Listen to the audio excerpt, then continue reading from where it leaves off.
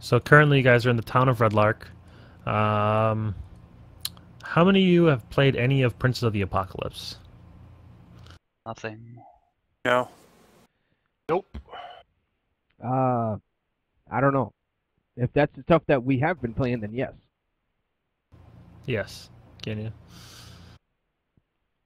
I've played some of the expeditions. Right. So But I haven't played the actual Elemental Evil or this book. yeah, what they did was is they made there's the Prince of the Apocalypse actual module. Then they made a version so that you could run it. It's a little wonky at times, I feel, but essentially you're diving in the middle of a module. Essentially, like things have already happened to this world that you're diving into. You're a part of it the whole time, but I guess essentially a backstory is what I'll have to give you guys of what has happened in the town so far, real quick, and then what your mission is today. So, how Adventure League works is, or at least how I run it. I save time, which it kind of sucks with how it is, but it's kind of crucial to get 8 people together as a party all separately would be terrible. So essentially what I do is you guys are all part of the Adventure League in the game and out. And your mission is to find adventures to go on. And essentially there's a notice board in every town that you guys go into. And you all just happen to be looking for that same adventure. You guys all team up. And then you go on the mission from there, and I'll explain, like I said, a little backstory of what's happened so far. As you can see, there's a giant pit hole in the middle of the town, so that might be a little, whoa, what happened? But I'll start dragging tokens onto the map. If you have a picture, please put it in there. It looks like there's a couple people that still need pictures. I still haven't gotten a character yet. So who was that? That was muffed up. Oh, muffed up. All right, 1 second here. I put a picture on the setting, but of my character sheet, but it doesn't seem to be transferring down there. Big or?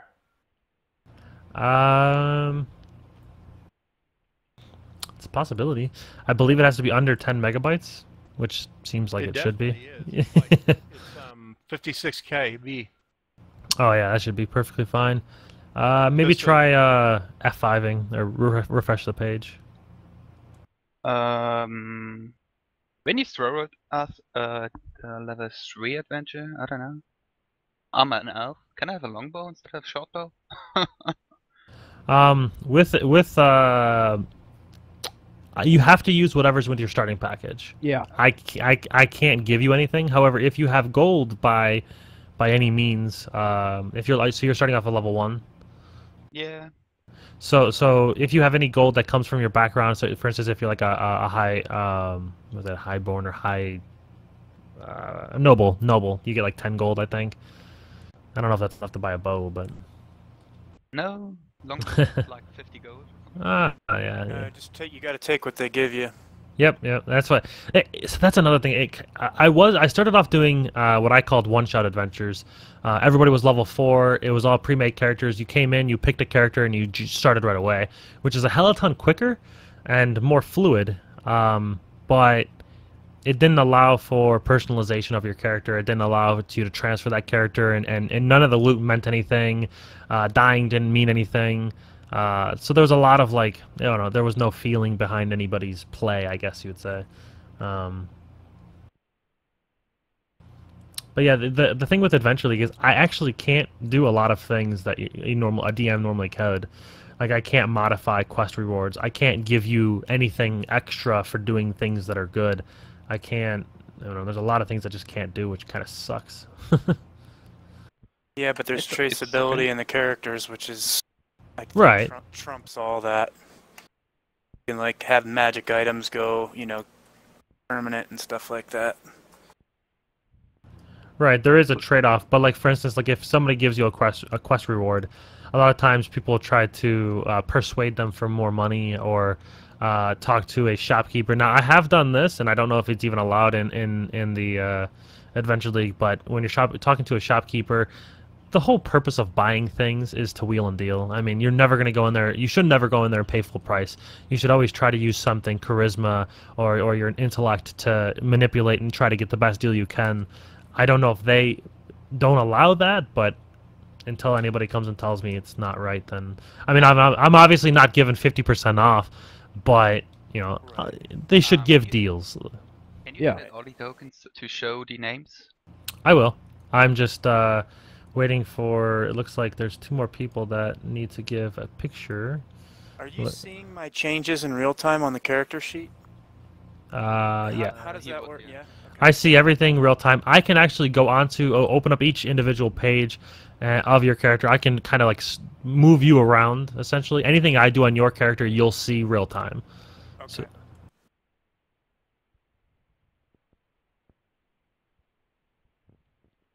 and right now I'm just sorting by who's here right now.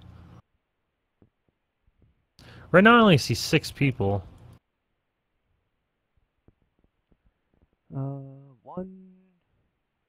2, 3, 4, 5, 6. Yeah, that's right.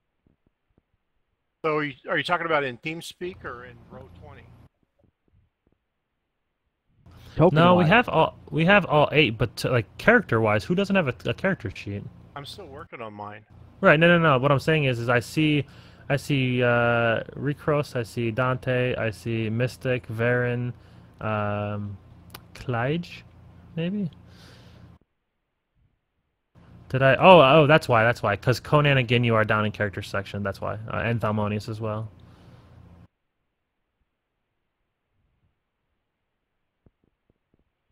Yep, we were from the recurring team. Right. I'm just looking. I don't know why Anthrax has like 3 character sheets. There's like a bunch of duplicates, and I don't get what's going on. But oh yeah, Conan, you should be working on getting your stats to level 2. Okay, so how do I mark that I'm proficient with a skill? to the left, there's like a little dash. If you click on that dash, it'll pull up a plus or a plus plus. Plus means proficient, and expertise is double plus. So if you're like a rogue or a bard, I think they're the only ones that get proficient or expertise. All right, sounds good. Anyone play the rogue, and can we tell if it's better to use rapier or short sword? I guess rapier is only one attack. Well, it enables me to use my dagger as well. Right. So it's a trade-off. So I think short sword and dagger personally is more damage. And rapier is just, I don't know. We have a guy that uses a rapier only, and it prevents you from having that offhand attack. Stats to level 2. Someone needs to adjust their settings. I hear someone double. Yeah, Princess, you're too sensitive. Battery could be picking up the Twitch stream. No, it's not that real time. I muted him for now. Let me know in the Twitch chat or in the TeamSpeak server whether or not you are. You should either be on push to talk or change your sensitivity levels to a less sensitive level. One of the 3, I guess. A bard, I think they're the only ones that get proficient or expertise.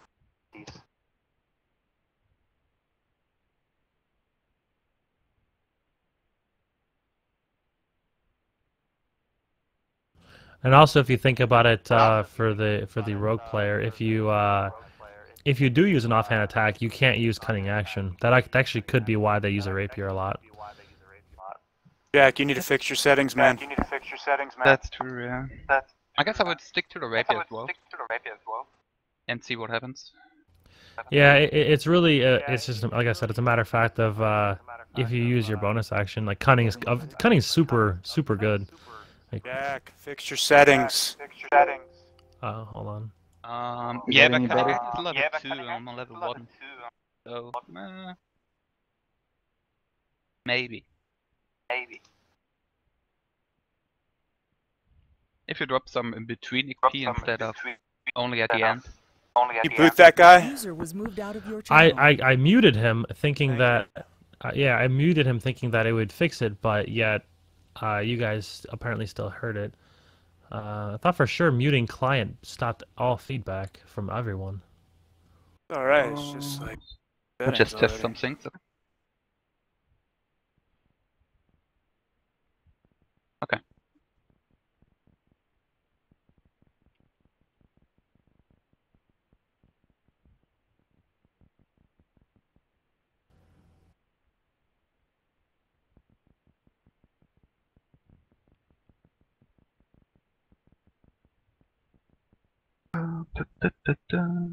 All right.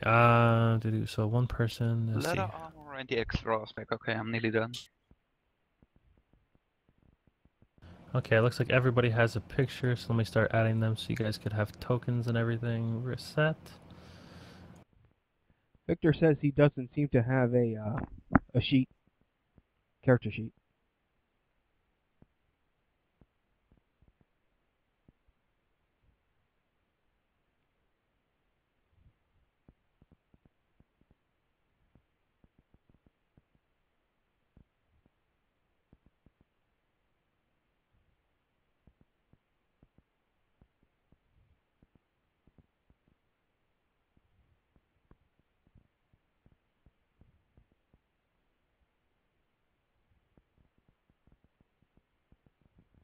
All right, just so everyone's aware, we have 8 people already in the. Hold on, how many? Do we have 9 now? What? Wait a minute. 1, 2, 3. No, we have 4. 8. So. Yeah.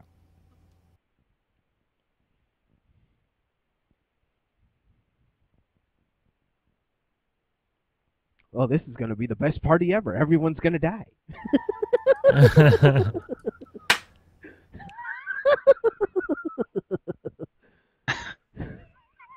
Oh, by the way, he's the Joker. In case anybody had no idea.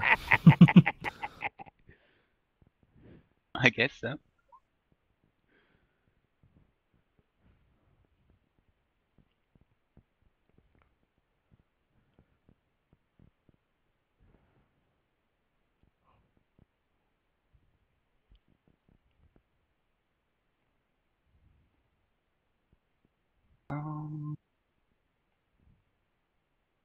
User joined your channel. Fucking weird. Damn, there's a lot of people in here.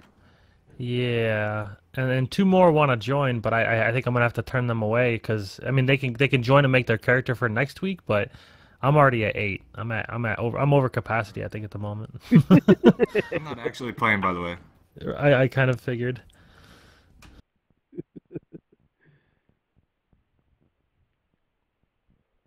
And I was concerned that no one was going to show up.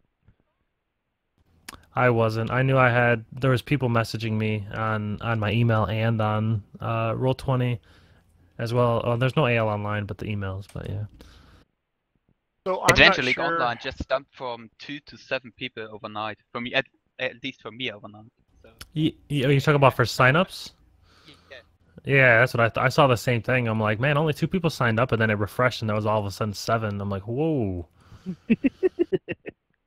Yeah, I was like, shit, I only messaged him and talked to him on Twitch, so let's be early and hope. Yeah, I always need a minimum of 3 people, and typically that's pretty easy to do. But for the next coming weeks, I'm gonna raise it to 6 if people are still interested every week, and I'll also try to rotate people in and out. So like people like Ginyu and Thalmonius, you guys will probably sit out next week if that's fine with you guys, and Conan as well, because you guys have played 2 weeks in a row. So then I want to have the other guys. Oh, look at that. So okay. So Ursus is cool. So he's out for the day. That allows 1 person to join, or 7. I could just keep it at 7. Yeah, keep it 7. Let's roll. All right. So we've got characters 1, 2, 3, 4, 5, 6. Who am I missing? iPod, which is User disconnected from your channel. That's Dante. I still need a picture. So I have it on the bio and info page. I don't know why it's not going anywhere. Is it on the internet that I can just drag it in there? You can use whatever picture you want. I have a picture of I see his from picture. the 4th edition player's handbook of a water genocide. I mean, yeah, I don't care what you use. I don't know. I put it in there. I'm still seeing like a snowflake. Yeah. Well, Oh, well, hold on. I see his character picture in the characters. It's there. Right. I don't. But I don't know how to translate it down there to where he's talking. No, that's fine. I have those all nameplates. Since I disabled the Roll20 chat because we use TeamSpeak. Roll20 can't handle more than like 4 people. At least the group that I had, we had 5 or 6, and it was lagging. People couldn't hear people. We had to keep refreshing the page. It was so annoying, and that's why I skipped over to TeamSpeak. Right. So I've got most of my character sheet made. I don't have my spells in there yet, but I don't know how to move my weapons to a page that's useful. Okay, so melee and range, just enter the thing there. I thought I did. Like on the core sheet, it won't let me type anything under the weapons. Right, okay, so hold on. So your character sheet is Dante. So when you go to your weapons page, I think I know what it is.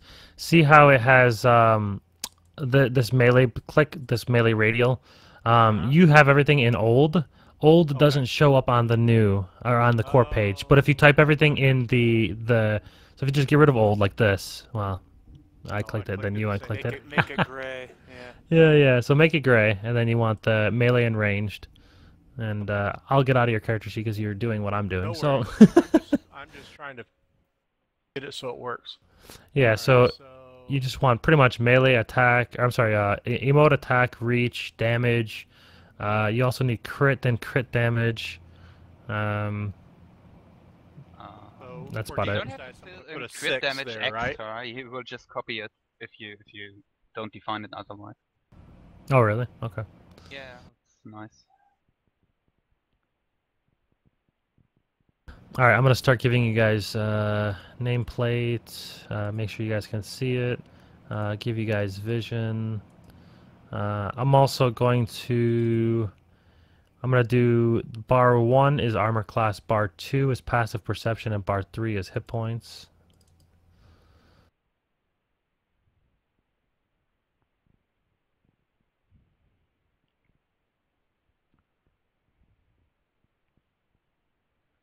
All right. Is this any better, guys? What's that?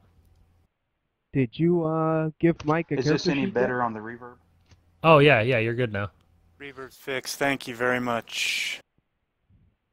I apologize. No problem. So I guess Roll20 doesn't let you use multiple monitor very easy, does it? Yeah, it does. You're worried about popping the windows out. Yeah. You've got to go over to the on the main Roll20 page, top right. There's a cogwheel for the settings. Scroll down, and it gives you the ability to pop out all windows, and then you're able to move them around, no problem. Every time you open up a character sheet or a handout, they pop up into a new window instead of an embedded. Use window pop-outs for characters? Yep. You can pop out the character just clicking the top left bottom as well. You won't there have the we other go. stuff. Now I can put it on my other 2 monitors. Yep. If I was only restricted to 1 monitor, I would be playing Fantasy Grounds. Well, I figured out how to do Fantasy Grounds on more than 1 too. Well, I was told you can just stretch it across both monitors, but it still feels wonky as hell to me. Especially, like, I have 2 monitors of the exact same size, but if you don't, then it looks all retarded. True. Oh, damn. Equipment Well, is heavy. actually, I don't, but it kind of works out for me because I have a 24-inch and then 22s on either side, and I can still see my menus and my stuff at the bottom by doing it that way.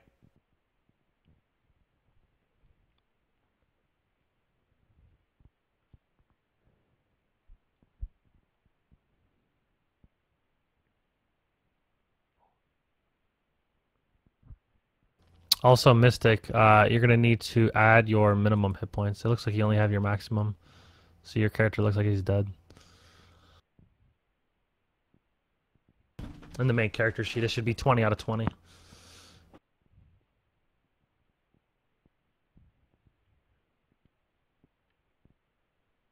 All right. Palio? Did you give Victor a character sheet? Because he says that he doesn't have one. Yeah.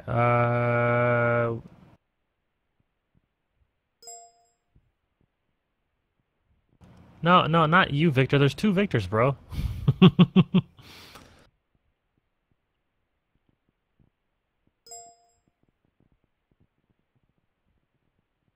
I know. There can only be one Victor.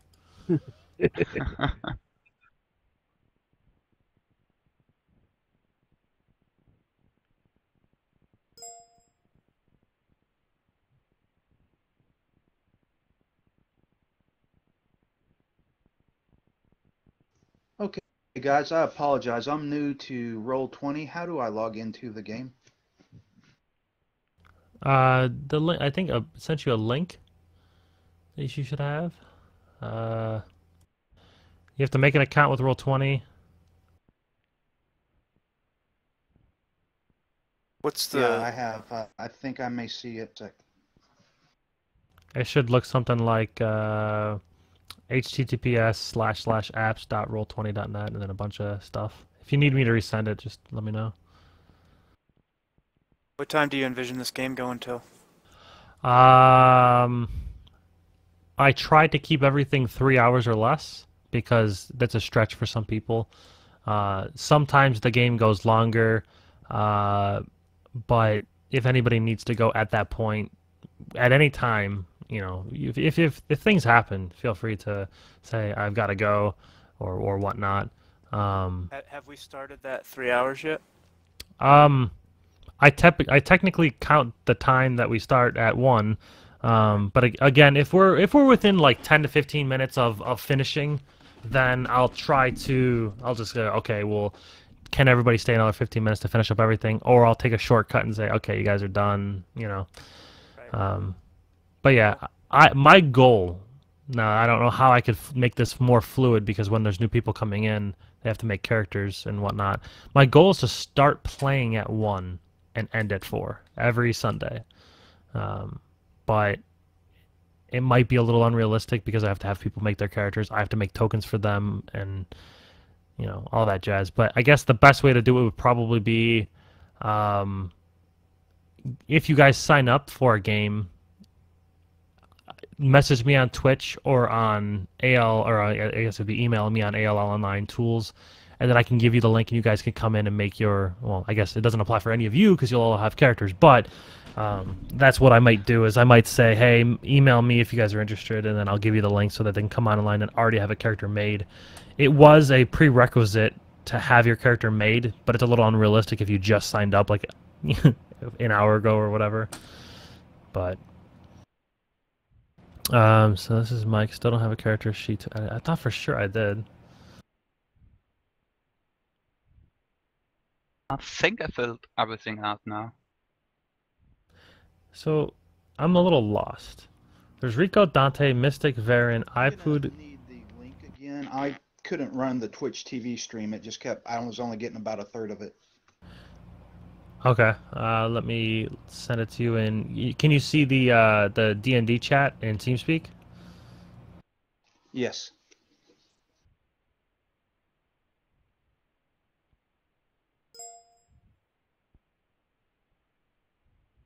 Thank you.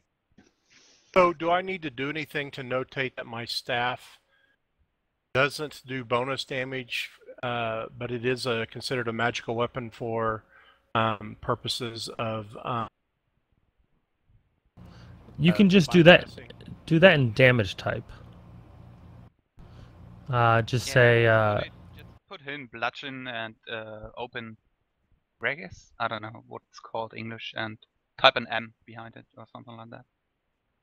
You could just be like magical or something like that. It's simple, just to annotate that this is a magical weapon, Right. magical bludgeoning or M bludgeoning. Okay.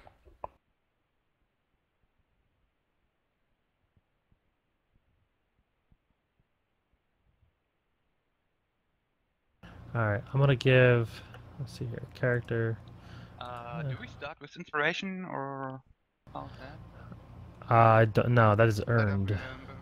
Okay. Oh, I said it. I had one left over. You want me to clear it out? If you already have it from your character from a previous game, Yes. I guess it would stay with you. I don't know how they handled that. I'll leave it unless you tell me otherwise. They did specifically rule on that on the AL questions or whatever. The guide says that if it's part of an ongoing campaign, such as the Book of Hoard of the Dragon Queen or whatnot, as a home game, the inspiration can go over. But as far as public play sessions go, it does not go from session to session. That's what I envisioned they would say, because anybody could just walk in and say, "Oh yeah, my last TM gave me inspiration." I don't think so, because it's all logged. Because I have a magic item that I'm using that's legitimate. So I mean, my inspiration's also legitimate, I would think. Well, I don't know. They're not, as far as I'm aware, they're not keeping track of it anywhere. They aren't officially keeping track of it, but ALOnline.net or AL Online Tools has it. Oh, I see. Okay. So if he were to say the DM that gave it to me is this number, like if I'm not saying you have to. Personally, I'm okay with it, with you leaving it. If I ever question something that he has, he can just say I got it from this DM. I can go on AL Online Tools and it'll say that I gave it to blah blah blah. As long as he's good at record keeping. But See it on the Twitch. right. Victor, your character sheet that you should have access to is I'm not even gonna begin to pronounce it. It starts with the O. Ohoiki, Omni, or Ami, whatever. You can go in and edit and change the name. This is going to be confusing with two Victors.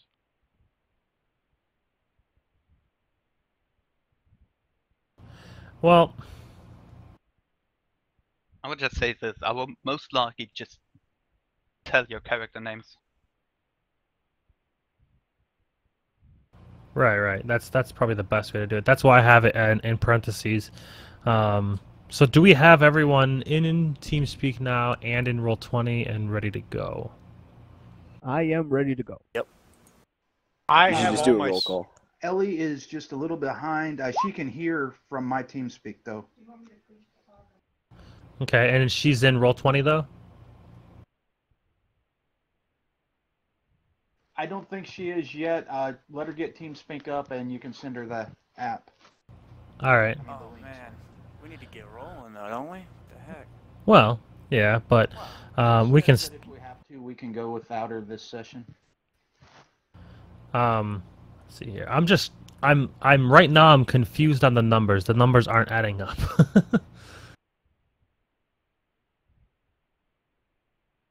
Because right now we would have 9 if no. I mean 9 people are in the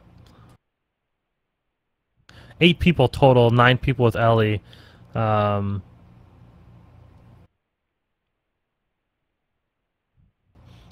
interesting.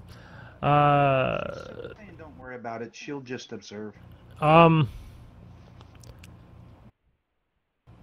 If Ginyu wants to step out for her, since he played last week. If I step out, the survivability of this team She'd goes down way rather much. just come in like maybe next Sunday, so it's not feeling so rushed. She's feeling bad that we're slowing stuff down. I do too. I mean, if you're not ready, we're an hour into the session already, and we haven't even Right. started. So we need to get going. So if no one's ready right now, I mean, come on. Fine. So Jack, how about this? Get with me sometime this week if you have time. I can get you and Ellie into Roll20. If you guys aren't too familiar with Roll20, I don't know how much experience you have with it. I can answer any questions you have because I stream every day. So if you want to come in on any of the days while I'm streaming and ask me questions about Roll20, and I can help you guys out, so you guys are set up for next week, and I'll reserve 2 spots for you next week. Are you guys fine with that? Yeah, totally fine. And like I said, my apologies to the party. It wasn't our. No, that's fine. It got a little hectic because, just like the other guy was saying, within 3 hours it went from 2 people signed up to like 7 or 8. So it kind of got real hectic on how many people that came in. Well, I didn't even even know this one. I either wasn't noticing it or what until I got an email at 10 p.m. last night, so 2 hours ago. Huh. I know that while I was at work, I noticed there was only 2 people signed up, so I sent another announcement out. Maybe that's what it was. I don't know. But either way. I wasn't even sure you got the time right for it. Nope, that's right. So yeah, it's weird. From what I understand, AL Online Tools uses it like if I put 1 a.m. my time, it's supposed to automatically convert it to your time zone so that it'll show it to whatever time it is. Right. What I'm saying is, though, I didn't even notice that you had posted this on previous days. Oh, okay. Let's roll. Yep. So we've got everybody in. So now we've got 6. That's much better than 8, I think, right? Sounds like it, yeah. Or 7, I guess. But it's still way over our head. Yeah, but I mean it's much better. So Victor, do you have a? I need a picture, Victor, so I can give you a token. Meanwhile, while he does that, I'll give you guys a quick rundown of what's happening, where you guys are at, a little bit of flavor to the quest and whatnot. I thought that I can roll for a trinket from the peasant and the Adventure League guide. And I guess I wrote something good. The 91 is a needle that never bends. I have a secret that never gets destroyed. I like it.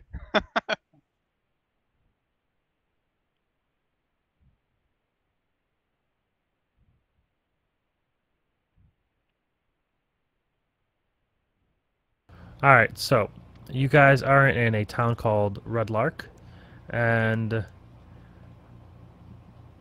this is it's a fairly small town. As you guys notice in the center, there's a giant hole, and I'll get to that in a bit.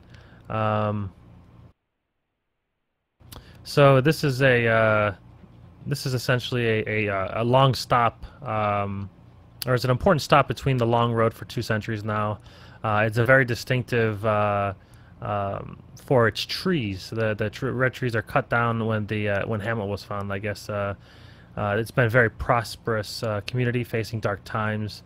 It is the heart of the Somber Hills, which is kind of like the larger area of where you guys are in the Faerun world, or in the world rather. And it's also become much more dangerous with monsters lurking around, and there's banditries on the rise. Weather seems to be getting more severe and unpredictable. The townsfolk fear that dangerous times are at hand. Recently, the town has discovered a group called the Believers. That they're a secret organization that they're some of the wealthiest and most powerful people in the town, and they are essentially trying to run the town, and they feel like they're the police, that you would say.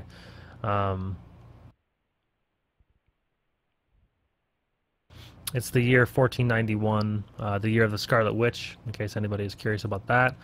And recently, a giant cave-in in the center of town revealed a underground, I'd say an operation of some sort. There's a tomb of moving stones underneath the town, and the Believers feel that these stones tell them things. So they give them, scenarios that might happen, dangers that are going to be coming, any kind of information they seek. These stones, when they move, they speak. Essentially, is what they think. And up till now, that is what they have learned. But they did clear out the tones of the moving stones, so that is no longer a dangerous area. And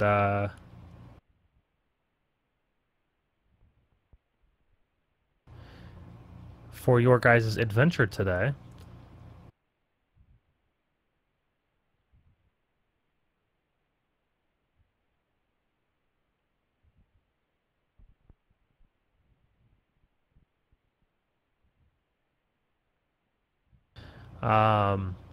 you guys will be investigating the disappearance of a delegation from Mirabar. for months now, you gain information. So who's all part of a faction right now? Faction? Have it? Long live Factions the yet. Lord's Enter in. Alliance.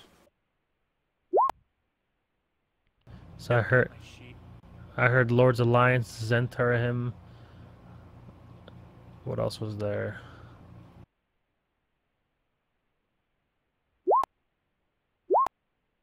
No faction. All right.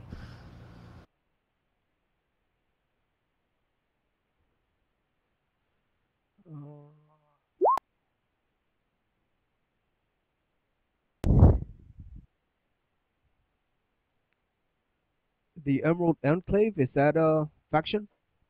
Yeah, the Emerald Enclave. Yep. Okay. That's the tree huggers. Pretty much, yeah. So in the aftermath of the revelations regarding the believers, Redlark is slowly getting back to normal. The air of the anxiety and the fear that hangs over the town seems even stronger. However, there's rumors across from the Desarin Valley that continues to speak of fierce raiders, roaming monsters, and suspicious strangers and unreasonable weather. Even worse, word has come in that an important delegation from the city of Mirabar has disappeared while traveling through the nearby Somber Hills. And if you guys could type in your factions, I need to message each. Where is it? Wait, the selection of factions? Yeah. That would be Bio. yeah. No. And Are we chatting in Roll20 or are we chatting in Steam? Roll20.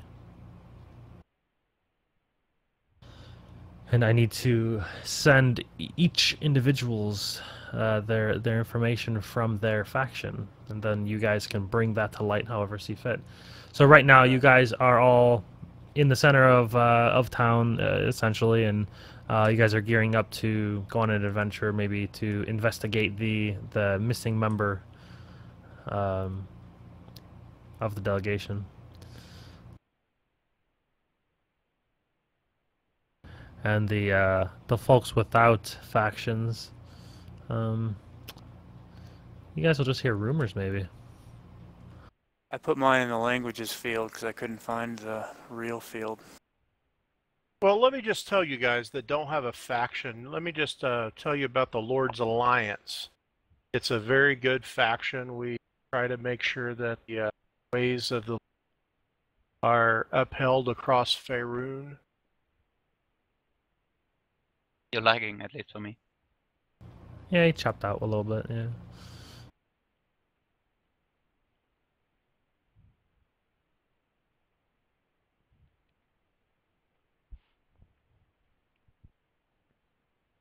I guess I would be either a Centarim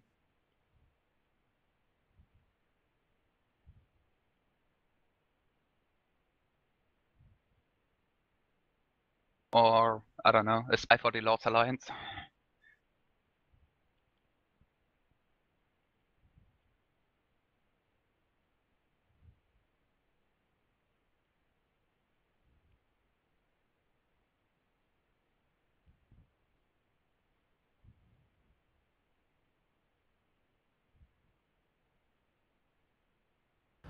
I have a wicked feeling that this is not gonna whisper correctly, but I'll try it. Yep, didn't think so. Copy and paste from the modules are freaking terrible. So with that, I'm just going to read off each individual information for each faction, because whispering it to you guys on Roll20, that separates it. Or even still, I'll just whisper. I can copy and paste. Yeah, whatever. I'll read it. So there was Harper's, right? Or no, was there no Harper's? There was Lord's Alliance, Emerald Conclave, Zentarim, and that appears to be it. All right. So for the Lord's Alliance, your information leads you that there are 3 important diplomats from the cities in the Alliance. They were leading the delegation. There's a moon elf from Silvery Moon named Terrasil, a shield dwarf from Mirabar named Rune Dwarf, and a human noble from Waterdeep named Desenia. The diplomats are important, but each also carries one part of a secret coded document that must be recovered at all costs. For the Emerald Conclave, the Moon Elf Terracel has in her possession a pouch of magical seeds that she was taking to the Abbey of Golden Fields, not far from Redlark. When planted, these seeds are supposed to grow into a magical grove. So, if it is Terracel that is captured,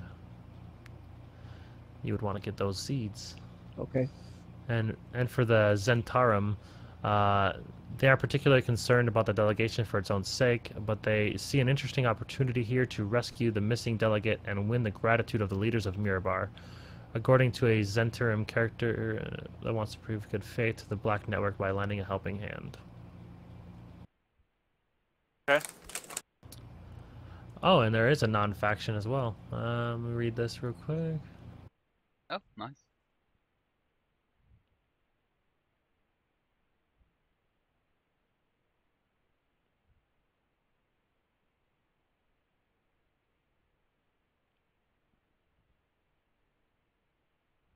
So for your guys' lead for this is that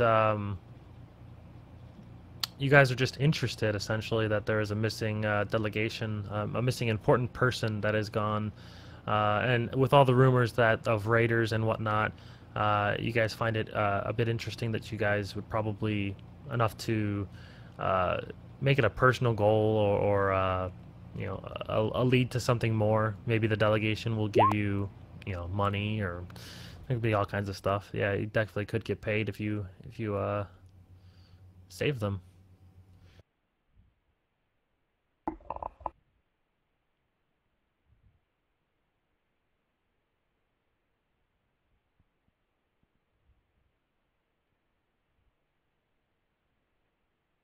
All right, so we all should get ready and see if we can save some of these delegates. And get paid. Agreed.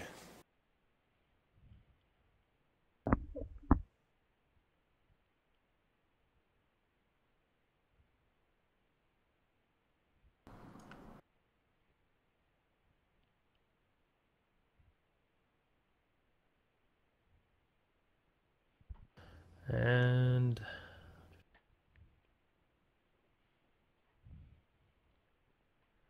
are there any people in town that maybe know anything?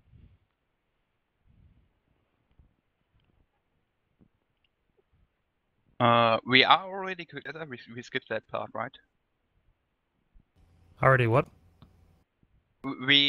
Our group just got together. Yeah, you guys just got together. Yeah, you guys can introduce yourself to everyone, which some of you have already done that. You guys can also kind of maybe approach the people that aren't in factions, like the Lord's Alliance. Tried to see if anybody was interested. And I'm gonna step away real quick to go to the bathroom. I'll be back in 30 seconds.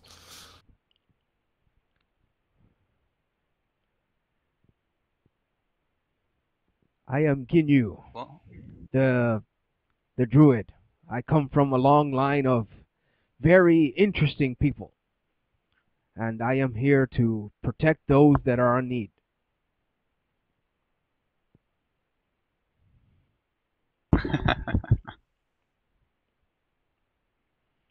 And Conan has been with me in a previous adventure. He's a bit dim-witted, but he's as strong as an ox.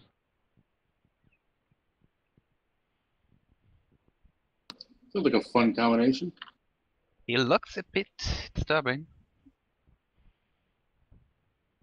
Did they mention what the hole was in the middle of the map there? That hole, There was there was a cave-in. That and underneath it was like underground tombs that was causing problems last week. Yeah. Is that where the stones came from or whatever? Yep, those are where the stones came from. Okay. Yeah, there was a group of cultists called the Believers. The fuck?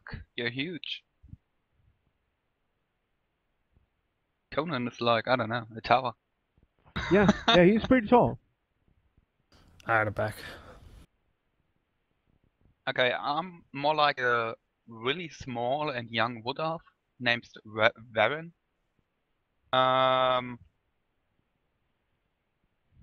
Black clothes, most likely leather armor below it. Yeah, there's nothing much to say really. He's just a really young elf. With gold brown eyes and blonde hair. And he plays with dices, in a sense, normally.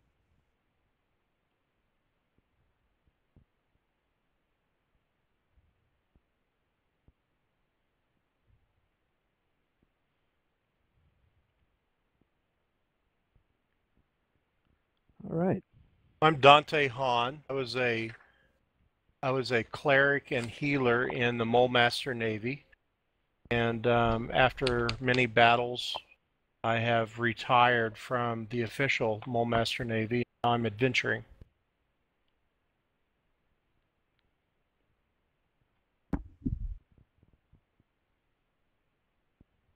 All right. I'm a water Genasi. What's Very that? blue. My race. Oh, you're a special race, okay.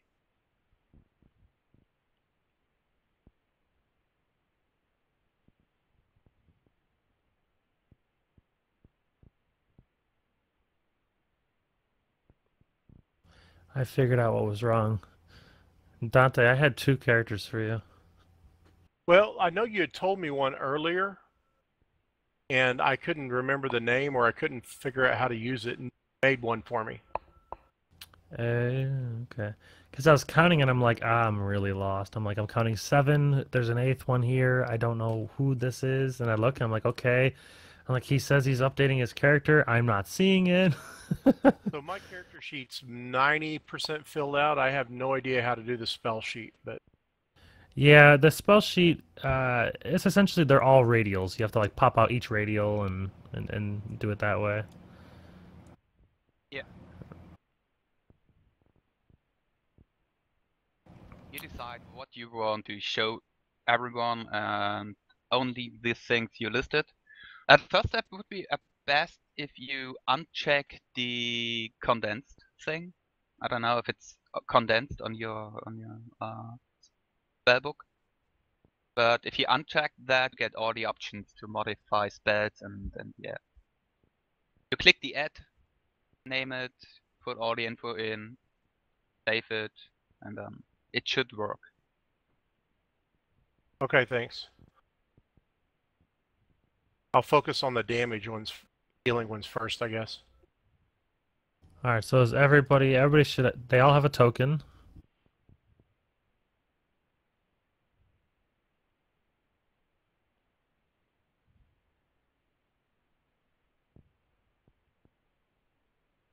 All right. Let me check if I can move it. Yeah, everybody should be able to move theirs. We got Ginyu, Conan. I'm gonna. First was HP, second is armor class, and the third is what? No. So it goes. Bar 1 is armor class. Bar 2, passive perception. Bar 3 is hit points. I don't know. Then it's. Well, it might. Oh, the order is different. Okay. Yeah, it might be out of order for you guys. I don't know how character view is. Yeah, I thought red was hit points. Yeah, red's hit points. Green is armor class, and blue is passive perception. All right, then yeah, I'm the good. problem is they are all jumped up for me at least, for Brevin. And I changed all your tokens to just have the first name so that the tags aren't so long and running over each other. So just a quick rundown. The way I do passives, if you want to use your passive outside of combat, I'm perfectly fine with that. If you ever want to do something that's above your normal passive, you're able to try it once. Unless you have help, of course, then you can get advantage and try it again. When you're in combat, I don't use any passives. I want rolls for everything.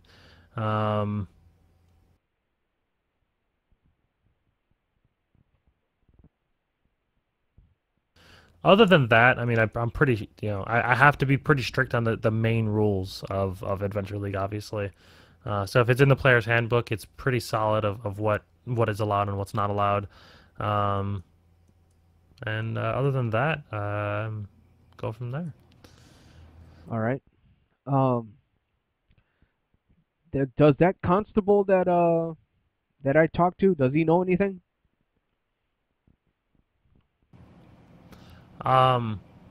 Pretty much your guys' mission that you all are centered on is you guys have heard that you guys have heard of the Mirabar delegation at Fate.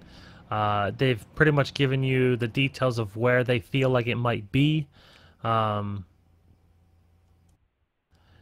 guys hear of it in the form of travelers along Red Lark's path. Okay. They've seen huge birds flying across Somber Hills in the time since the delegation disappeared, and they would recommend that you guys head towards the Somber Hills to look for clues. All right. I say we move out. Clankety, clankety, clankety, clankety. To the Somber Hills, where the big birds are flying.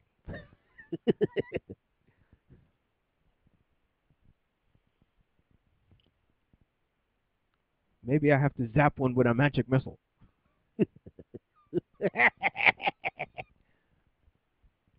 So what are anybody's notable magic items besides Ginyu? I know what Ginyu has. Is there anybody that has magical items? Yeah, the Dante has one. It's the Staff of Charming. Okay. I also have that Mystic. Okay. The needle that never bends. I don't know if I'd consider that magical, but I mean, what other way would it not bend? And where did you get that needle from? It's a trinket. I don't know. The No, adventure allows me to I meant your story. Where did you get it from? Oh, okay. From my mother. She tried to let me pick up sewing, but I don't know. So she was a seamstress. She had a hobby about it. Yeah. She did it. She didn't do it for money. But, Okay. She had a hobby about it. Yeah. Excellent, excellent. Cool.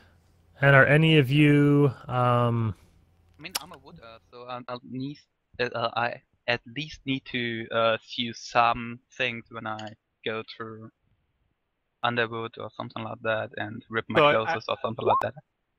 I do have a question about typing in. It says heal amount, and it's just giving me a number. Do I put 1d8 there, or do I put 8? Okay. Yep, 1d8, and if there's any pluses, there should be a modifiers box that you don't have to put a plus. You put that like that. Yeah, there should be a modifier as well. Yeah, you can check. Modifiers box on healing. If you want, I can give you a pop-up message that asks you for the spell level every time you cast it, so you can decide whether or not you want to cast it with a higher spell level. I don't know what you mean by that, but okay. It's essentially a call command that asks you to put in a value. Yep. It's a little bit more advanced than your normal. Just click a spell and it works. Can he do that for me right now, and I can try doing it to see if I understand what he's talking about? Sure. Don't get confused Just later. let me copy paste it from my other sheet. Give me a second. Right. Yeah, right now I'm popping out everybody's window into into my third monitor, so I have an idea of like what we have here, and then I'm gonna read off everybody's thing to make sure it's all correct, and then we'll start. This one is the thing. Oh, fuck it. Yep.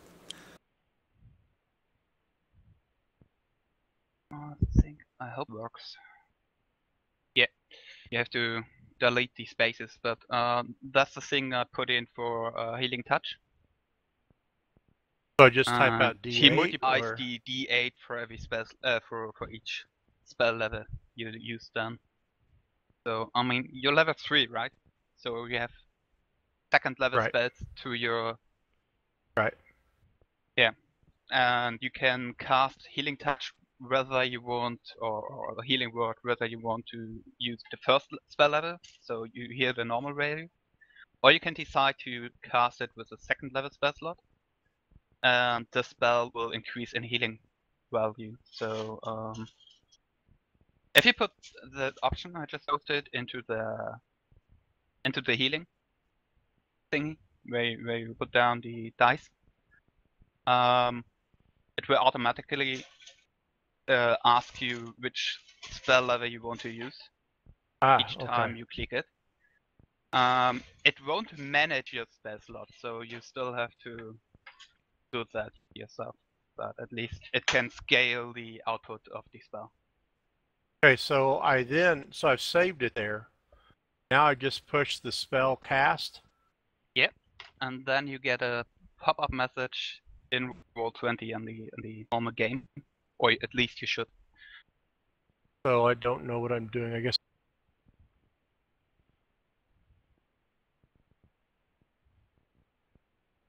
So do I... And that was Viren that pasted that, right? Yep. So do I do the ... question mark No, spell no, slot? no. You only use from question mark to the D8, and you should delete all these spaces in between. I just had to put in between spaces and something before, so the thing in Roll20 automatically doesn't.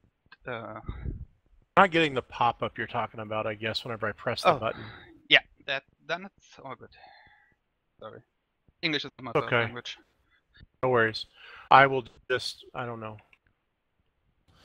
Yeah, you could just put D8 and you can change it. You can always just roll additional ones if you want to cast it at a higher spell slot for now. Okay. Well, no, because I can't. It messes up the bonus for healing. Well, okay. I've got to handle what I need to do though. All right, if so it looks. The thing I posted and you cast it, it should work. It shouldn't interfere with anything else. I'm not sure. Like, I mean, you didn't cast it yet. Yeah, I did. I pushed the button multiple times and it didn't do anything. Huh. What? So I've got in my heal amount right now. Yeah, you should have a dialogue open in Roll20 on the game map. It asks you to put in a number of the spell slot you want to use. So 1, 2, 3, whatever. Right. And you put it down and enter. And then it should output the value you choose to cast. So, okay. I understand you're saying that. So what I have on the configuration page is question mark, then that parentheses, spell slot, close parentheses, gate. Yeah. Right? No spaces, right? Well, there are spaces when I copied it, so I should get rid of all the spaces? Yes. Get rid of all these spaces in between. Yeah, because if he types it in without the spaces, it'll actually just it'll ask him to cast a spell slot essentially. Now yeah. I'm seeing it. Okay, cool. There you go. Yeah. There you go. Okay. So, but is there a way? I put in I've got a 4 for my stat bonus. I mean, I've got my stat bonus selected. What I don't have a way of doing easily is my life domain bonus. Is that a static bonus the whole time? No, it's not, because it goes up per level. Right? Well, it's 2 plus the spell level.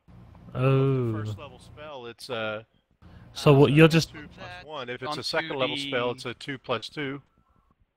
Yeah, put it down to the class actions. I would say. Choose extra healing, or put down as a name Life Cleric, and put the same information into there. So add 2 plus the question for the spell slot, I mean, it's not rolling. Just just add that to whatever you roll with that roll. It's simple. So just tell you what it is? Yeah, yeah. Like if it's 2 plus the spell level, it's simple as just saying, okay, 2 plus 1 is 3. Add that to whatever he just rolled. Simple. Okay. I'll say, yeah, because I mean it's pretty simple. I've only cast first or second, so one of them's 1 point more if I cast second level. Okay. All right. So it looks like we have a rogue, a barbarian, a druid, ranger, fighter, wizard, cleric. And so we have elf, water genasi, mountain dwarf, wood elf, wood elf. What is the normal elf? Mystic, what kind of elf are you? Yeah, high elf, moon variety. Okay. And then human druid. We have 2 humans. Type of high elf. Yep, it is. All right. So I imagine you guys. Is there anything you guys need to buy from the town while you're here, or do you guys want us to just go get on the road? On the road again. We're looking for the diplomats, right? Yes. Yes, we are.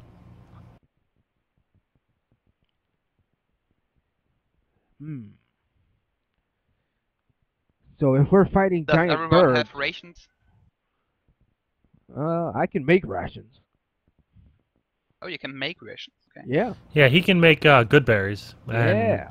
it covers food for everyone. You don't have any, you eat 1 good berry a day, and you don't have to worry about keeping the iron ration or the rations. Eat so much, right? No, there's no limit in the book. At least it doesn't say any limit. Yeah, it doesn't say anything about a limit. There might be an errata, maybe. Nice. No, it'd be from another edition. Okay. Yeah, they didn't add any kind of downside to it. Yeah, I don't know. I had at the end saying, yeah, For you new for the char- whole day, so For if new you eat more than characters, 5, you get problems with your. for new characters, you have rations in your adventure pack ready to go. Boom. Yeah, yeah. Well, the good berries as well. They get that. So we'll get on the road then. All right. Sounds good.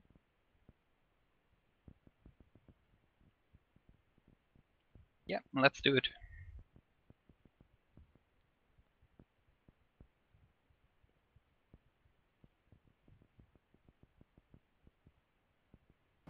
So you guys here.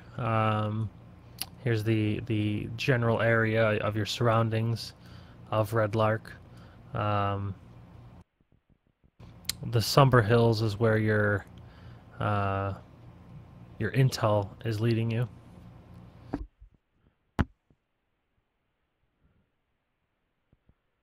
All right. Oh, there they are.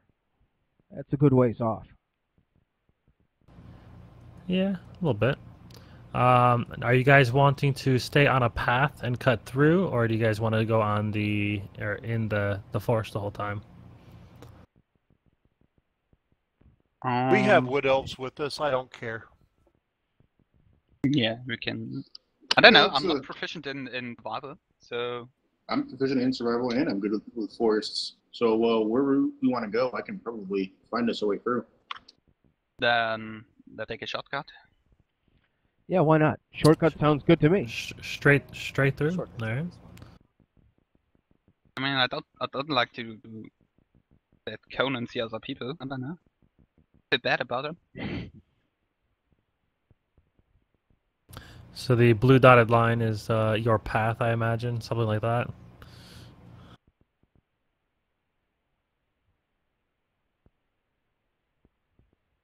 Do we know where in the Somber Hills we're supposed to go from the intel?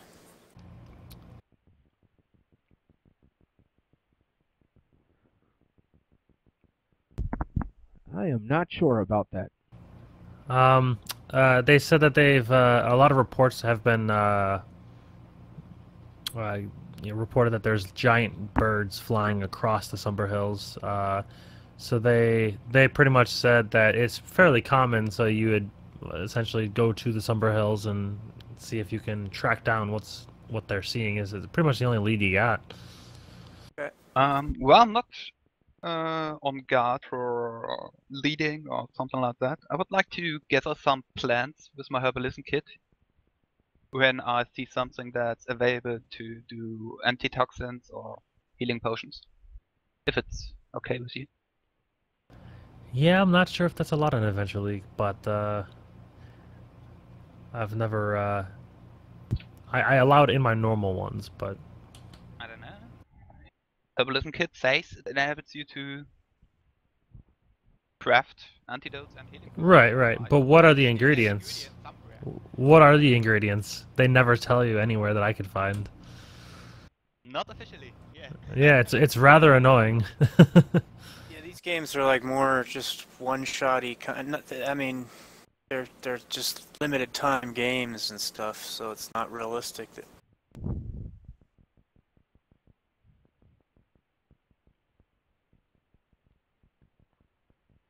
Yeah, at this point we're 2.5 or hour and a half in. Okay, so you guys approach these somber hills.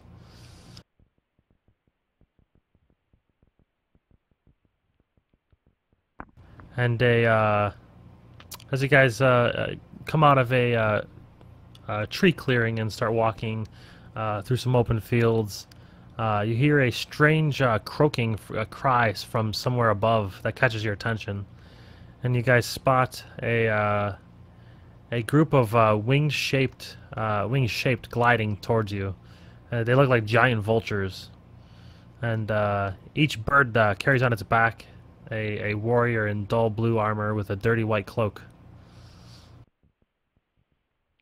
Well, that's something you don't see every day. So can I make an insight check? Are they hostile towards us? You could even just think, man, those guys, they're gliding towards us pretty quickly in an attacking fashion. You would just know. You're in an open field at this point. They see you, so this would be an initiative roll, so I need everybody to roll initiative. Okay. Because you guys are in open field walking, and they are flying above, so they have the not necessarily advantage on you, but they are initiating combat before you guys can really do anything. I got an error when I clicked the initiative button. You have to click on your token. Well, you don't have a token, so give me a minute here. Yep. That actually caused issues there. That's probably why. Let me just throw you guys. You can check down below that you don't need a token. Where's that at? I don't know. Let me check before. Yeah. At least it's wrote. At the bottom of everything, the first pop-up on the right side. The drop-down menu, I mean. But will it track the token still? I don't know. Do you get my 17 or not? For the tracker? Nope. Then I saw it in my sheet, but over on the right, but I didn't. Yeah, then it doesn't work. We need tokens. That's fine. I have a board, but apparently I need to save all of your tokens onto your sheets because I saved it in the town, but they are not saved in your sheet. So give me a minute here. Do I get the opportunity to shoot with my bow before they reach us, or?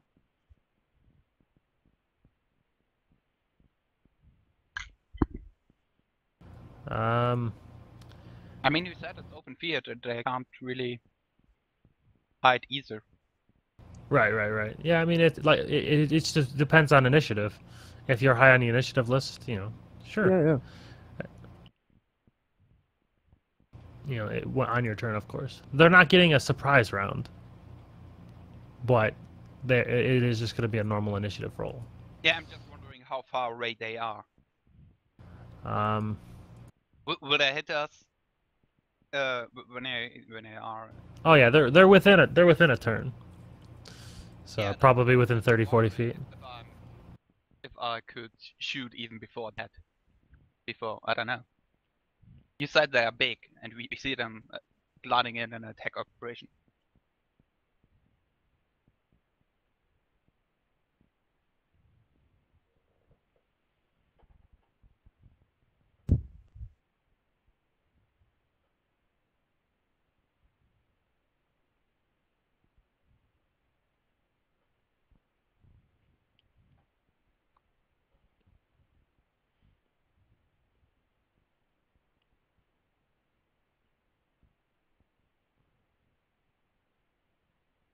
Roll20 does not like this many windows open.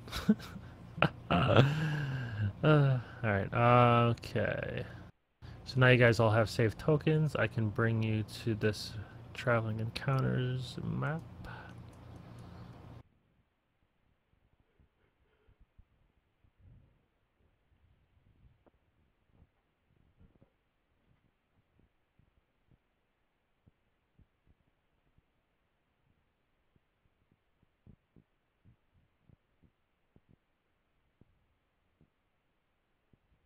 Hold on, you're gonna need a sun.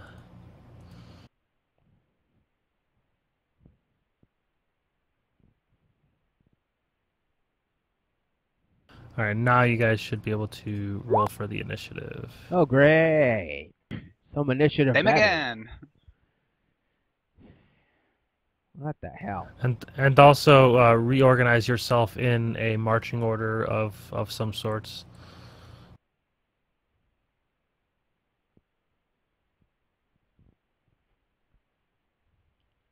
Ah, it's free form. Okay. All right, I'll be right here. So me and Conan's in the front more than likely? I hope so. Because I think he's going to be my hug buddy for this adventure. See, what I like to imagine is that Victor's leading you guys through the forest, and and on the left, and just sees the winged shapes, and just slowly step to the back of the group. Which pats Conan on the shoulder. All yours, big guy. Come on up here with me, Conan. So, ready actions, guys? Yeah, well, I won't be moving anytime soon. I rolled 8.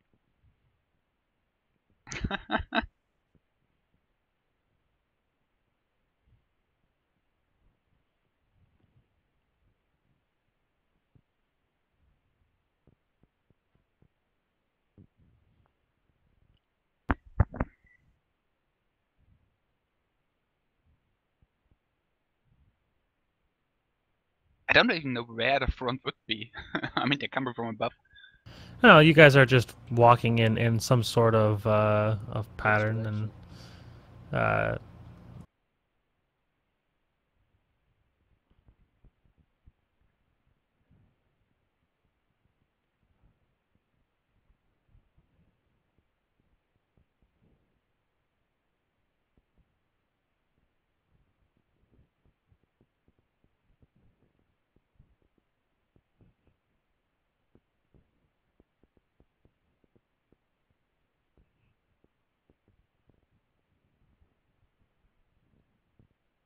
Like, are we going that way or which way?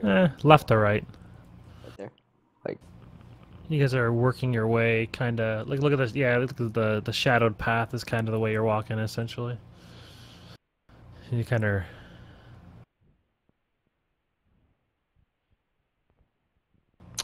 You guys can't actually. You guys are really kind of like moving this direction, you know, in essentially that way.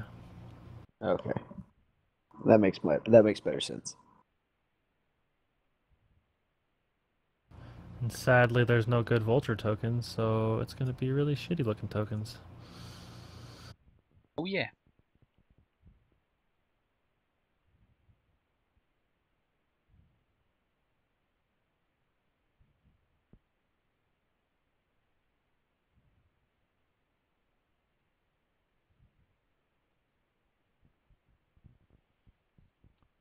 All right. That's one big bird.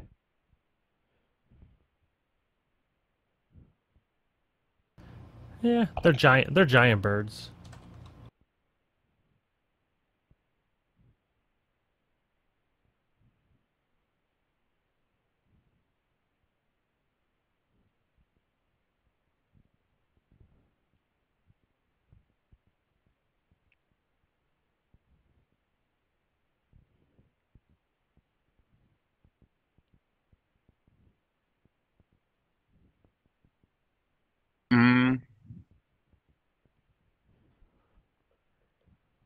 I know it's a little bit metagaming. Oh no. Ah, it's okay.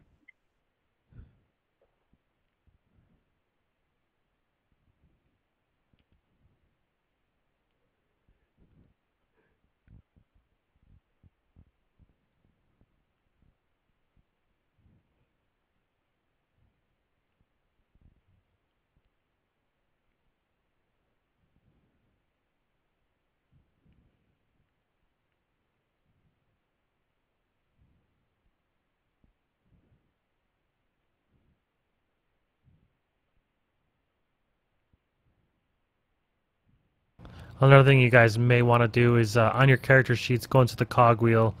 It's where all the other tabs are, and select tiebreakers. There's a little check mark so that it rolls your initiative modifier, like kind of like Conan's has it, just in case there's ties in the initiative roll. For instance, Dante and Ricos. Right now it's by alphabetical, but it should be by your dexterity modifier, then alphabetical.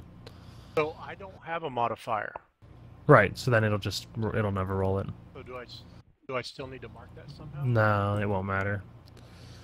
It won't roll anything. It'll look the same if you have no modifier for dex. I do not have a modifier for dex either.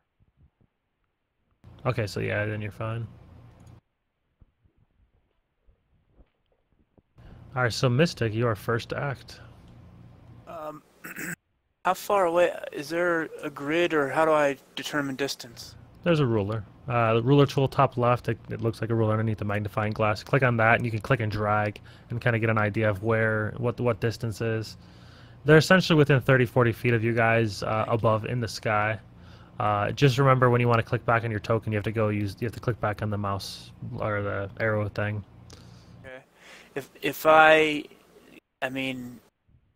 sleep that group right there, I guess if they fell asleep, they'd fall out of the sky, correct? Yeah, they would take fall damage at that point. Okay. They're within range of sleep, so I'm gonna go ahead and do that. I think it's like a 5d8. Check the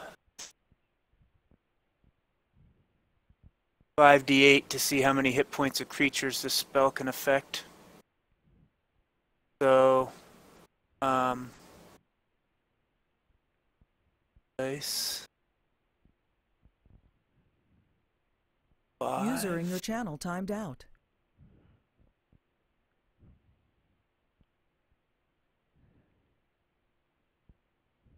Do you want me to re-roll my initiative? Are you not on there? Oh no, we're both at 13. Oh, no, it'll just, what's your dexterity modifier? 1. Okay. So I can modify it to 01. Or wait, why is it 8 now? Wait, what? Oh, no, you're Ricos. And Dante, what is your dex modify?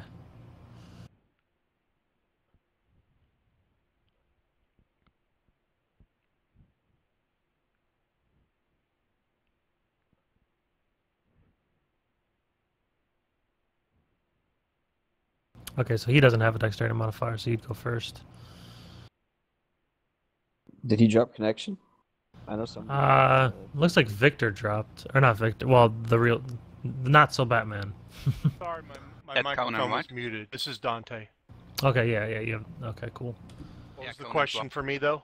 Oh, we were addressing you and Ricos have the same initiative roll, but since you have no dex mod and he does, that's how it is originated. So I added his dex mod. There we go. Okay. So the 13 is the total number of hit points you can sleep. Yeah, starting with the creature that has the lowest current hit points, each creature affected by the spell falls unconscious. And is there a safe throw with that? Nope. Keep it OP. Just double check.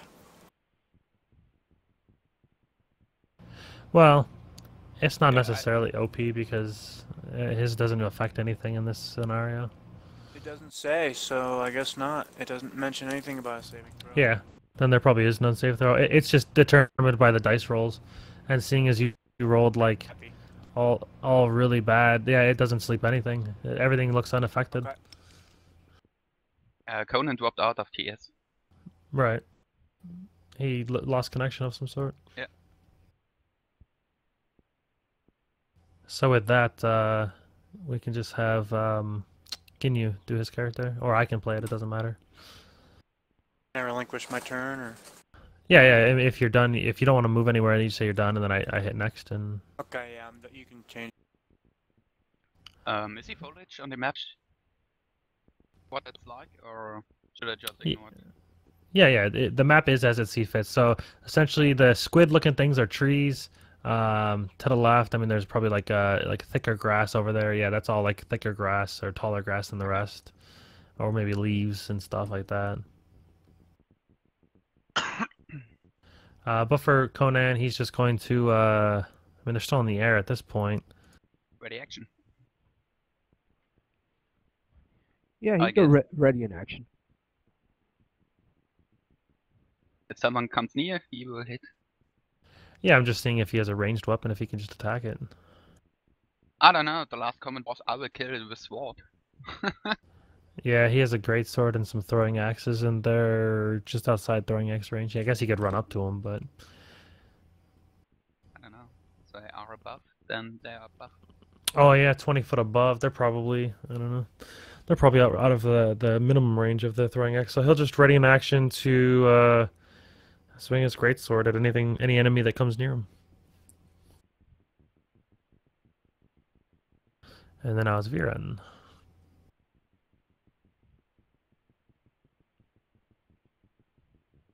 Okay, so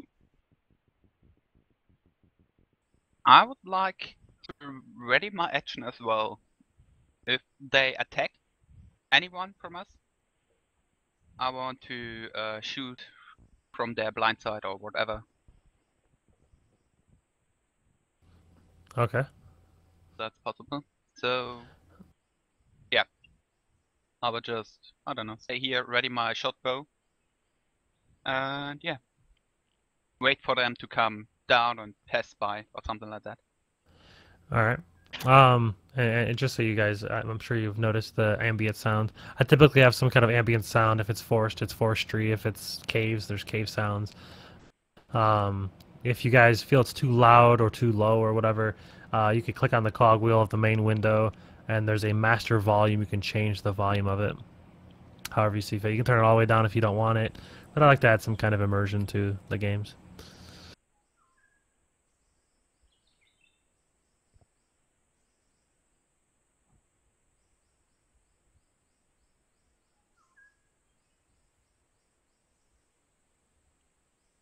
And with that, it is their turn.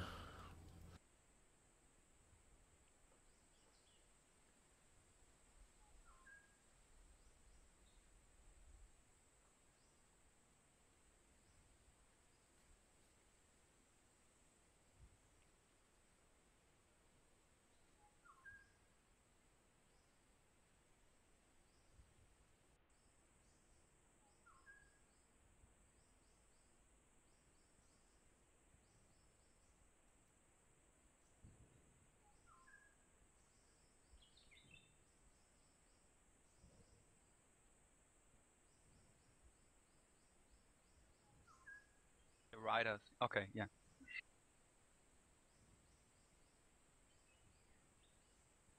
They sit on top the vultures, what? Yeah, there's three vultures, three riders, and they're flying around on these giant vultures. Do we see the equipment of the riders? Yeah. Yeah.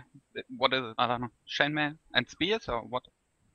Looks like scale mail of a sort, and yeah, they all have a spear. Okay.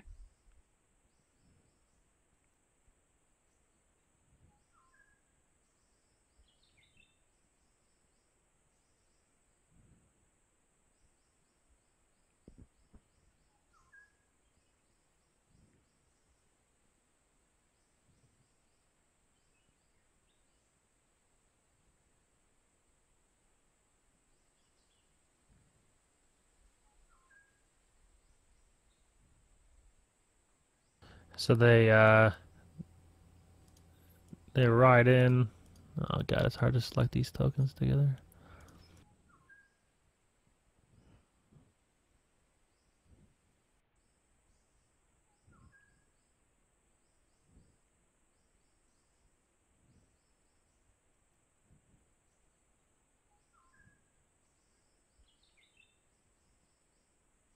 So this guy here, he rides up, gets within range of Rikos, and he throws a spear at Rikos. Well, shit. For 15 to hit. Did that hit? It doesn't. All right, so it flies past you and lands into the ground. This one here flies towards Conan. When I'm reading that, the attack is 15. What's the 23 that's showing? So Roll20 does a thing called advantage disadvantage for 5th edition, and I don't know how familiar you are with 5th edition. Yep. But it automatically rolls. Well, I mean, I have it set up this way, but when you use your token on your character sheet, when you do an attack, it will show up very similar to this. This is called a power card for the NPCs. But on your character sheet, it rolls 2 20s always in case you ever need to use advantage or disadvantage, so that you can just say, okay, well, if this is advantage, you use the best of the two. Disadvantage, use the best of the, or the least of the. Now. Okay, cool. It's just built in with the macro. And this guy over here, he throws his spear at Conan, and it hits for 3. I also have it set up to that whenever you change your token health, it reports it in the chat.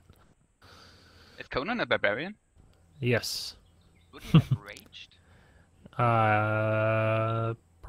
Probably. So he would take less damage then? Yeah, he would have taken 2 instead of 3.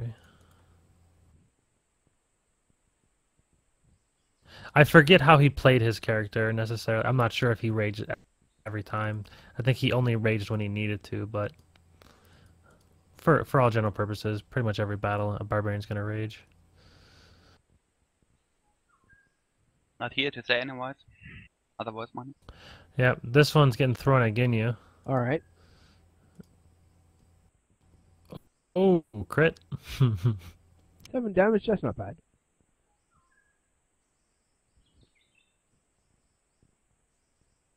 Wow, it's 8 because of the crit doesn't roll with my macro, but or with the power card, but it's 8 damage total. So yeah, it's not that bad for a crit.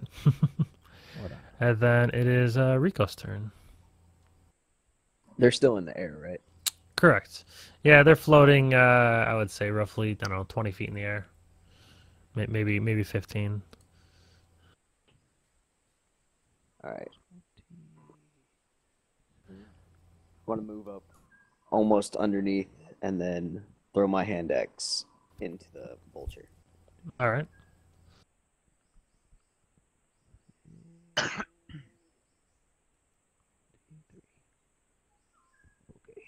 There we go. What the hell? Yeah, nothing. Don't see anything. No, it's not set up right, most likely. I guess not. Hold on.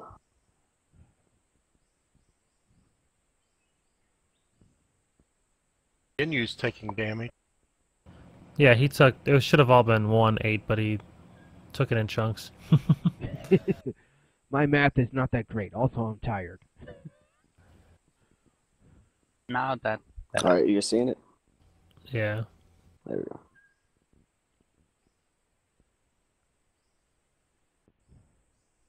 So your hand axe hits into the vulture, and the vulture lets out a screech. You didn't roll damage, if I see it right. You just did 1 plus your bonus. You forgot the dice. For mouse over the damage.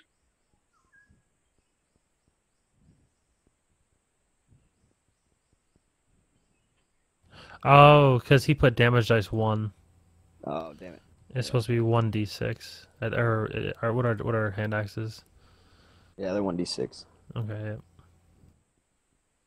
Yeah, just roll 1d6 again or something like that. Alright. They fixed mine too. There we go. Yeah, that's better. Alright. What was it? What was yours?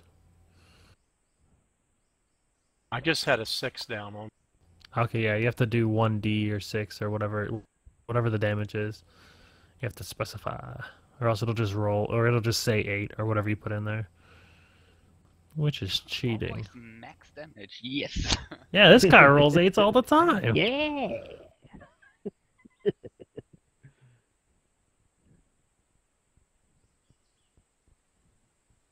So yeah, the like I said, the axe hits into the vulture and it lets out a screech.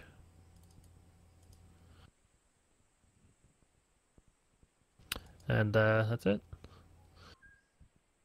Wait, hold on, you're right under that one. I took it off the wrong one, but yeah. So is that the end of your turn? Yeah, that's the end. All right, so Dante. Yeah, whenever you guys are done with your turn, just say you're done so that I can hit next and go on to the next person. Okay. So I'm going to cast command at the vulture that's carrying the rider in front of Conan and tell him to drop what he's carrying, which I'm hoping is the rider. Nice. I don't know if it's going to work, but we'll see. So how do I target that for my? You don't. You just verbally. If you want to hold down, like if you click on the vulture and you hold down, it'll ping it. So if you wanted to do that, you could do that. Well, here's my cast. I'm not sure what's that. He would make a DC 13 Wisdom save. Well, you know, birds are very wise. Ah. What do they have? Like 3 wisdom or something like that? Actually, they actually are pretty wise. Oh, anyways, what I do with save throws, I'm a firm believer of showing all save throws and all kinds of roles besides certain kind of roles. Like if you guys are doing some role playing and I'm doing like a deception roll or whatever, I will do those behind bars. However, I never add modifiers. So the roll that you see, if it is, for instance, a 12, and if they have +1, if I say that they make it at a 12, they make it because of a modifier. Just so you guys will know, because I show the rolls, but you guys won't know modifiers. Then the second thing I'm going to do is use my movement to move up behind Rikos and by Conan, kind of. Obviously, at a 5, he did not make it. So I don't know how to move my token. You click on. So do you have the click on the board right now? I'm on the ruler. Right. So change it back to the arrow. Ah, there we go. Yeah, and then you'll be able to move your character. So I'll move myself up to there. What you also can do, some people are more successful at this than others. If you click on your token to where it has the box around it, where you're like, you can click to move it around, right? If you hit the space bar, it creates a ruler. Okay. If every time you hit, and you're holding down the mouse the whole time, every time you want to make a stop point. Say if you want to go around a tree, for instance, you can hit the space bar. Every time you hit the space bar, it creates a stop point. And then what you can do when you're done, let go of the click, and this is what it does. Ah, okay. How does that work? Can you repeat? I didn't get it. I tried. Okay, so click on your token to where it's holdable, so you can like hold it in your cursor, and you can click to drag it around, but don't ever let go of the button, the mouse button. Okay. I click it. Okay. Yeah. Okay, and then hit spacebar. Okay. And then you'll see a yellow ruler pop up, right? Yeah. Okay. Then anywhere you want to put a stop point, while holding down, you hit the ruler again. Hit the ruler again. Yeah, exactly. Oh, that's pretty neat. Then how do you execute that? That's it. That's as simple as that. Well, I tried to do it, but it didn't really do anything. Yeah, you have to, like I said, you have to click on your token and hold on it, and it'll make the little ping, which is annoying, but whatever. Then while you're holding your token in the air, essentially, like where you can move it around anywhere, but don't ever let go of the mouse. Wherever you put that token and hit a space, whenever you hit spacebar, you'll see, the yellow ruler. Correct. I got it. Well, Because okay. Yeah. Fine. Okay. Thanks. Well, I'm where I want to be anyway, so I'm done. All right. Ginyu. Yep. Oh well, hold on. The spell. Yeah, the spell's going off. Okay. So what were you? I said drop, and I'm hoping it'll cause him to drop the rider somehow.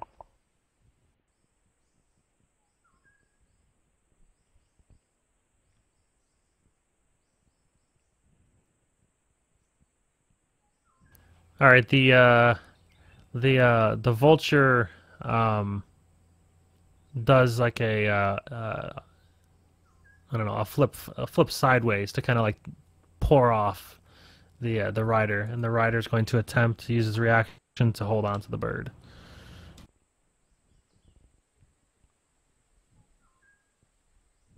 And he's holding on to the bird while it's sideways, or while it tries to drop him, rather. He has to follow the command till it's fulfilled, right? Well, it attempted to drop it. I mean, he has to keep trying, I guess. Well, I guess what I should have said was land. But oh well. Right, right. I actually was thinking of doing something a little more comical, like making him take a shit or something. But drop, it might not know what drop means by taking a poop, so I'm like, eh. It's defined in the player's handbook. The target drops whatever it's holding and then end its turn. Right. Yeah, but it's dealing with two characters. Right, it's So it's a it's contest a at this drop. point. Yeah, exactly. The guy held All on, right. so maybe What I next want to round, do. because he's holding on like that, he won't be able to attack. Is, All right, Ginyu, what are you doing? how many charges does my wand have for magic missile? 7 total. 7 total. I want to use 4. All right. What's the roll for that? 44, or I'm sorry, it's 1 charge to cast 3 missiles, and then 1 additional missile per charge. So it'd be 64 plus 6. Okay. I'm sorry, plus 4. 64 plus 4. All right. And I'm gonna aim it at the one that tried to the one that's hanging upside down. At the bird or the actual rider? The rider. All right. Here we go.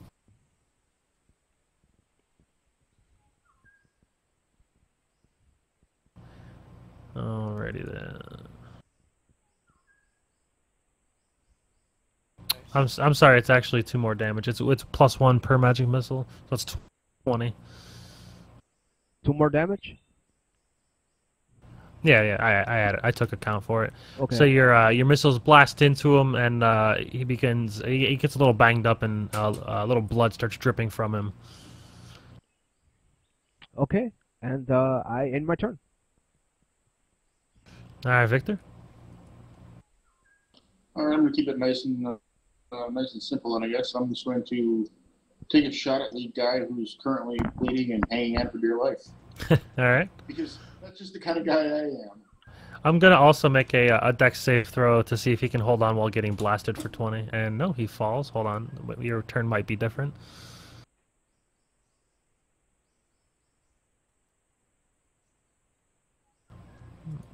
He falls on the ground, takes 10 damage.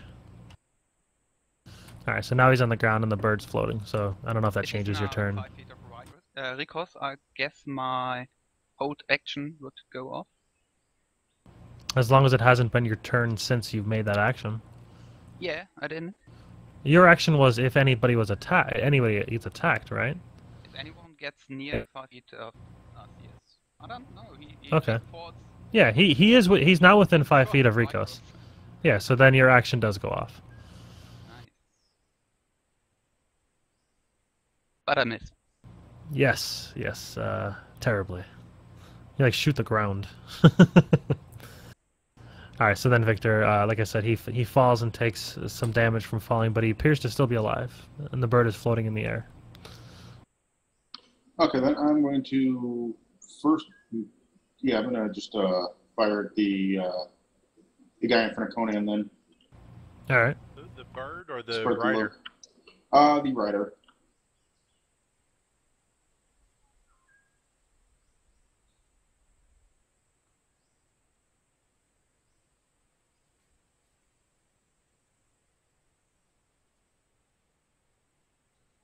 All right, your arrow whizzes past him and nearly hits him, but just out of range, or just out of he's able to move out of the way. Okay, and to get myself out of trouble from being out in the open right now, I'm gonna take my move action to nestle myself right behind Griffin. All right. You're my new friend. The fuck? Get away!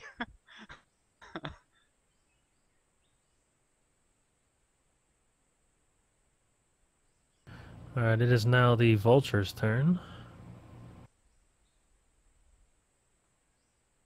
Did I get another move action?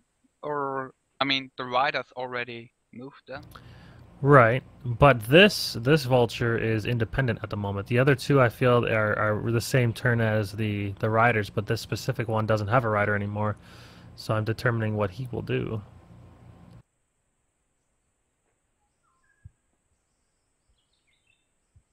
already moved as well. Sorry. Technically, yes. So as long as he still has, yeah, I mean, he has a 60-foot movement. He moved, I guess the whole. We'll say for this round, you'll win, and I'll allow it to be that he already used his movement, and I'll just go to Mystic's turn. Okay. Okay.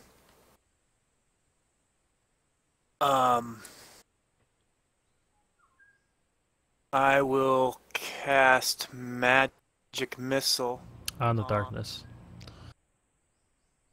What's that? On the darkness? No? Alright. It's a funny YouTube video, but continue on, sorry. D&D joke. Drunk. Are there girls here? Alright, so Magic Missile level 1. Yes, level 1, and I will cast it at...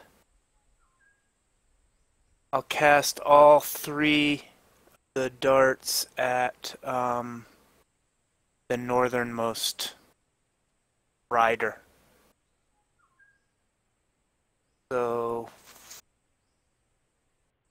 4, if I'm not mistaken, right? Yep. It's 3d4 plus 3 for Magic Missile level 1. 4 plus 3.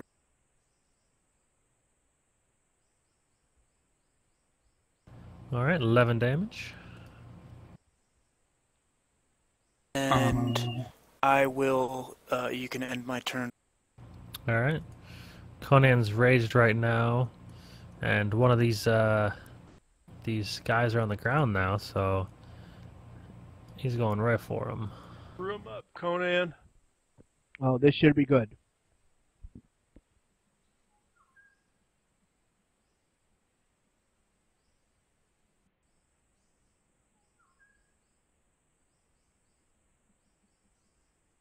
He's dead. Oh yeah. So Conan charges after him and slices him straight in half. Actually, he's actually technically prone right now too, so it would have been an advantage anyways. But yeah, he chops the dude's head off. Got him. He lets out a roar and then passes his turn to Varen. Okay. Same problem as before. I don't know. I'm uneasy with Victor behind, so I step up here and shoot my shot bow to the Watcher. It has no rider now. So the middle one. Alright. Damn it. The rider with you said the vulture without a rider, right? Yeah, the Watcher. Alright, that does hit for 4 damage.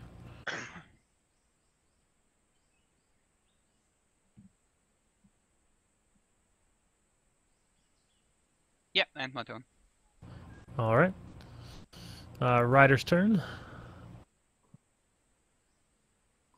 Ryder is dead. Well, there's 2 other riders. Oh, they're all in one. Yep.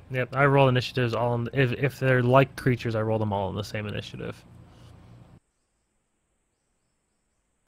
It prevents the... Oh, he's going next. All focus fire on that one guy. This rider's going to... this Get Rider here is going to command his bird to fly down and attack Rikos with a longsword. Watch out for your wing. For the wing? He might hit his own bird. That bird's bigger than a longsword. Oh yeah. I guess we'll see. That's the spear. Yeah. Oh, I clicked the wrong one. Oh, then I might not hit. All right, here it comes.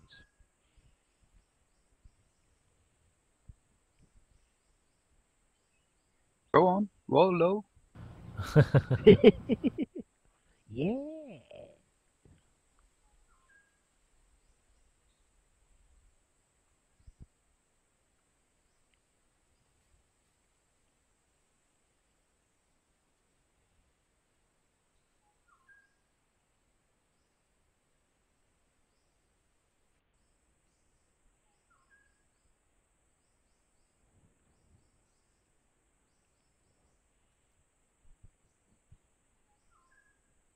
There we go.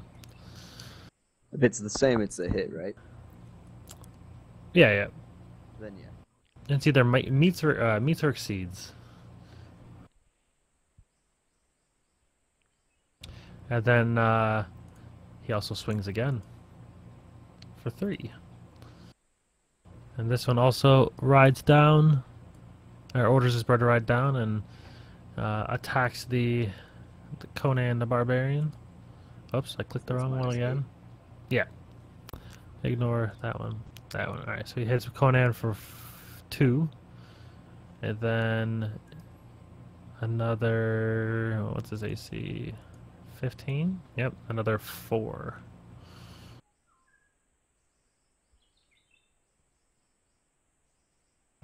And then Rico's turn. So in order to remove health the easiest way, click on your token. There you go, yep. You can just... The wrong slash. I wasn't using subtract. Ah, yes, that is needed. It is now your turn. I'm going to attack this crow up here with my flail. Alright.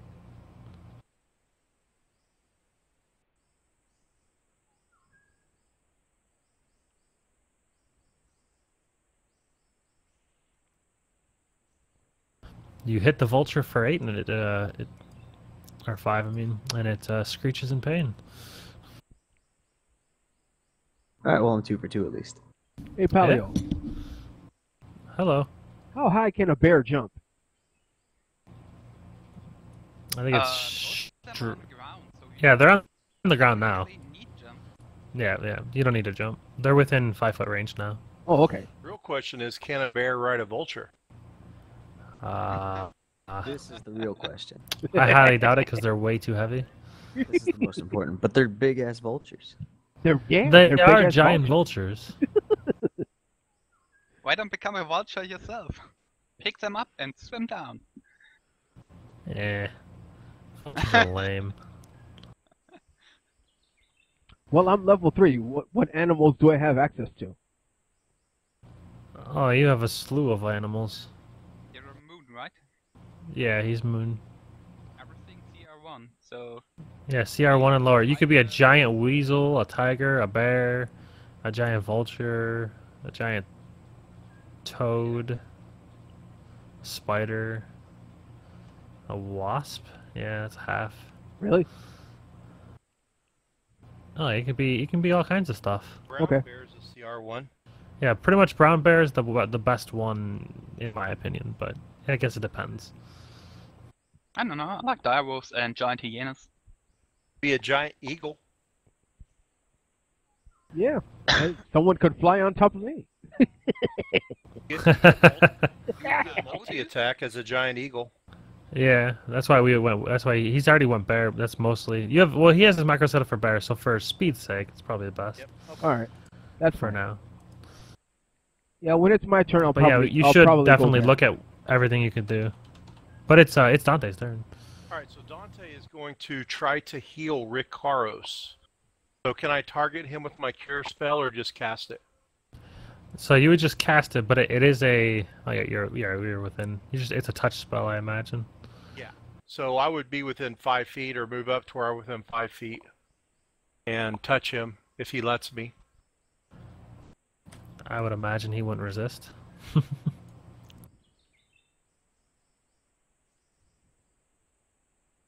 And I'm going to give him 10 hit points back. 10 plus your domain, right?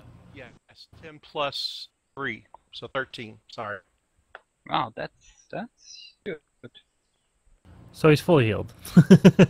Back to full health. I don't Nice. know, is there a place to track what spells I've cast from my actual spell slots? Yep. If you look on the course sheet, there's a spell slots section that you can input all of your spell slot information. It's Why to don't the we talk? it's to the right of the heart, underneath Okay. exhaustion level. I see it now. So it'd be... When you hover over the circles, there's like a little arrows you can hit, or you can type in the number. So do I go 4-3 or 4-1 for casting one?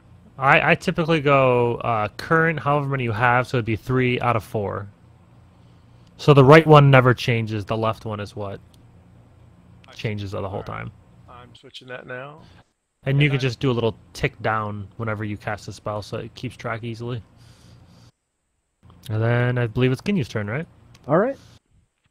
I'm gonna bear out and Those ticks are small. There we go. and bum rush one of the guys. All right. So you go into a bear. Let me give you control. Huge thing. It's a large beast. They take up a 10-foot square. It might be a little too large, but they are large beasts. Yeah. All right. So you have control. All right. Ginyu. I'm gonna attack this one. All right. The vulture or the rider? The rider. Do we get an HP buff for the bear as well? He gets the full hit points of the bear. Yeah, but we can't see it, so. Yeah, I can show it. Whoops, I did club by mistake. Oh, double grid. Nicely done.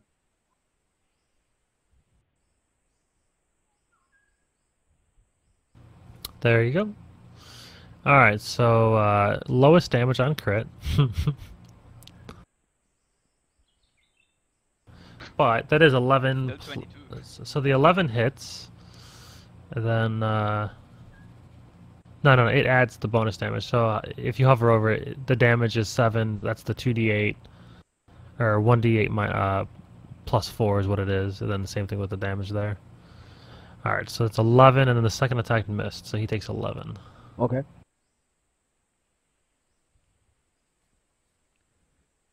And at this point, I let out a bear fart. All right.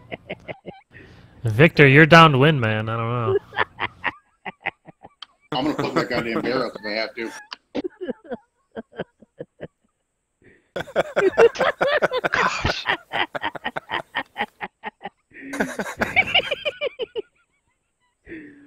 Oh yeah, that's great. Can't love your bear. Shut up. All right, Victor, what are you doing? I'm going to wave the cloud first and shift over here, and then take a shot at the rider that the bear is currently eating. Alrighty.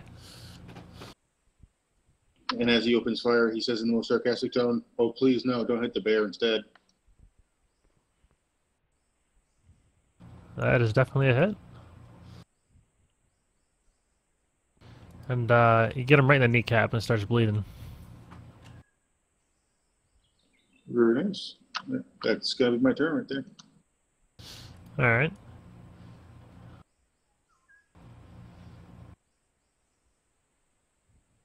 Alright, so this vulture without a rider.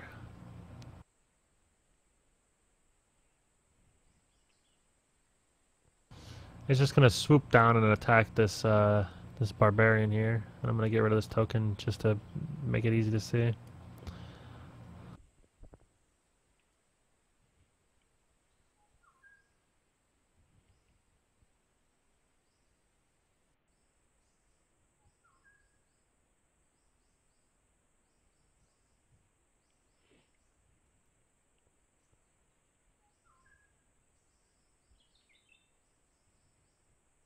I seem to have misplaced it. Where did it go? Yeah, just roll it. Mine is already on top of the barbarian. No, I mean I misplaced. There it is. I found it though. Oh, the power card. Okay.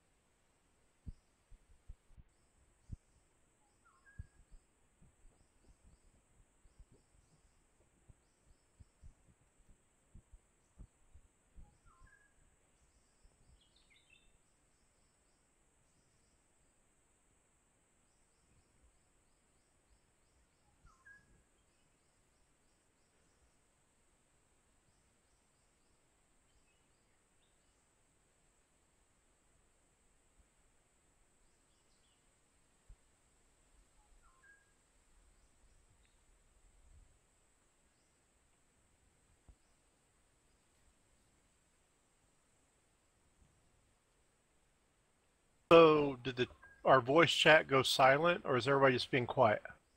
Just everyone being quiet. I don't know. Yeah. The pretty much. suspense is killing everyone.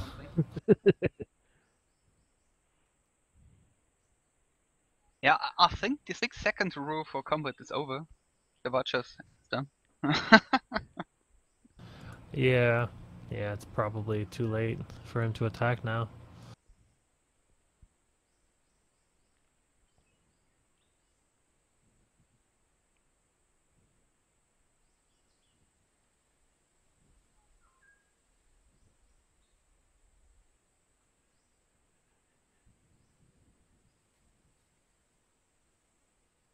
Ah, talent. Alrighty here. Beak and talons. And the barbarian is the hardest to click. There he is. So is his armor class really only 15? Oh, that still dodges both. Yeah, barbarians, if they're going by the no armor rules until they start getting better stat bonuses, stays low or medium low. But at least he still dodged both of them, and he still has resistance, or so that's fine. So it's Mystic's turn. My level 3 barbarian has something like 19 AC. It can get real high if you get your con and your dex up. Yeah, and then you pick up a shield as well. So, fuck it. Yeah. Yep. Alright, I will, I'll fire my short bow at Northern Rider. Alright. And let me do that. Yeah, I think a ring of defense would be like the ultimate barbarian ring too. Oh yeah. Yep. Yeah, I think, for instance, I have a monk in one of the modules, and that hits for 6. And they also are the kind of they fall prey to if you don't have the good enough stats. Their armor is bleh. So I had to wear like bracers defense and a ring of protection just to get it up to 17, I think. I accidentally hit that a Bracers second. give +3, right? No, it's just +1. I mean, there might be bracers of defense +3, but I only Like wings, okay. right, exactly. All I right, have to so delete that. oh, does it attack twice? I accidentally hit it. Okay. Oh, I took an account of the 6. You take the vulture, right? Bracers of defense +3 would probably drop off of something like Elminster. You was that at the vulture or the rider? I forgot. It was right. The rider, because I shot the magic missiles at the rider last time. And this Okay, yeah. So that actually is I gotta add the health here because I took it off of the vulture. The short bow is a miss on the rider. Miss on the rider. Okay. Yep. And then the barbarian, he's raging. He's gonna slice another victim in half, I think.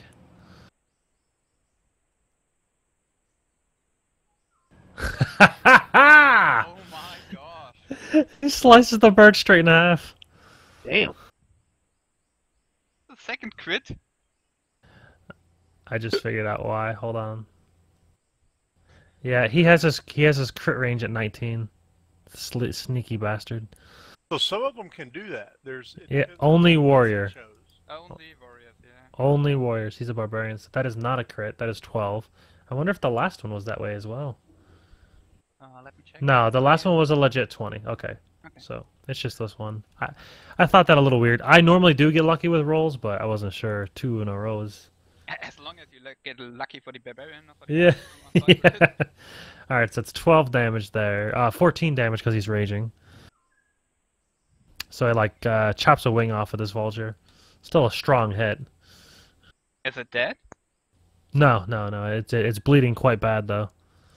But I can't fly anymore. So. Correct. It's wingless. It would just fly around in circles at this point, or flap around. All right, Varen.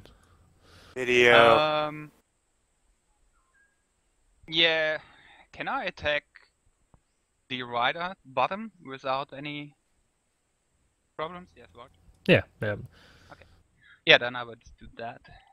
To my knowledge, 5th edition doesn't bring in any rules of party members being in the way.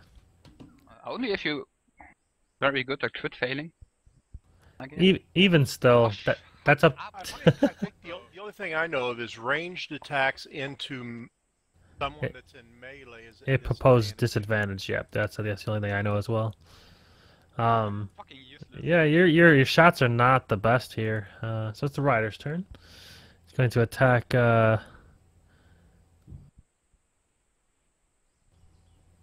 Let's see here. We'll attack the bear first.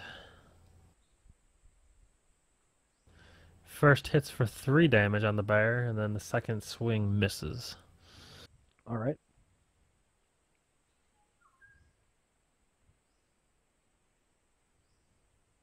The next one's on Rikos. The flurry of blows that are terrible. Swings twice and again fails. Now it's your turn, Rikos. Yo, let's speed it up a bit.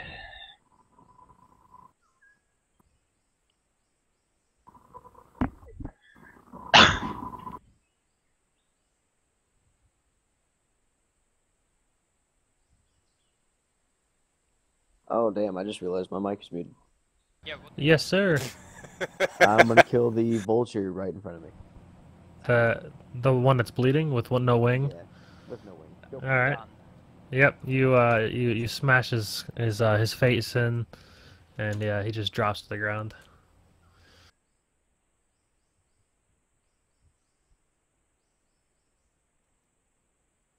And then my turn.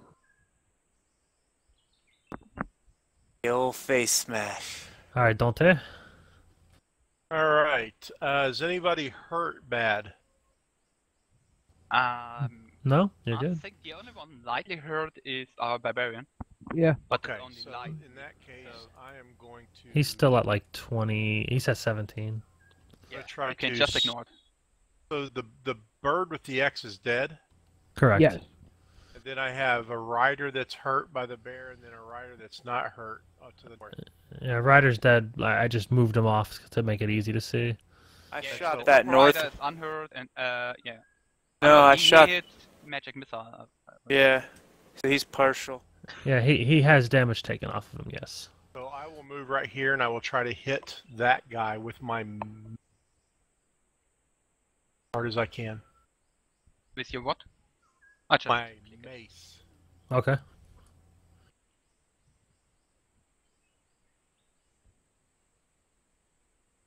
So you hit for 5. Nice. You have a nice hit on his probably his leg or something. Nothing too critical. He still seems to be okay. And I am done. All right, Bear Man. Yep. The Bear Whisperer. Okay, I'm gonna attack. Man, the crits. 14 on there. All right. Wow. Is he still alive? Yes, sir. He's hanging on. Okay. He looks real rough though. All right. Now my claws. Oh, he's you just missed him. You claw right past him, and you kind of stumble a tad, and you miss. Okay. I end my turn. Ah, Victor.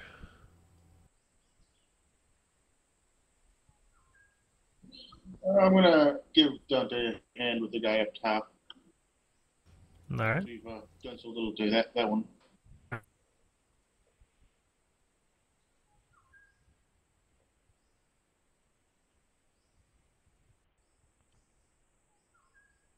No, that means you're running over there, right? Or you toss? Are you just throwing your short sword?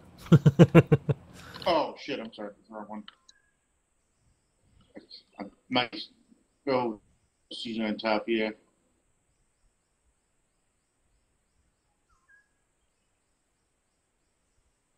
I like the short sword better.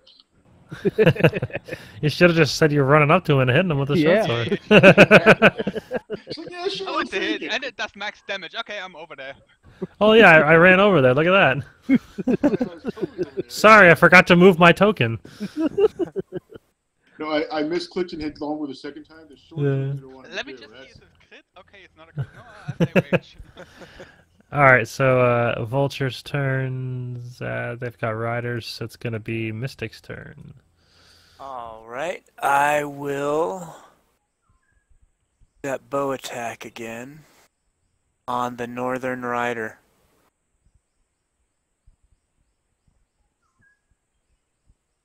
All right, you hit. Which rider? The north The one? northern one. All right.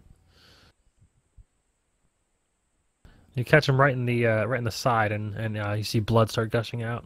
Excellent. But he still And survives. I will, and I'll just end. All right. Yeah. Conan, the critter's up.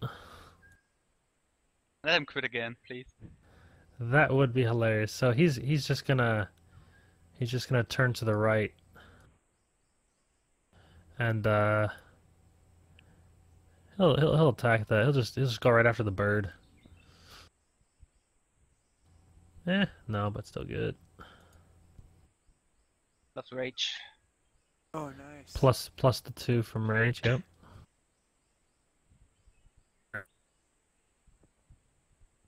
Okay. Now, do they get an additional attack, or is that at level 4 or 5? Later, yeah. I Okay, cool. And he's raging. He's done. Varen. Okay, I'm fucked up. I'm pissed off my bow. I let it drop. Alright. Run over. Oh, what was it? I have no idea.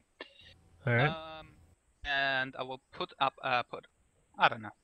I use my daggers and attack the vulture twice. Okay. And that is. Finally! I hit something! Yeah, and the second dagger. Sneak attack only applies once, right? Yeah, it's automatically added though. Okay, so yeah, that's fine. I just want to clarify that rule. I have a rogue that played, and I just never really asked about the sneak attack damage. I never included it, but Only once a turn. yep. Yeah, So it's 9 damage total. Yeah, you can only use But one bonus otherwise it attack gates per at- turn, and sneak attack is a bonus attack, so you can only use it once. You know, if you miss your first attack, you can still use it on your offhand attack. Right. Okay. All right. So it's the rider's turn. He's gonna turn to the guy that just shanked him, Narek, and he's gonna swing his longsword at you. Ouch. And he swings again. Oh man. At who? At you, at Narek. You just stabbed him. He's mad. He's swinging at you. I Well, he stabbed stabbed his him. rider. Not- He stabbed his not the rider. rider. Right. He's still mad at you. So he swung at you twice, Yeah. and then this other one here is swinging at the bear, and misses and misses. And it's Rico Suave's turn. I like it. I like it. Rico Suave. Yeah. All right, I'm gonna turn and attack the top rider, this guy, All right. and that'll be with my flail. With your voice. With my What are you, a bard? Rico Suave. now I know what I have to multi-class into. So you crack the rider, and he drops down right off the vulture. Nice. All right, and then I'm gonna move behind the bird, and that'll be it. Done. All right. Let's see here. It's iffy, but there's no grid, so I'll just call it not within. It was probably 6 or so. So, Dante. Okay, so I will. The bird is the only thing still alive next to me, correct? Yes. Within 5. So I'm going to cast healing on Rikos because he's hurting pretty bad. It looks like. No, not No, Rico. no, It's Varen. Yeah. Baron, I mean. Yes. Took a lot, so we'll go ahead and do a cure wounds, All right. and you'll get an attack of opportunity, I guess. Nope. Not at Okay. fifth. Not in 5th edition. Okay. And unless they specifically have the feat called Mage Slayer, I think it's called. And that's going to be 7. Yeah, plus 3 to that. Nearly full again. Yes. Yes. Yeah, the healing domain is so good. No, I didn't touch that. It just sometimes doesn't work correctly. All right, and then you're done, I assume. Oops, skipped Ginyu's Yes, turn. I'm finished. All right, Ginyu, Bear All Man. right. Yep. Here we go. That misses. Miss. And A swing and a miss. okay, I end my turn. All right, Victor.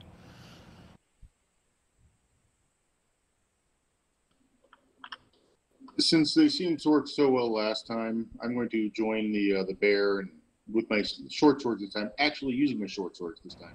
All right, and now you're gonna miss, but all right.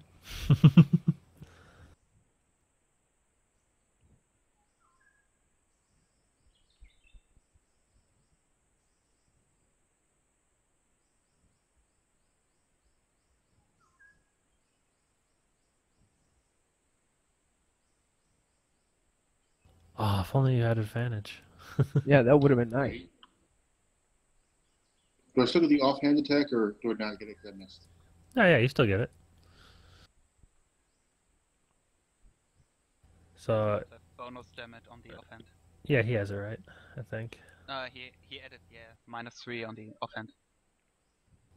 Yeah, there is no modifier on the offhand weapons damage, unless you have two weapon fighting, I think it's called. Yeah, 2-weapon fighting style from the classes. Alrighty, so that is a miss on the rider. And it is the vulture's turn. Ah, yes, there is a vulture up there. He's going to attack Dante.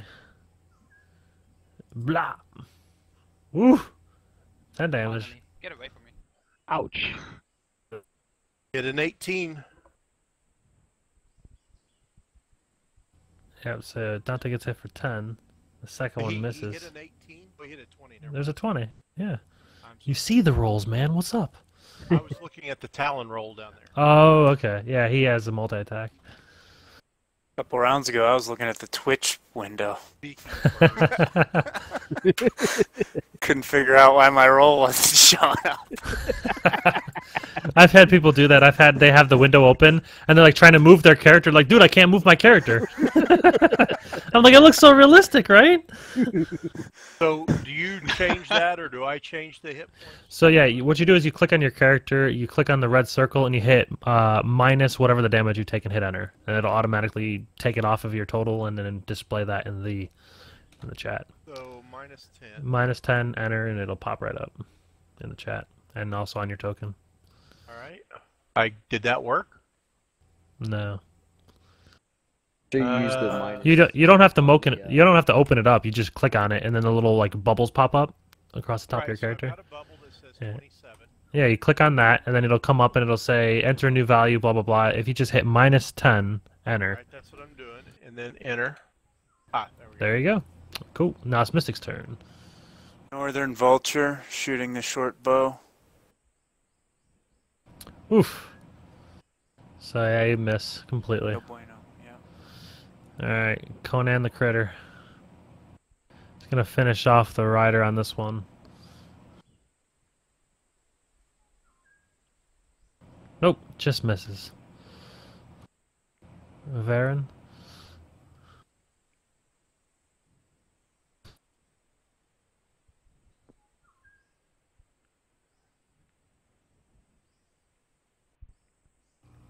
Varen. Baron, you're up. It's all you, bro, muchacho. Oh yeah, sorry. The Watcher is still alive, right? Correct. Yeah, then I attack the bot. So 12 for the first attack, and if he's still alive. Your first attack drops the vulture, Okay, then I will move over. and your second attack would go on And whatever. my offhand attack would go on to the second vulture and hit it for 2 without sneak. All right. I'm sick of my bow. The daggers are doing well so far, so we'll see what happens. Yes. All right, the rider's turn. He attacks the bear here for 3. Okay. And then miss. What was the bear's 11? Yeah, 11. All right, so he misses there, and then passes turn. to Rico's Suave. Got that Blinking song stuck in my head. I'm gonna come down here and attack the rider with my flail. Old trusty rusty. Alright. How come I can't do the damage to my bear? I don't know. You've taken some damage so far, and he's still full though. Yeah, that's weird. Hold on. When I click on it, it's not letting me modify the its HP. Can you? Yeah, it says you have. Huh, that's weird. It's alright, I took the damage away. Okay. Alright, so Rico's flail. Swinging on the rider or the vulture? Rider. Alright, rider, you knock him off the vulture and he drops to the ground.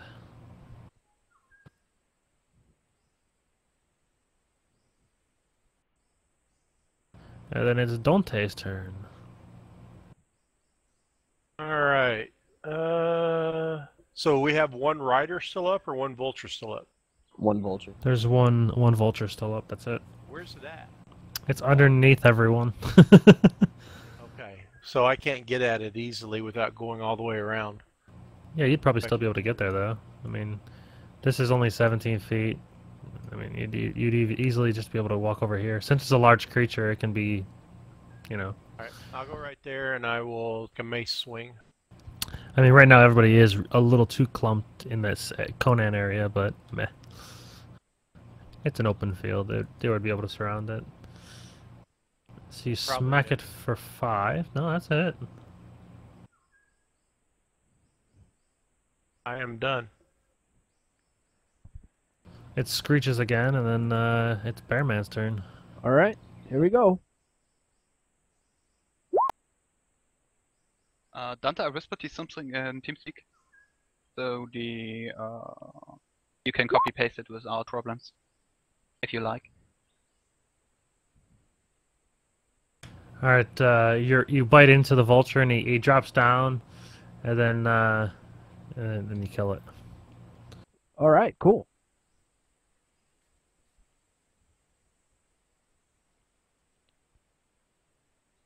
I let out a And then bear as fart in amusement. And then as you guys look around, it appears that everyone has, or all the enemies have been taken care of. And then you guys hear a little jingle.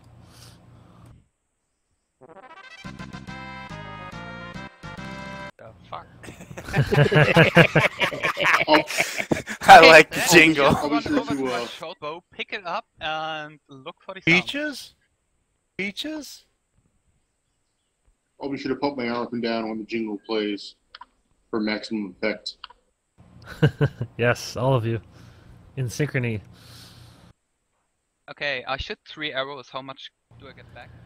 2 or 1. It's always half rounded down. Damn it, I should have shoot 1 more. Should have shot 1 more, then you would have got an extra arrow. Yeah. Yeah! How does that even work? I don't know! Yeah, anybody else that shot anything, all of the ammunition that you shot, you divide that by 2, and then then you round it down, and you're able to recover that as ammunition that didn't break or didn't get or didn't essentially just didn't break or get lost, I guess. Okay, I got my shot bow, and I'm interested in what these guy had on them. Like, I don't know, something to identify them, and I don't know, maybe a short sword or something like that. They all are wearing long swords, and they had the spear. Okay, because you rolled 1d6 I'm going to with look that for short sword. paperwork on them. Oh yeah, look at that. They were rolling 1d6. Yeah, we need to see if they're Whoops. affiliated with the diplomats at all or any connection. So, either arm dropped down, because I had only a little bit more health before, or I just found the short sword. That one was wearing a short sword, funny enough. I guess so. Yeah, it's weird. I don't know how he has a short sword. Nice. I'll pick up a short sword. Yeah. Sadly, you can only use it for this session, but yeah. Do they Oh, have okay. any paperwork? Yeah, or so letters or marquee or anything with like any that? kind of loot that you find, if it's not an official treasure that I can give you, it poofs at the end of the session. That's And yeah, it's to prevent people from like scraping up all, like killing things and like, okay, these guys got all scale mail. I'm gonna grab up all those. They've got 3 spears, 3 long swords. Let's take all that to town, sell that, get a bunch of gold. If that's what it prevents, I guess. But yeah, it says specifically anything, and also if there's like a any gold or gems or anything, those automatically get sold. Any magical items that aren't used get sold, and they get divided amongst the party automatically. so. Then let me do All right. another one. Can I just change the rapier I picked up at the beginning and change that to the short sword? If it's a part of your My your standard equipment, yes, there you can. Okay. Then I would just do that. 2 attacks chances might be better. I feel like it's better because it gives you an extra chance for your sneak attack in case you miss the first. Yeah. And there's all kinds of benefits. The only downside is the cunning actions you may not be able to use if you're a rogue. Well, what I'm saying is if you do an attack with your offhand, you cannot cunning action that turn because they're both bonus actions. Oh, no, it's not a bonus action. Really? It's not a bonus action. Yeah, Just yeah. bonus damage. Yes, it is. Oh yeah, it's Second-hand attack Yeah, is man. a bonus yeah, action. yeah. You Sn- won't be able Okay, to- cunning action. You won't be Yeah. able Yes. to hide. Cunning action. Yes, part yes, of yes. your- Right. It's Okay. a bonus, not a cunning. All right, so none of these really have any kind of loot that that comes out of importance to you. However, as you guys are searching them, you guys do find a map. Where? Is it in... It's a crudely drawn, sketched out map of Desarian Valley, and there's a place that's marked on it called the Spire. It looks like it's a few miles east of Red Lark, and it also depicts a very strange arrow symbol by the site. That's an arrow-like symbol. Okay. Is it? Does it mean like north?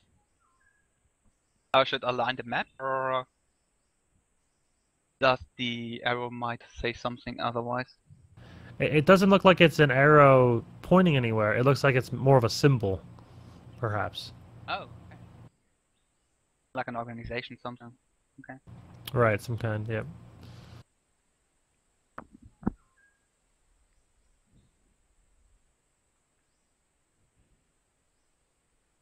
And it has you guys going in the direction that you guys, from what you can look at it, it looks like it has you going the right way for this spire of some sort.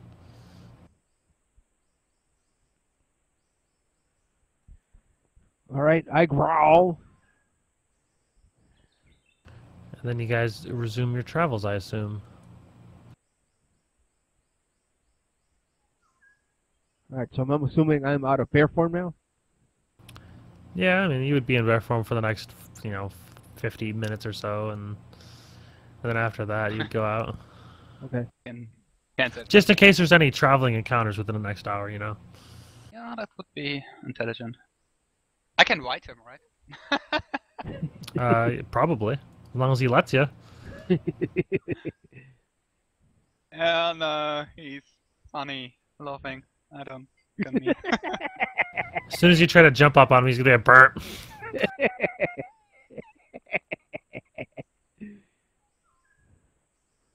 I'm gonna take careful measures to not be behind the bear at any time. All right. Might be helpful, yeah. So I assume you guys are. What are you guys doing with the map? What's your guys' decision with that? Maybe go to the spire? Can someone read it? So understand it, I mean? Is there someone link? apply Yeah, the location of the map it to yeah. I mean, you guys have a map of the area already. That's what you guys are viewing now. And it's essentially confirming that it's giving you an idea of where to go. Oh, it's just the Feather Gate. Where we... Okay. Yeah, so it's essentially pointing you guys to the Feathergale Spire, is where they may have been from, perhaps. Okay. I'm okay with heading that way. It's up to the rest of the people, though. Yeah, I mean, Nah, I don't towards mind. the... Might as well. I growl in improvement. Okay. Then let's go. All right.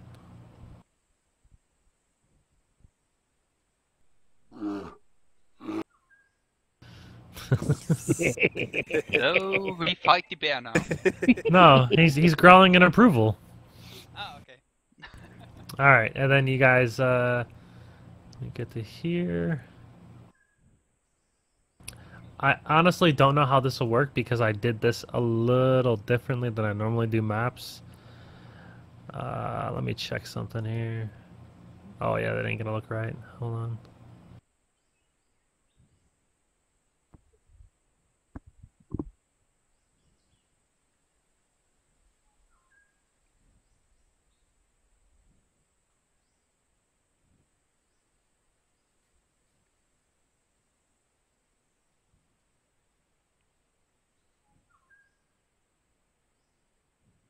Alright, let's see how this works. So I've never done this before, so you guys are a guinea pig, because this map is an interesting map. We are not on the map yet. No. You will be, though.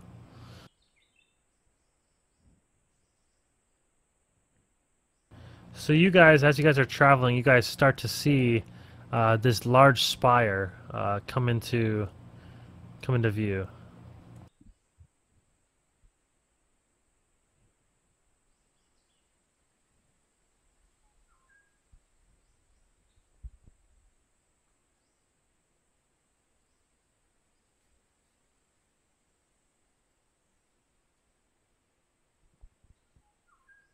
And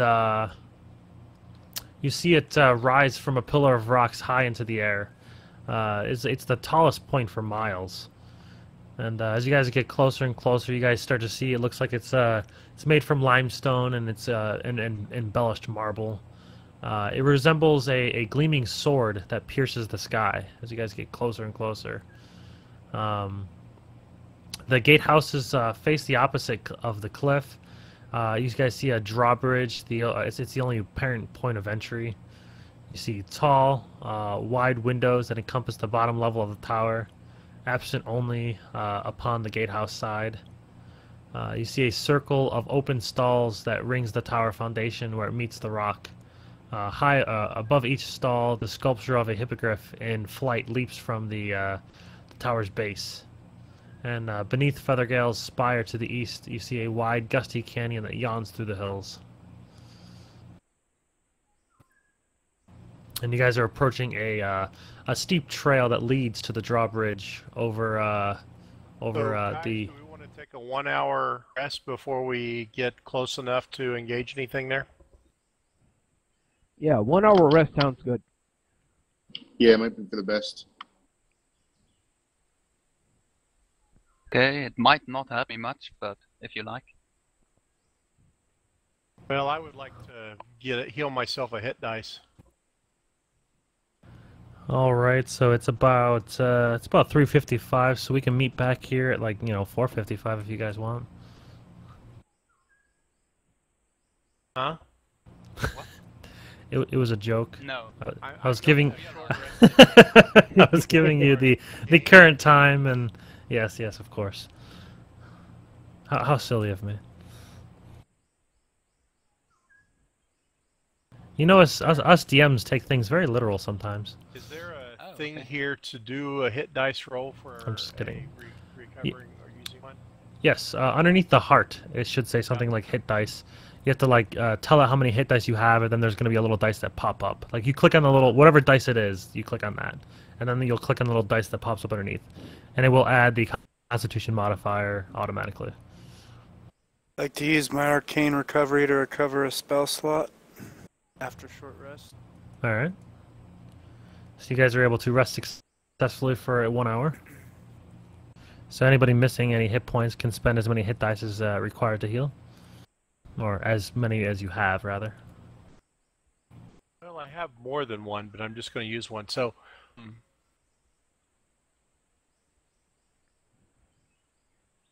All right.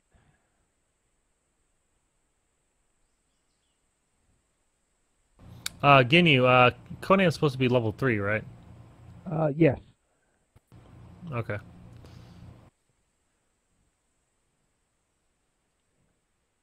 I guess our barbarian won't come back. why can't I? There we go.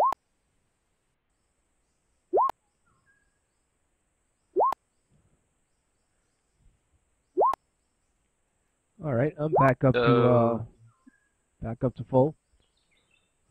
Matthew, will you play further the barbarian or? Now that I'm thinking about it, as you mentioned that, I don't know if I can play his character. Like, he won't get credit for anything, so I'll probably should drop him, to be honest. The problem is we are short of fighters, right? You're, wait, hold on, short of what? Release. Fighters. The front line. Yeah, tanks. We You got a bear. One bear. He's big. So as long as you're a bear and, I don't know, fill up everything. Yeah, everybody hide behind the bear. Yeah. Get underneath him, between the legs. What? Me and the bear combine and we become man bear. Yeah, man bear. Man bear. Oh, you have a fighter. You have 2 fighters. Rick Ross is a fighter as well. Well, you have a fighter and a bear. One fighter and one bear. Yeah. Yeah, but then we become man bear tank. That's fine. And a healer. You guys will be fine. Yeah. I'm dropping Conan. Yeah. Rip Conan. Yep. Rip in pieces. He slaughtered birds at the best of them. All right, so after the hour rest, are you guys going to take the path up to the keep entrance? Sure. That sounds good. Unless the wood elves tell me something better to do. I might be a wood elf, but that doesn't mean I know the area. And I'm a forest guy, not the freaking canyon guy. Okay. Who's gonna do the talking once we get up to this keep? Sure as only me. That wouldn't be me. So, who's charismatic? Who would look I have a 1 in charisma. Not the dwarf. I have a 1 as well. And I have a -1. I'm proficient in deception and investigation, so I might as well. Good to know that, because that way we have a plan for like what we're gonna do instead of people just starting to attack and things like that.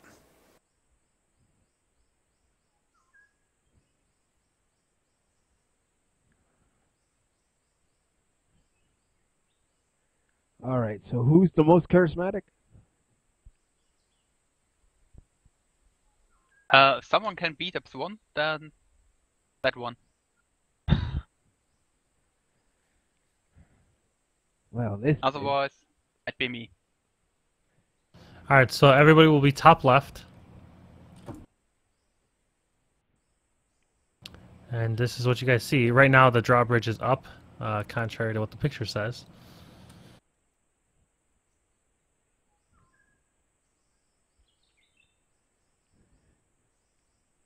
So I would suggest the best thing is probably just zoom in towards the top left. You should have plenty of zoom to do that. You could probably get in there real deep and look real terrible. It'll look real pixelated. See all the pixels. So essentially what I did was it's a spire, and the entire spire is on one page instead of it having like 7 different pages or whatever, however many floors there are. So I can drag you guys in. It's separated by dynamic lighting. So it'll be interesting how that works. Well, the drawbridge is up. That sucks. Yeah. So what do you guys do? Let's see. So you guys see a gap of about 20 feet that separates the ledge where the path ends from the closed drawbridge on the spire. And the space between the cliff's edge and the gatehouse drops several hundred feet to the bottom of the canyon. And near the ledge, there's a brass bell that hangs from a wooden post.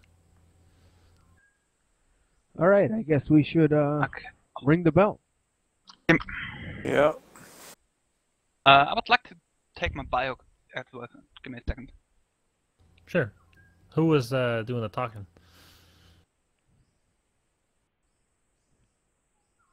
I think it was. I think Ginyu just pinged himself. All right, where's the bell? Oh, Yeah, right there. he wasn't the one in the bathroom. All right. So you're ringing the bell? Yeah, why not? Hello.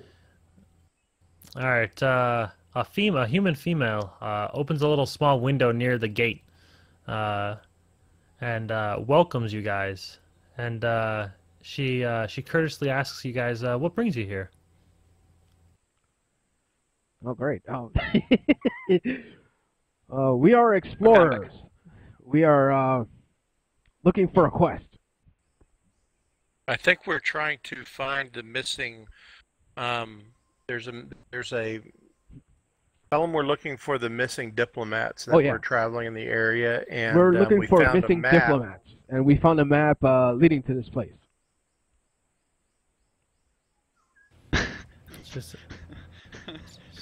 It's very interesting. Can I do a face bomb? No. She says, I don't know anything about that. She says, you guys just visiting, or? Oh, yes, we're just visiting. Ah, I see. Okay, then. And she starts letting the drawbridge down. Yeah, you see, guys, little common courtesy never hurts.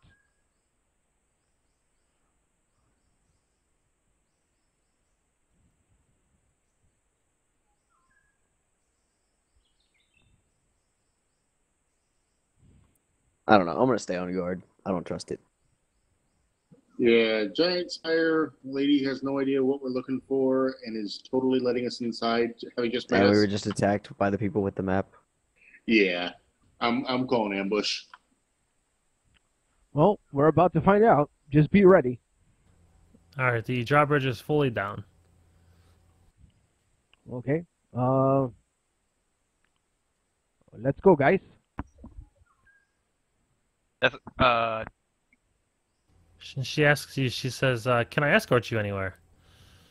where is she? Is she at the wall? Or? She's there's like a small window inside on the side of the wall, and that's where she's speaking out of. Okay.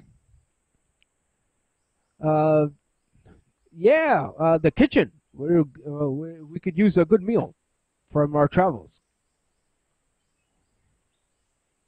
Yeah, we'd like to rest here if you're okay with that. She said, "Oh yeah, sure, that's fine." So is she rather good looking? I mean, yeah, she's not too bad. All Probably a right. 6. Yeah. Is she carrying stuff? I mean, is she in armor and No. weaponized or? Nope. Okay, just close. Is she wearing the same style robe as the people who attacked us? Nope. She just looks like she's in normal gear. Normal, like a dress.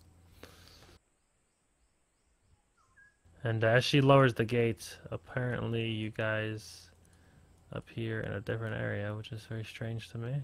But I hope she get it up, not low. yeah, she's lowering the gate. Well, she lowered the gate for you guys. Ah,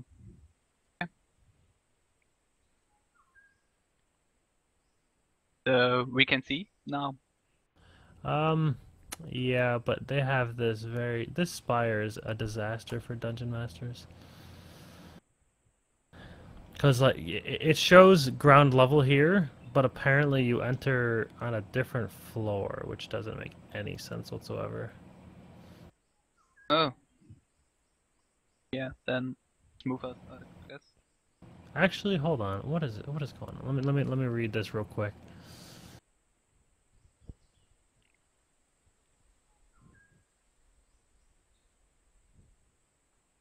Ah, no. It's right. It's right. Okay.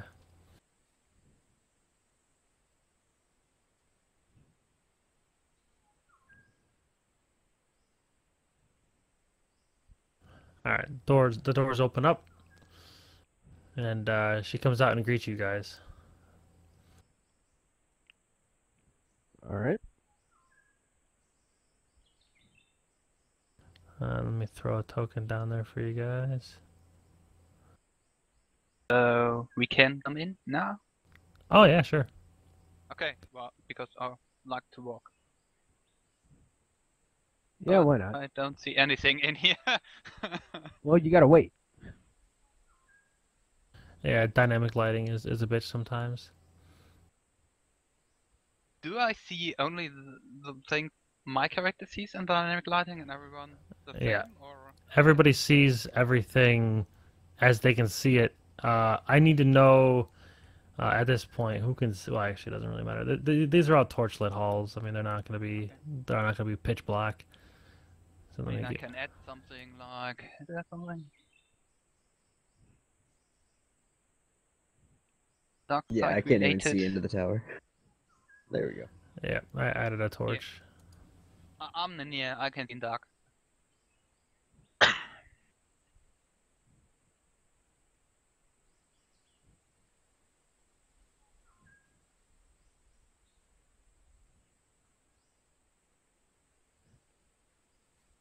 All right, as you guys come in, you see the entrance is about it's a 30-foot long hall or hallway of white stone. At the opposite end of the hallway, there's two 12-foot tall doors like those of a entry gate. You see an eagle carved from a massive timber that hangs from the far side of the ceiling, suspended on strong chains. And you see slender wings of steel that sweep close to its sides. Its head is also fashioned of steel. Interesting. Nice decor you have here. She says, "Oh, thank you." This is- The tower was big, right? Yeah, it's quite large. So yeah, I stepped. She says the kitchen is this way if you guys are hungry. Alright. Yeah, I might as well follow. Yeah, I'll Yeah. follow her. Yeah, me too.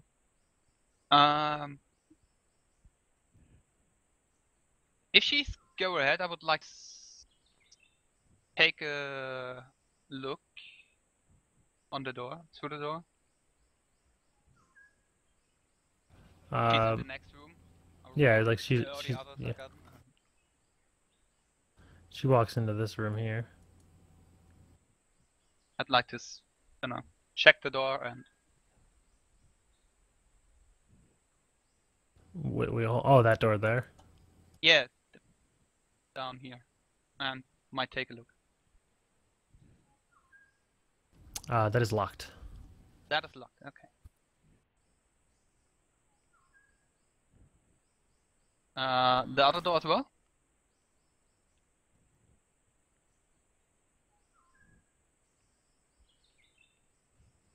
This one appears to be open. I would like to pry in. All right. You want to just open the door just a tad just to look in? Yeah.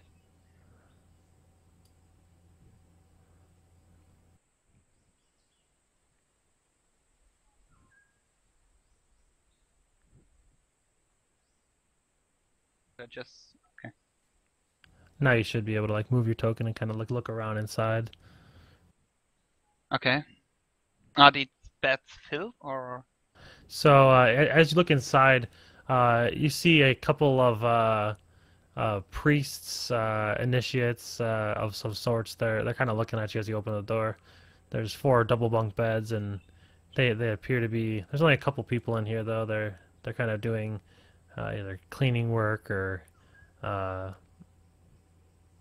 Okay, if they like reach reading. me, I'm saying, yeah, sorry, got lost. The kitchen is the other way, right? Okay, yeah, thank you. They said yeah, across the hall.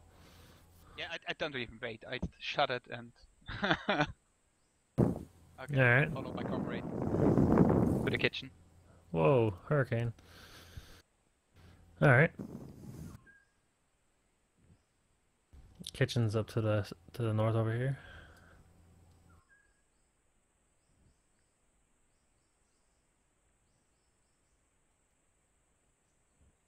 All right. So just as a question, technically this is stopping time for like the normal games. You know, even though we did have a very long entrance.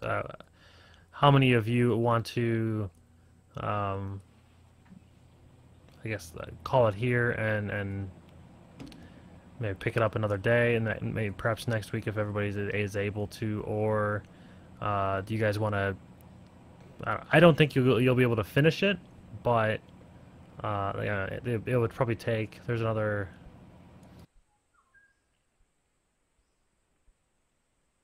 Well, yeah, it actually might not take too long to be honest. I don't know. It's 10 a.m. for me, so I'm free. I can do whatever. I don't do anything till 8:30 in the morning in Central Time, so whatever you guys want to do. I'm up for it. I have no problem extending it another, until 5 my time, so another hour, essentially until another hour from now. Mesa vote in vote 20. Just put a plus if you can, minus if you want to drop out. Or, I don't know. All right, cool. We can go until 5 your time. Yeah, that's what I'm thinking. Yeah, I'm. It's getting late here. I'd be dropping out for now. Which is fine. I think I still can get. Oh, I don't even know how that works.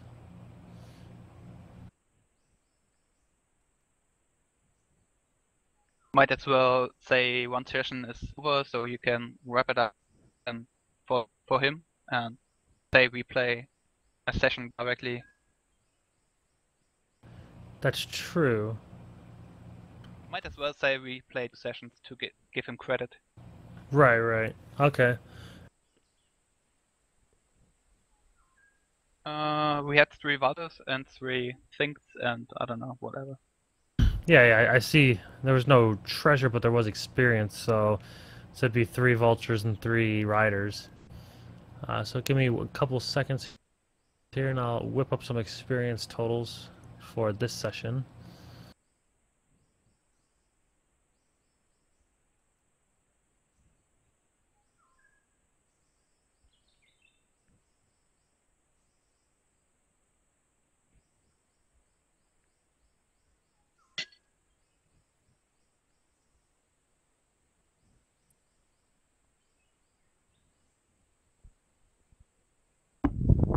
All right.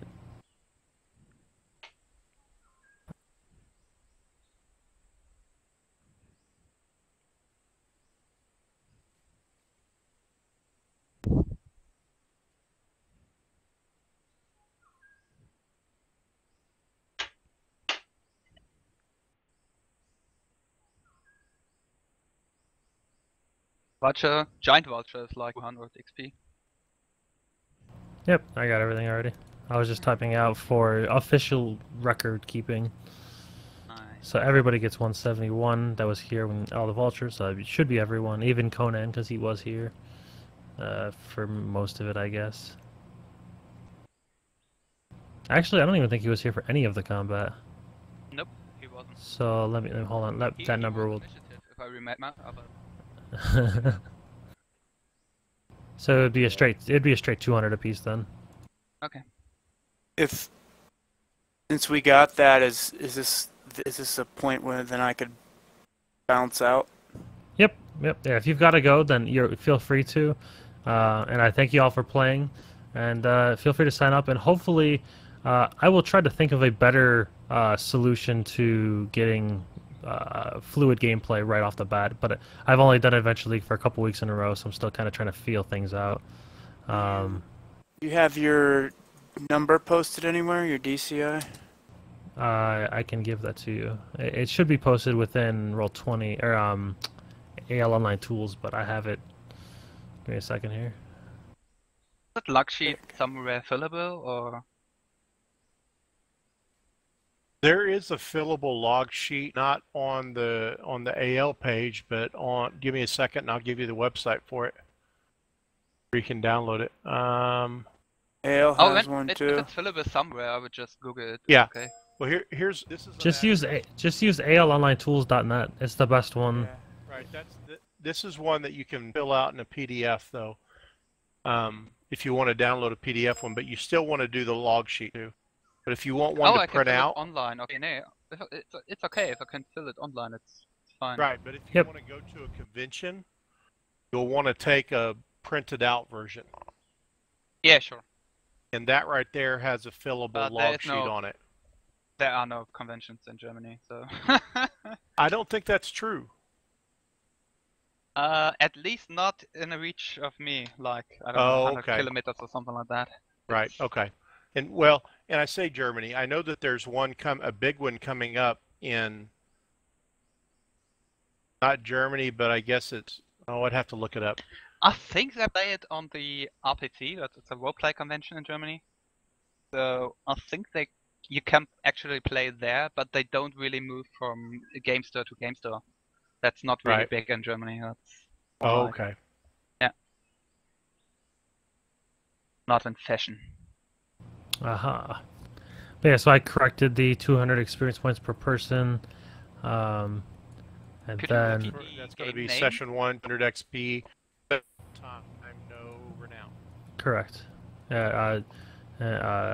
Princes of the Apocalypse is the game, or the module. Okay. And I put if you want, I could put in Roll20 as well, because it keeps record of that instead of. Session August 7 a.m. for me. I'll be putting the next session up on AL Online Tools. I'll just call it AL Tools. This for the next week. What's your name again? Matt, or Paleo Gamer. People pretty much just call me Paleo. Yeah, but for the log. Oh. I wasn't even seeing it in the log. Yeah, I'm in there for sure. Thank you. It should be under Barum, I think. Yeah, Barum Matthew. It's otherwise around. Yeah, I think they last name, first name. DCI. Do we get any downtime? I don't know. No, you only get downtime when you complete. Okay. I think they're called episodes.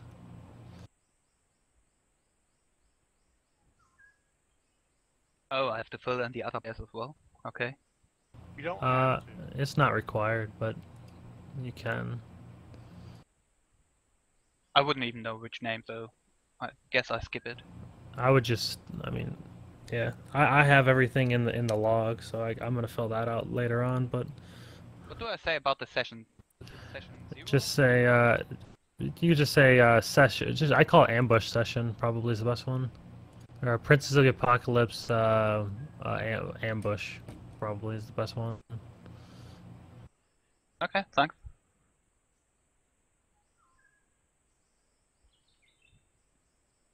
Yeah, okay. Or Skyriders as well. Yeah. That was fun. I enjoyed the Roll20. Was a neat experience. Thank you. Yeah, I really wish I had. If you ever get a chance to stop by on like a Thursday night into Friday, right around 3 a.m. or so, I've got high definition maps for the Lost Mines of Phandelver. Those maps are beautiful, and it makes it look like Roll20 is much better. These maps are pixelated and garbagey.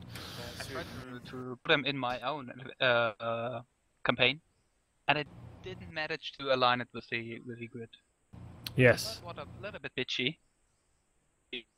But yeah, thanks for playing, and feel free to sign up for any other games, and feel free to come by the chat if you guys are Twitch folks that enjoy other games. I do other games as well. Thanks for having me, guys. Bye. User Thanks for coming. disconnected from your channel. All right. User disconnected from your channel. So the rest plays. Right? So yeah, so we've got now. I gotta figure out who's leaving and who's not. Looks like Victor's gone. Deleted. Dante's here. Rekros is here. Ginyu is here. Yep, I'm here. And I don't know who's Antra. Anthrax is just a buddy of mine. Yep, I usually play on the Lost Mines of Phandelver and the Horde of the Dragon Queen. Hot DQ, baby! Haven't played that yet, so won't spoil it. It's not too bad. Horde of the Yeah. Dragon Queen just kills me. This is Jack. That's I'm all still it online does. listening if that's okay. Yeah, that's fine. Yeah,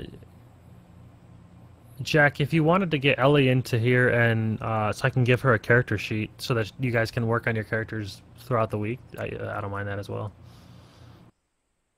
If I get her a Roll20 account, get her in here, and alright, cool. So we are down to 4 or 5 players? So Mystic's gone, right? Yeah, I think it's just 4 I think there's 4. Yeah, so I think it's Varen, Rikos, Ginyu, and Dante, right? Yeah, I'm here. The Rekros is melee. Ginyu is the He's the bear. druid, I'm right? the bear. Yeah, bear Joker.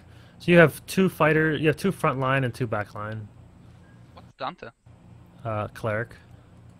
Oh, nice. Yeah. Your party's fine. I guess I That will meta stick to party. my shot now again. Yeah. Alright, so you guys going into the kitchen? Yeah. Technically, new adventure, full life, or I don't know. My life has been. You guys are full life, aren't you? No, I'm down a couple. But Ah. yeah, same. It doesn't matter. Alright, This is so the most meta party there is. I know, right? So you guys in this kitchen, you guys see that there's sacks of heaped up that are all along the walls here. You see some small piles of vegetables that are spread on a table. There's a huge steaming cauldron that stands in the corner. There's 2 wooden paddles and 2 knives that hang on a rack next to a brick oven. You also see that there's 4 wall shelves that hold a dozen loaves of bread. And there's 4 males sitting that stand around the cauldron, inhaling the steam wafting from it. And I can't open my character sheet anymore. try refreshing. Okay, yeah, reload the site.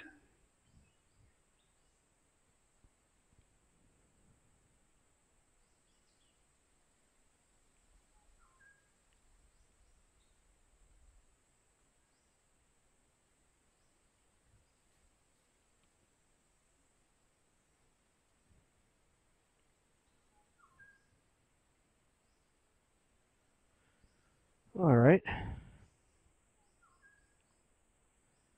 I guess I'll grab some bread and start chowing down.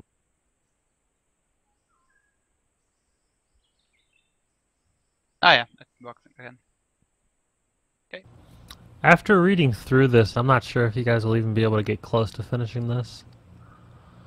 I mean, they're saying this area alone is 3 to 4 sessions, I think. Let me double check something here.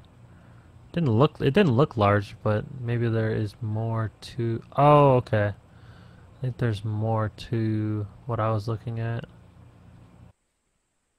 Yeah, it doesn't matter, right? What's up? I like to play if you're available. Right. No, that's fine. I just normally only allot 4 hours of gameplay because I typically do other things as well afterwards. I can do another hour a session. That'll get you guys farther into it, maybe some more experience and some more gold or something. It looks like you guys should be able to get through this spire, is what I'm guessing. So let's rock and roll. So you guys are in the kitchen. It looks like the guys are huffing the steam wafting from the cauldron.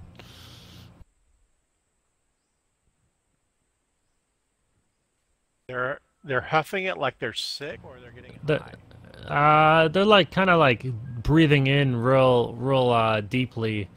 Can I make an insight check? Sure. You don't really get what they're doing. The artist indication, you said, or what? Hold on. Here we go.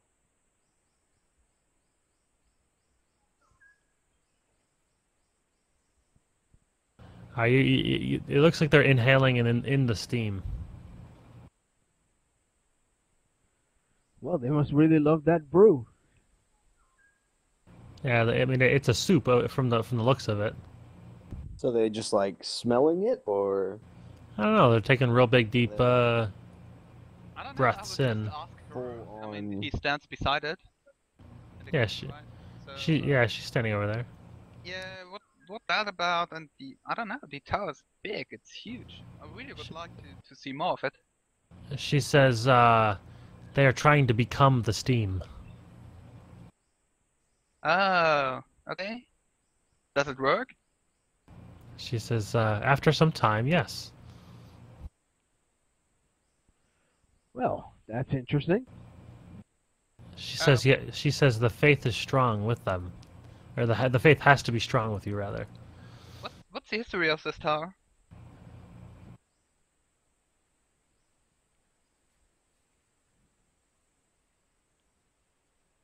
I'm asking her. Right. Okay.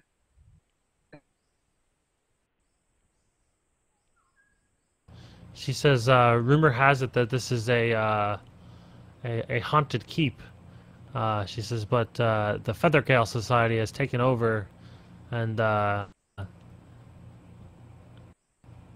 Water Haven aerial mount enthusiasts they have pretentious nobility here. They call themselves the Feathergale Knights. That's okay.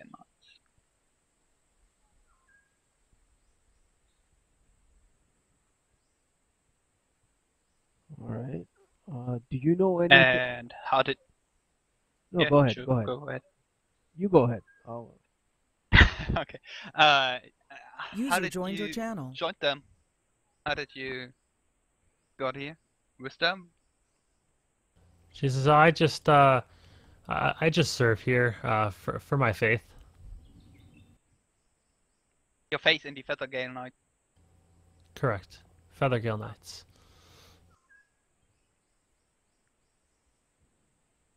Your turn. Do you know anything about riders and giant vultures? She says, well, I don't know about giant vultures, but she says we have riders here that are on hippogriffs. Some are vultures, but we have all of ours here. Is there She says, but you guys are just in time.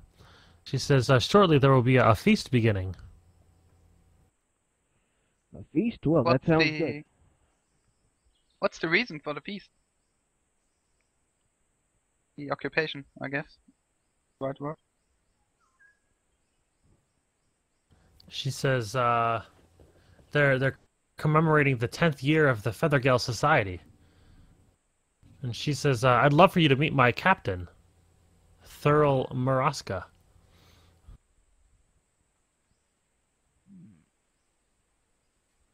Thurl Maraska. Yeah, I'd like to meet him. I'm gonna roll history, see if I know anything about him. All right.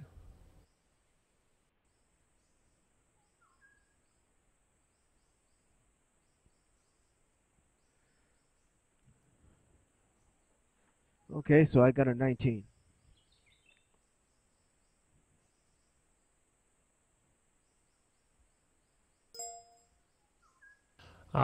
Let's see here.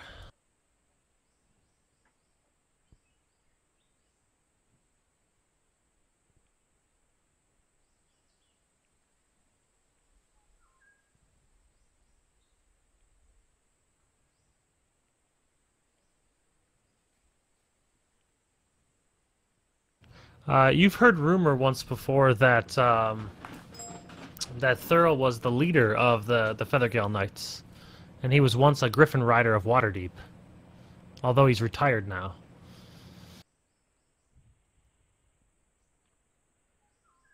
Can we be excused for a moment? I need to talk to my comrades.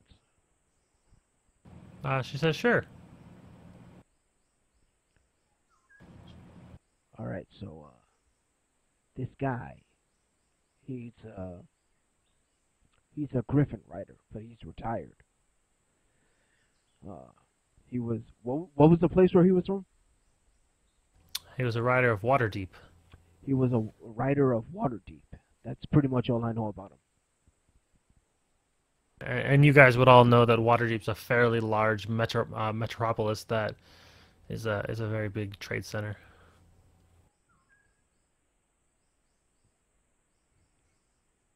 So, 10 years anniversary, huh? Yeah. I don't know. There were clerics and acolytes in the other room next door. These guys here sniff some. I don't know. It's a bit cheeky. Well, we should probably see what happens in this meal. We may find some interesting evidence for the delegates. Yeah.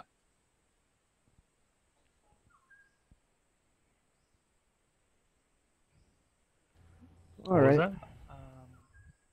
Can I just affirm the mission? We're looking for the 3 diplomats, right? One of them. One of them is missing. Yes. One of them is missing. Mm-hmm. You know of 3. Dwarf or the...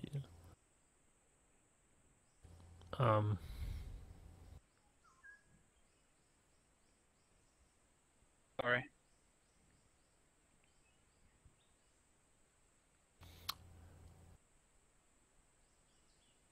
So which one were we looking for? Yeah, I'm confirming that right now. I think I remember, but I'm just. All 3 of them were missing. Yeah, that's possible. So I know we're looking for a moon elf named Seal, a shield dwarf named Mirabar. Ah, yes, yeah. There's 3 of them. It's a body of delegates. Oh. Yeah, okay, that makes more sense. And a noble from Waterdeep named Destineria Majara. Gosh, these names. Yeah, I had the same trouble pronouncing them. How do you think I feel? Yeah, I'm not able to write them down. Yeah, I could copy them, paste them to you guys if you would like. Oh yeah, that's because I copied and pasted the snippet to him, but I didn't do. I just read them to you guys. Lord's Alliance. That's what I kept that. I didn't pay attention to what the other factions were wanting. Yeah, each faction has their own stake in the game. Yeah, I'm looking for seeds of some kind, magical seeds. Yeah, that Terraseal has. That was the Alliance, the Alliance, right? The aim for the Alliance, or was that the aim for? No, that was for Emerald Conclave. Okay. But they're the 3 delegates that you guys are looking for. Okay.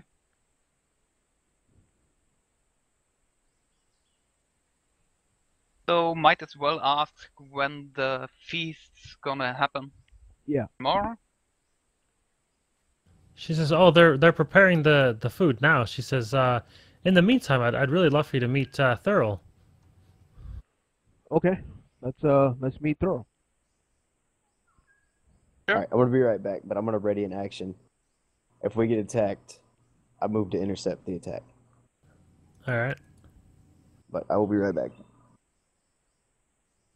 All right. So she comes down here and she comes over to the stairs. She says, "Follow me." And she. I'd like to go last, so if you guys could move.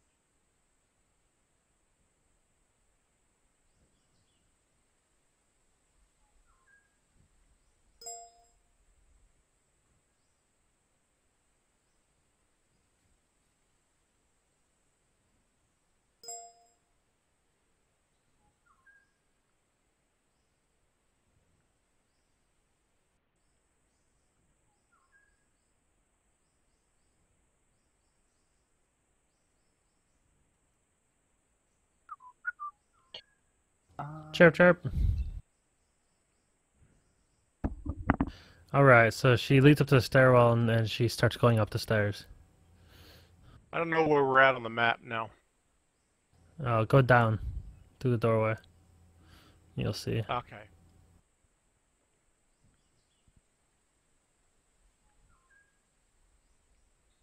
And then Rico's is there with you as well. And she goes up and down the stairwells. You guys come up to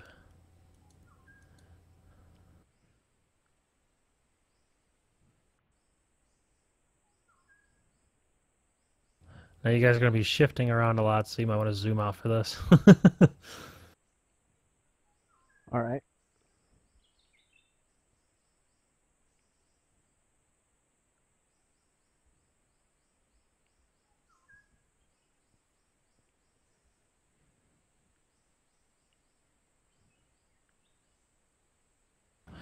Alright, so you guys are walking up the stairs, and you guys come to the one flight of stairs over. That's not gonna work.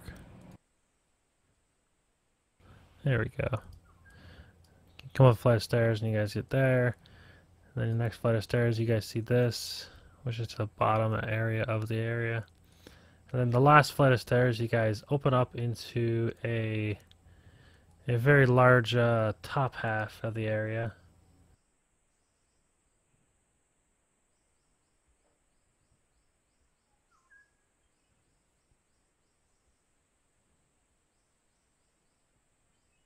And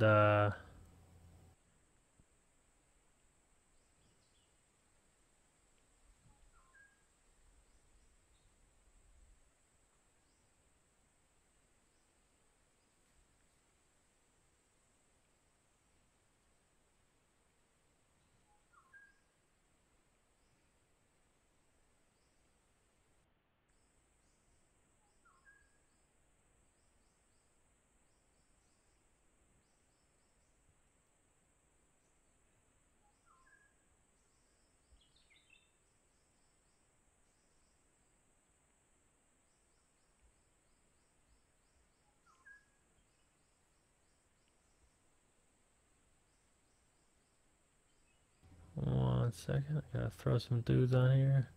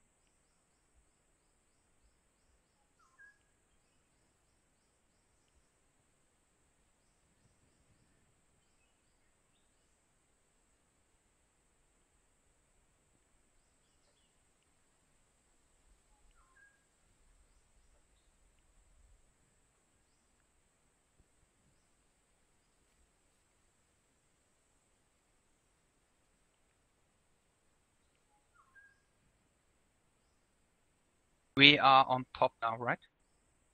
Yeah.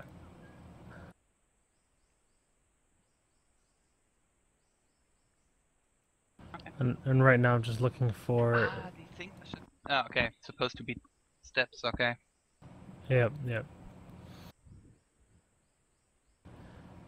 Sometimes sometimes they don't have the best tokens available.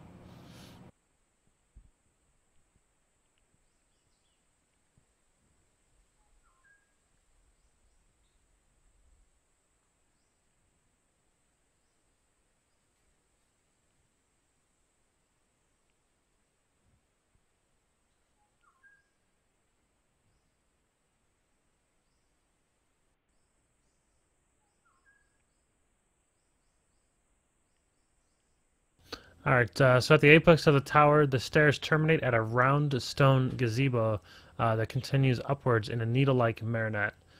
You also see beyond this enclosure a small lawn that grows up upon the top of the tower. You see 4 paths paved with white stones that point to the directions of the compass, each path ending in a directed or into a pointed stone constellation, or crenellation, sorry. A pinnacle's at the pinnacle's edge is a spyglass on a tripod pointed downwards, and from this vantage point, the Feathergale Knights possess a supreme view of all that transpires in the nearby canyon and the somber hills. And as you guys approach here, you see 2 Feather Knights, Feathergale Knights. You see 2 vultures, and you also see another character. He's gazing towards Redlark, it looks like.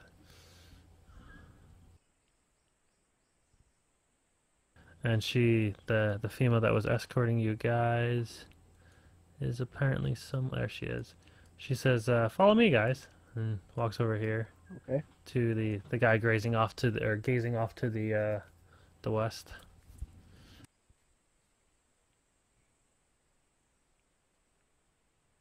I guess I'm having trouble finding out where we're at on the map.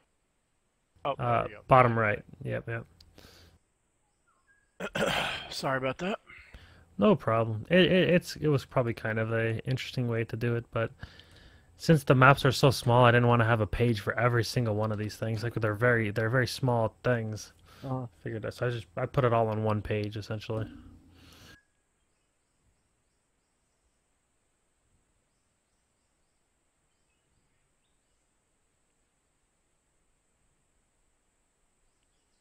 And on the way up, she briefly describes any of the rooms as you guys went up there that you would see. It also looks like the commander of the Feather Knights, Feathergale Knights. It looks like he's a well-built male human in his early 50s. He's embossed in feathered patterns that ornament his plate of his armor, and his kingly cloak boasts a feathered mantle.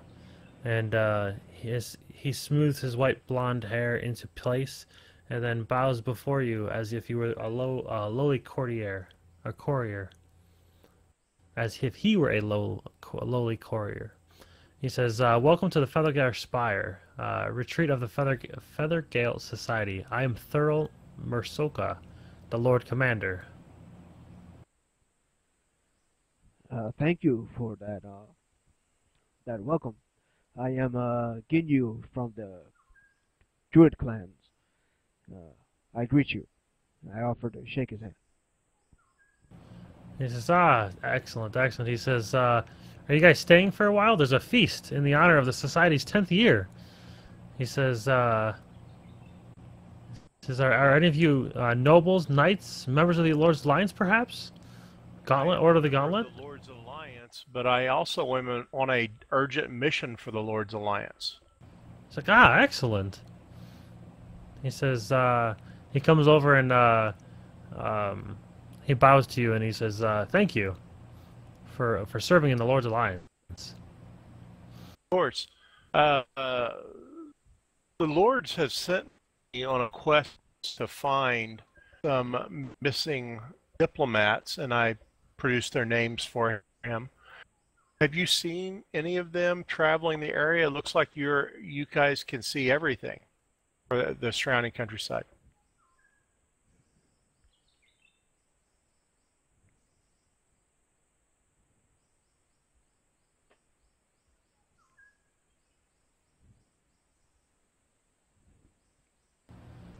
He says, "I mean, yeah, we do have quite a great view here."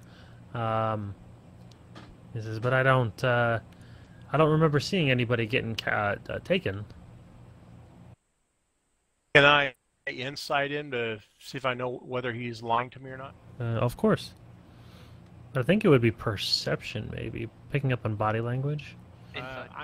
Is it insight? Oh yeah, just go. It should be insight. Deception is more like you want to. It's like you're seeing divert their something. attention. Yeah, insight's insight's right. Okay, go ahead.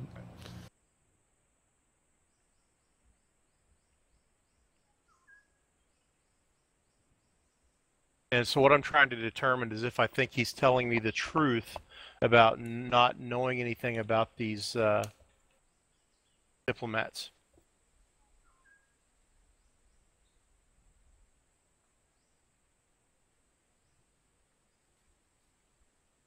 One second.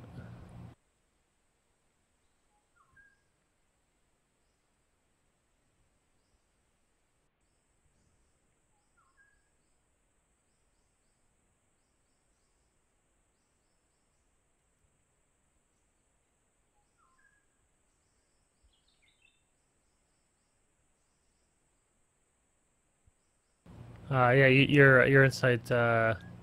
You feel as if he's telling you the truth. And then I request him to send his fastest scouts area to see if they can find anything. He says there's of course always going to be evil that lurks among these hills.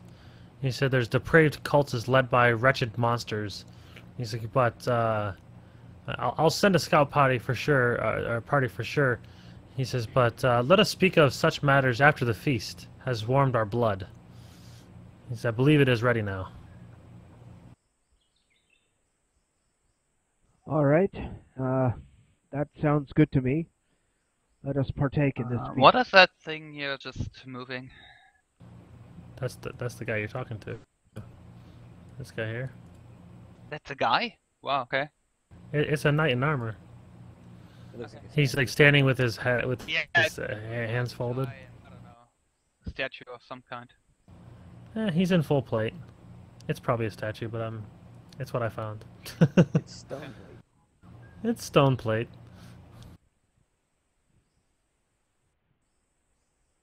Got a really big griffin. Yeah, these are probably no, they're good. They're 10 foot. Or they take up a 10-foot square.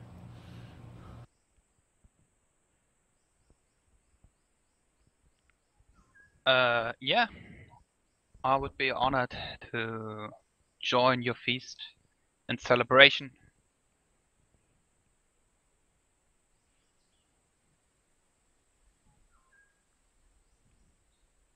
Yeah. There, that's better. That looks better. Another picture might load in, but sometimes they just don't. Yeah, such as that. I would honor to join your feast to celebrate All right. the 10th anniversary. So he walks down here, and she follows him, and then He was standing next to the spyglass, you said? yeah, Might go over and look through it. sure.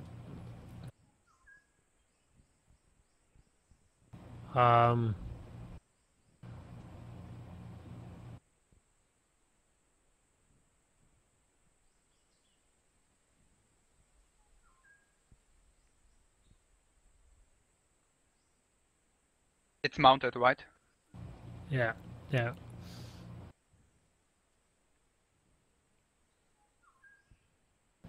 As you look through it, you see a hooded figure enter a door, a concealed door, in and off.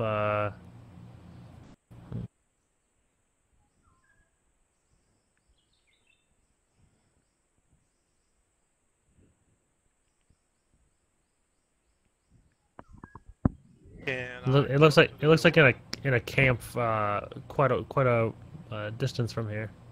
Oh, it's out on the ground. Yeah, oh yeah, it's quite far from here. It's a spyglass, so it's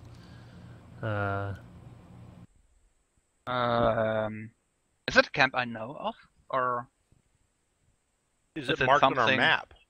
Yeah. No, it's quite far away. Can I like group a bit around so I can make a mental map where that is? Sure. Good. So that's the location of an ominous cave. Yeah, it looks like it's there's two cliffs parted by a river, and it looks like it's a gully of some sort.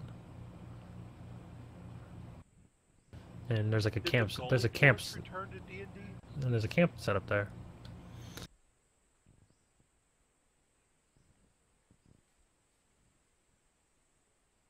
All right, and you guys, we're gonna move around again. Group you all up here, and then group select. You guys travel down to here. Which, if you're zoomed all the way out, you'll see each room light up as you go into it. Sorry. This is just a stairwell as you're going down. This area is just 4 doors. Okay. Then you go over here, and there's another landing, and then it continues to spiral down. And then you guys reach back down over here. Okay. And you guys are back down to the main floor. What the fuck is with the lighting now? Yeah, I think I took a torch with me when we ran around. Yeah, I did. The torches. Dark in here. Okay. I think. Let me see where the feast is at.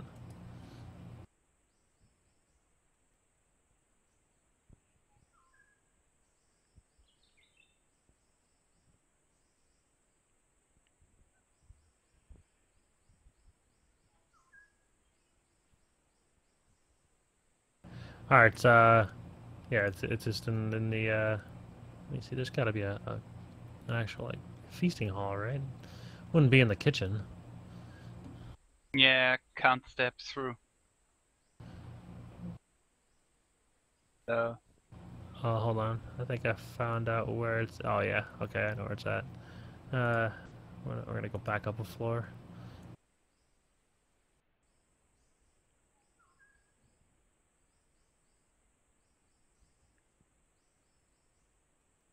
Oh.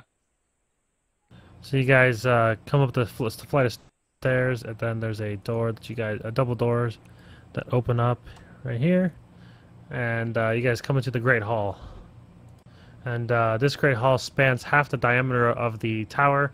Between the overlarge windows, tapestries depict scenes of gallant knights on flying hippogriffs, fighting dragons and jousting with one another amongst the clouds.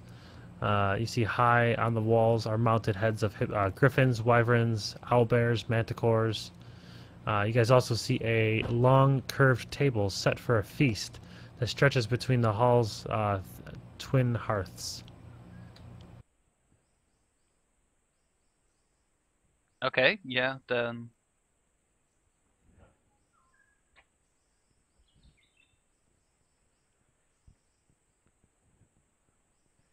I'm assuming we can sit anywhere.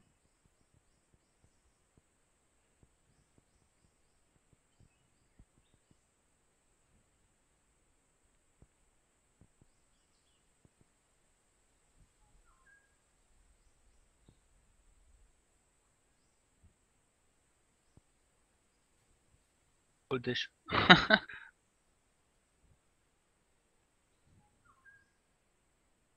These guys are all like knights of the Feathergale. Yep. Okay.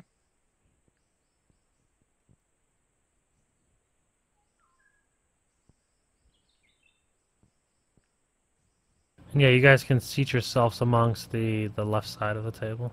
All right. I take the middle.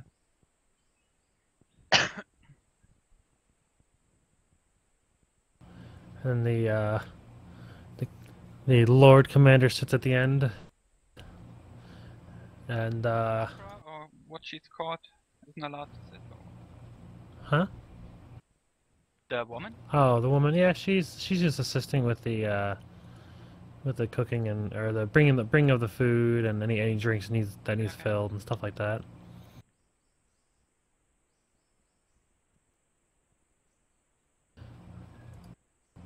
And you see, clad in the finest of garments of velvet brocade, the knights feast at a curved table in the Great Hall. And as I mentioned, Thurl sits at the head of the table. And he says, "Honored guests," he says, "tell us of your adventures in the Somber Hills. Let us aid you in any way we can."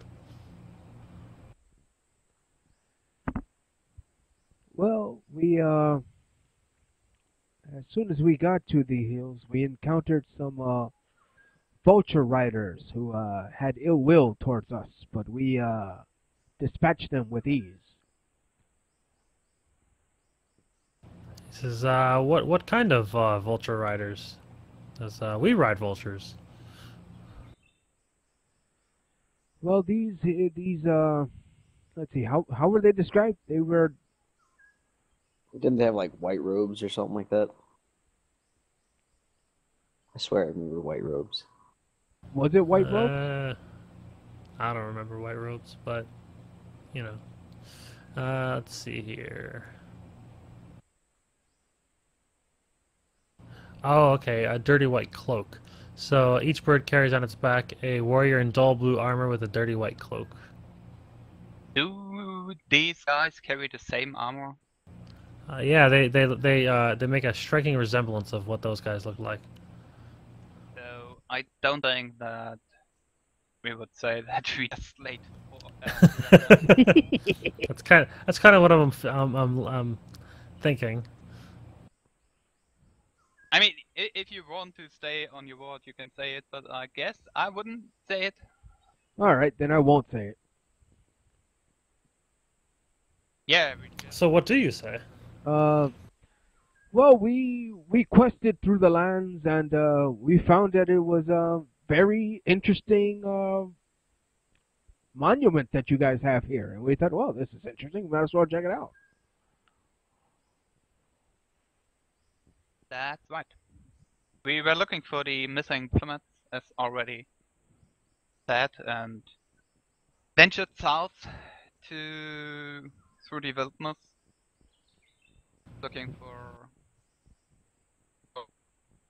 signs. They start applauding for your bravery, and one of the guy offers a toast for your adventures. And then they listen more to any other adventures you guys have to share. Yeah, why not? I tell them that I was a bear and I jumped down a pit to save a child, and you know, the dwarf rogue, seeing the bear jump down, magically moved out of the way with fear. The woman that's been helping this whole time, she says, "Oh, that's wonderful! You saved children as well. You guys are heroes!" And they all clap and applaud. Yes. Please tell us a story of your own. I mean, your guys look strong and have a keep here, so you might have as well a story to tell. He says, "Ah, yes, I remember." And he starts telling you a story, and all of a sudden the doors fly open of the great hall, and a sentry from the pinnacle shouts, "Manticore, it's on the move!" And this announcement, at that announcement, the Feather Knights all rise at once, the feast before them unfinished, and they say, "We should take this opportunity to slay the monster," Thurl says. And from his finger he removes a feather-patterned golden ring set with a garnet and holds it aloft, saying, "A prize for the one who brings me that beast's head." Okay. And charge the Muraska, it's not inside the tower. It's outside. Oh. And Muraska asks the characters to join the fight of his knights in the Manticore's hunt. He says, Are we allowed to join your riders, or? Yeah, he says he offers to lend you guys hippogriffs for the task. I'm interested. Yeah, that sounds good to me. I mean, the ring is shiny, so I'm in. It's gold, yes. But I reach behind me, show my short bow, and say my bow might not have the right firing range to hunt a manticore on the air. If you have a bigger bow that you could lend me. He says, "Of course, we have a longbow that we could lend you, but we would need it back." Of course. I'm assuming at this point my wand of missile still hasn't recharged yet. You guys took an hour rest, so no, it would not have charged. Not And a you long rest yet. and you used 4. Yeah. It's not even long rest. It's at dawn every day. Okay. Yep, I So used you still, 4. so you have 3 It'll left without blowing it'll up. recharge even if you're exhausted and haven't rested. Yep, as long as it's dawn. It's like 1d6, I think it recharges. No, it's a wand. It's a wand of magic missile he has. A wand. Okay. Sorry. Yeah. Yep. No, All right. So they. I think I'll borrow a. No, I can do it. My cantrip has range. Do I get some arrows with the longbow or? Yeah, he gives you a quiver or 2. The arrows, Nice. short bow arrows and long bow arrows would be the same. I don't But care. He would, I get he more would arrows. He would But refill your quiver though. I don't even have a quiver. I just have arrows. Well, now you have a quiver. I have a quiver. A quiver weighs 1 pound. Okay, I add a quiver.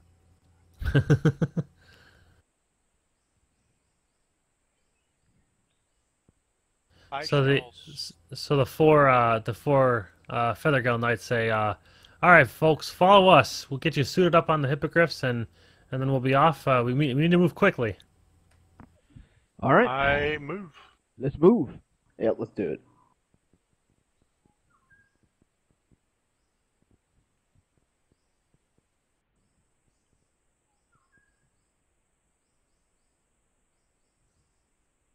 I'm gonna make my way back home and learn to fly. I'm gonna fly like an eagle. It wasn't right. And then you guys go down this time instead of up. Aren't the things up? Might as well ask. She says, "No, the takeoff point is at the bottom." Oh, okay.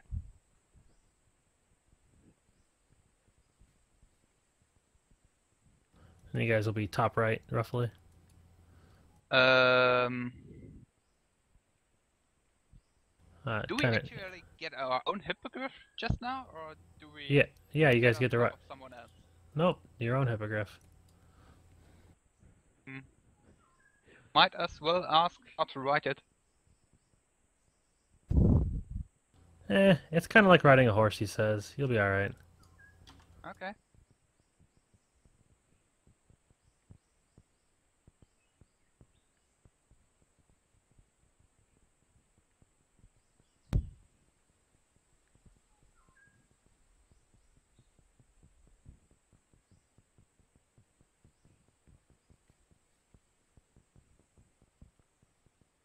Let there be light. All right. Nice.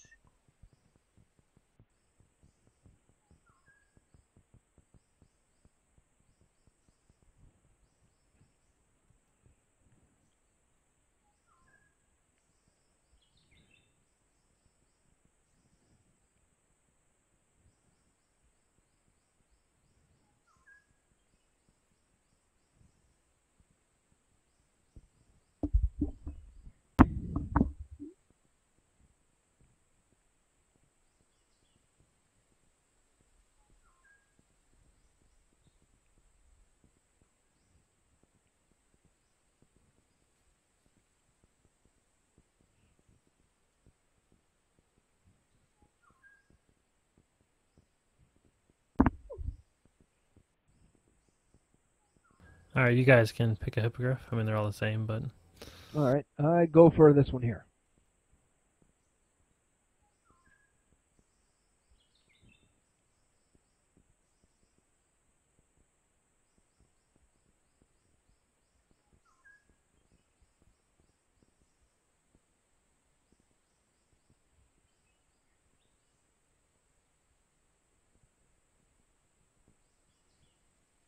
I whisper to the whip hippogriff in primordial, "Please don't drop me."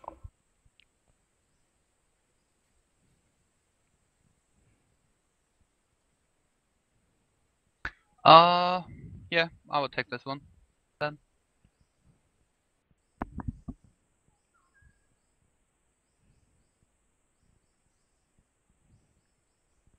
Yeah, it doesn't appear to respond to your request.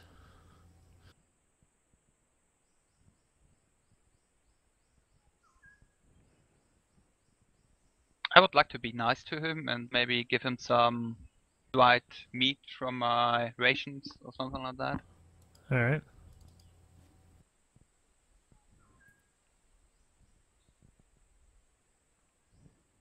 I'm giving you permissions for the hippogriff tokens. All right.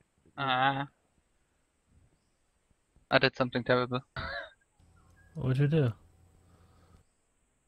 I moved the hippogriff for... Okay. You can hold down Alt and move it wherever you want. Oh, okay. It gets rid of the snap to grid. Oh, I didn't know that either. Yeah. I know all kinds of tricks. I actually typically don't play with grid on. If you notice, the grid doesn't match the map grid, which really frustrates the shit out of me. But some people really like grid for scaling purposes and for combat, so I just left it as is.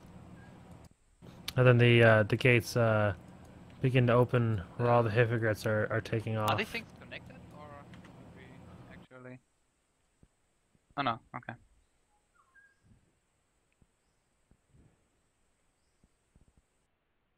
Whee! So they say stick with us, or ride alone and die. Sure. So When I see someone, I would want... yeah, they essentially say meet up in the sky. All right. After they launch out of here.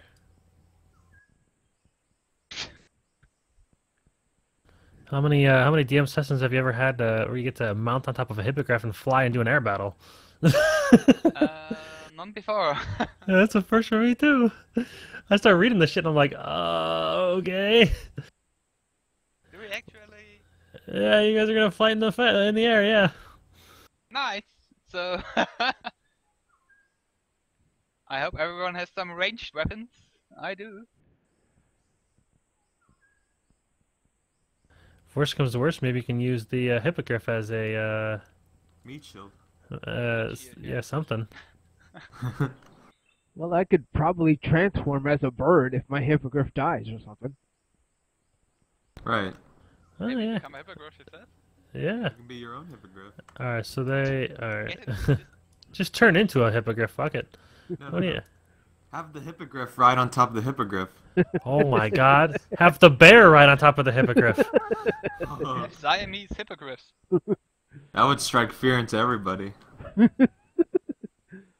All right, I have no idea where Okay, where how we're do going. we do that now? Meet up on top right hand side. Right. Top right? Okay. Move. Oh, move the I wrong can't one. move. Move. Yeah, you put yourself in the dynamic lighting. Here you go. I fixed it. Oh, no, you killed it Ah, again. that's not mine. It's mine. That's mine, okay. All right, which one's my hippogriff? The one you can move. Yeah, you can only move each other's hippogriff. You can't move each other's hippogriff, rather. Oh, okay.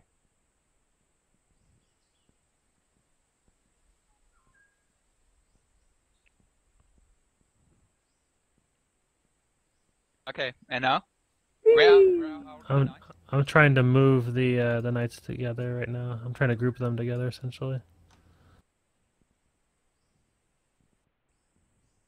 Can I group as well? What's Yeah, you should be able to highlight both the tokens, right-click and hit group, I think. I'm not sure if you guys can group. I don't think so. Yeah, you can still highlight both of them and then move them independently as well. How do I? Oh, yeah. Hey, Just click and look drag. at that. Oh yeah, click and drag. I completely... Nice. Alright, and then I can group them for you, like, I guess. That'd be also another thing I can do. Hey, my hippogriff. Alright. So you guys see... Oh, apparently it's nighttime? That's interesting. Nighttime. Nice.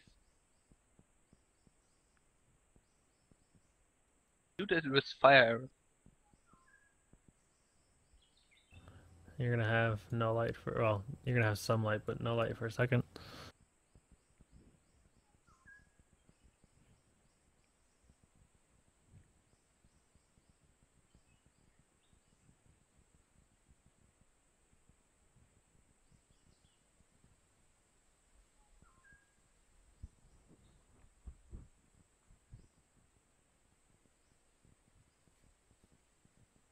Is it a good moon or?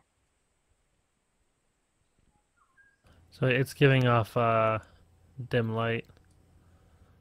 And then these things here should not be giving you any light. I'm gonna go bio while you're setting that up. Sure, sure. Might as well already roll initiative.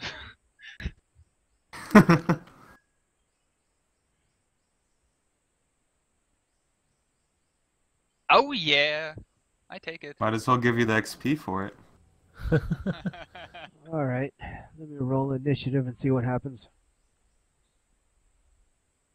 Oh, actually, I have an even better idea after you guys get... Oh, yeah, we're gonna do that.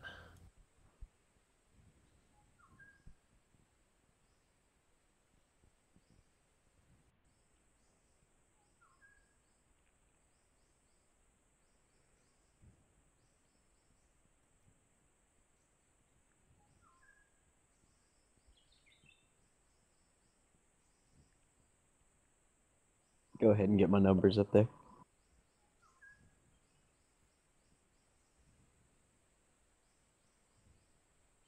You guys should enable the initiative tiebreaker or whatever it is. Where was that at? In the cogwheel of your character sheet, you can enable something called break initiative ties. Oh, there it is.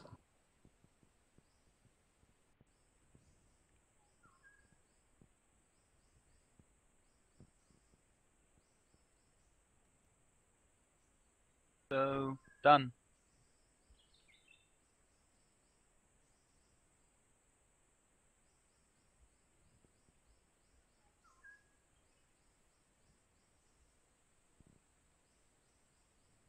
Alright, we're gonna be switching maps here, but I should be able to copy and paste the whole cluster. And then it'll be good. Nice.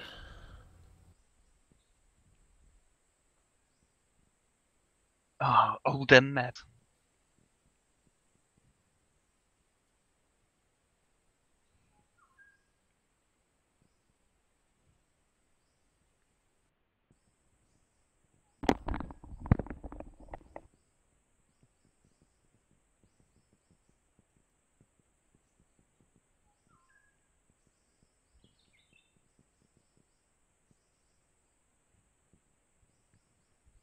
Dante's back. Alright, I'm gonna copy and paste you guys now. And hope We this decided to works. already roll initiative, so I mean, gonna fight, right?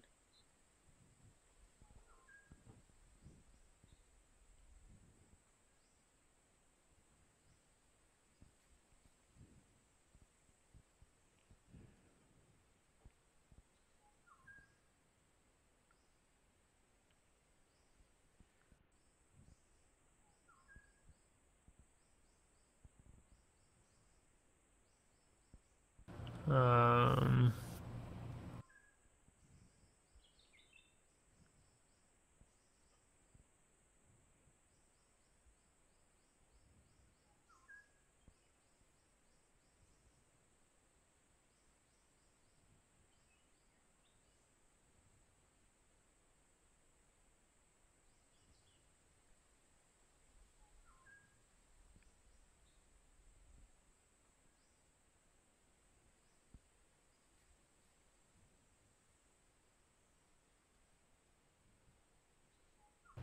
Okay, something wonky is happening, so hold on.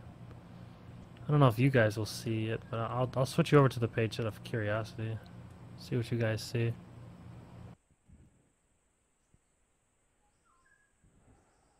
No lightning.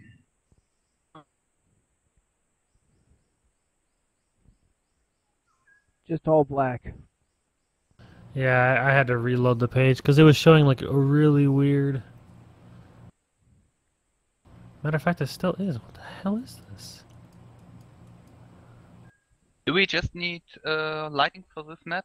When we just No, I have it on there. What I'm saying is that like nothing is. I think I'm gonna delete this. I'm gonna move you guys back. Go back to it.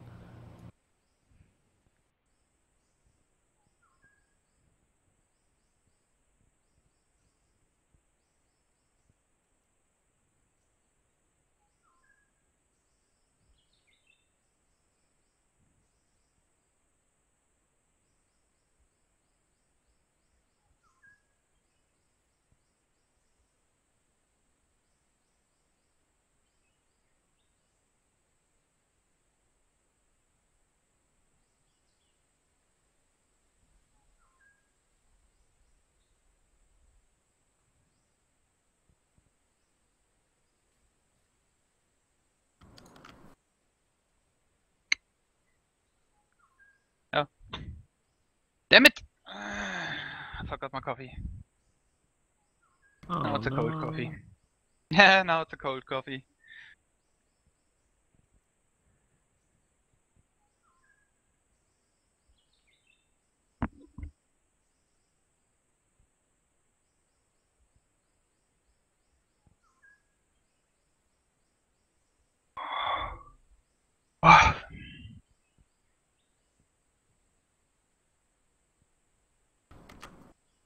Alright, I think this will be good now. Blah.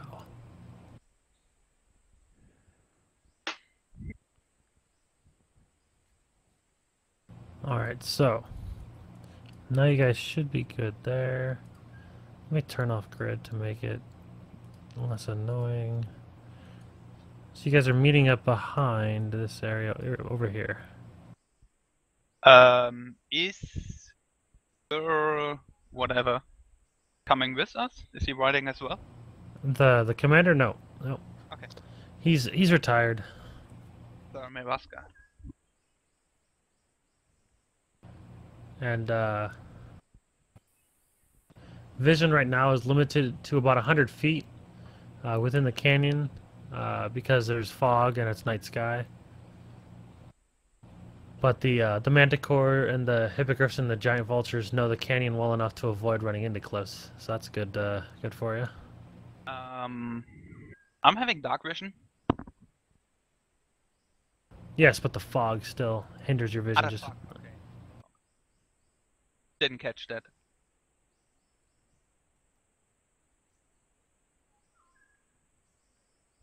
Okay, so.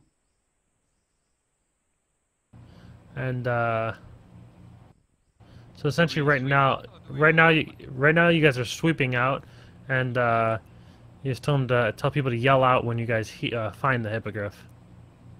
You mean manticore? So do I make a perception roll to look for it? Nope. You roll. Everybody roll a d20. Okay. Just a flat out d20.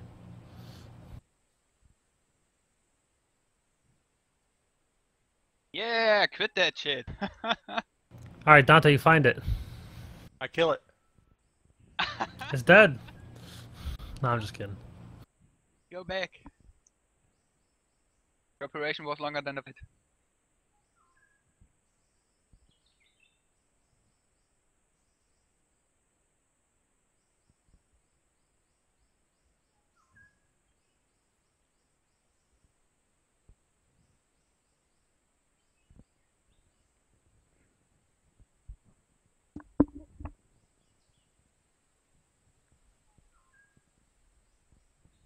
All right, Dante, move your dude over to the kind of like behind it. Okay. Whoops, I'm not linked anymore. Okay, I can link you guys You just together. have to drag back over it again. Yeah, just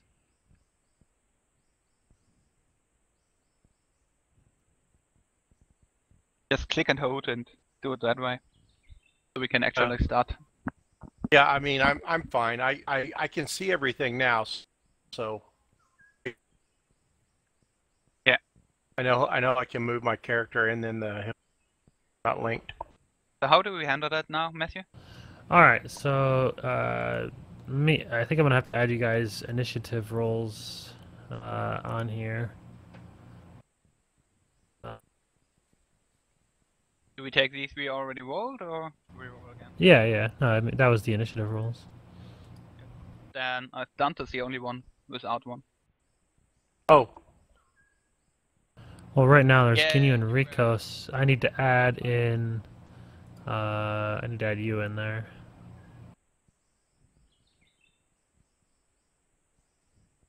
Oh yeah, I joined you guys together. Just roll. Do me a favor and roll another initiative, just so I can add you. Like I can't add you right now because the hippogriff's in the way. Damn it. No. I'll put 10. I'll put it up at the 10. Well, do I Okay, have that's to the roll the hippogriff. initiative again? No, it doesn't track mine. No, let me do something here. Oh shit, I fucked up.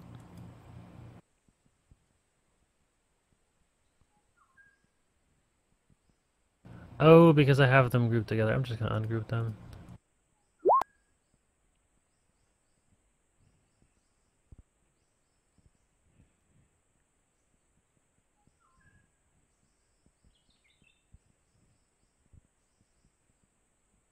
Okay.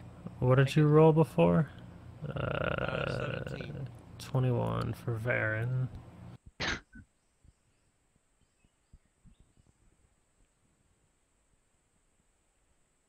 And then Rico's 17. Ginny's on here twice, unless I'm seeing that wrong. I am, okay. Ginny had a 14, right? Yeah, 14 before, so I'll delete this one. Yeah, and Wycross had a 17. Yep, I had the 17. So it's only... Oh, Dante's on 17. I'm 0. Yeah, take your... Okay, there it is. I meant my modifier is 0. I'll go last though. Yeah. No, Ginyu is... What's up? We are out of read guess. I don't know. We have to see how far away we are from Hold on. Dante, Yeah, because you I found it. I will explain in a moment. Alright, so Rico's Ginyu, Varen. Rico's is on here twice for me, but it's not for you, so I'm gonna delete this one. Yep, okay. Sometimes there's like phantom... Somehow it's like on here phantomly. And then I'm gonna add in a turn order for these guys here.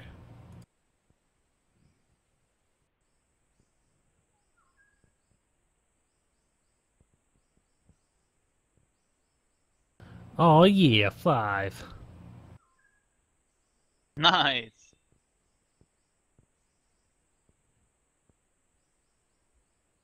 Oh. Damn, I hope that was Iwaniko.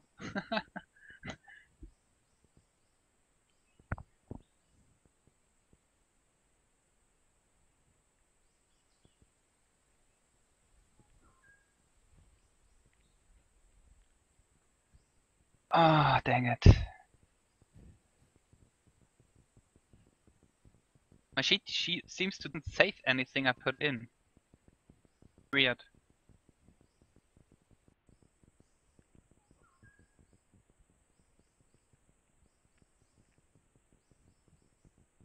Alright. So the giant vultures and the hippogriffs, they appear to be faster than the manticore. So as it's found,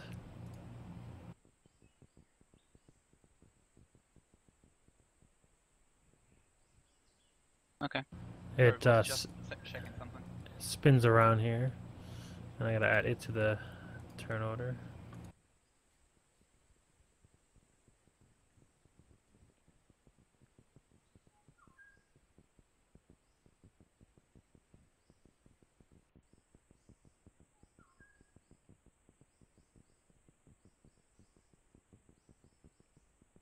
Ooh, it goes first.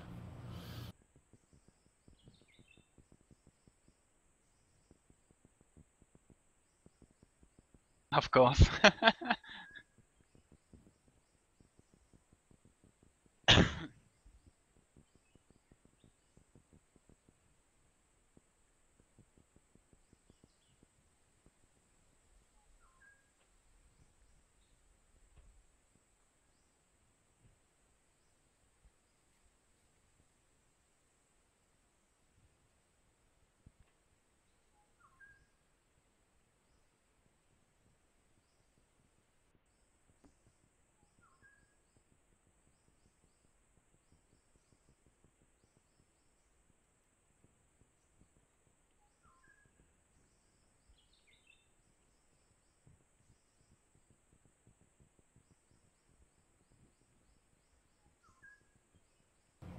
You see the knights. You hear the knights blow blow a war horn, and then that's what initiates the battle. So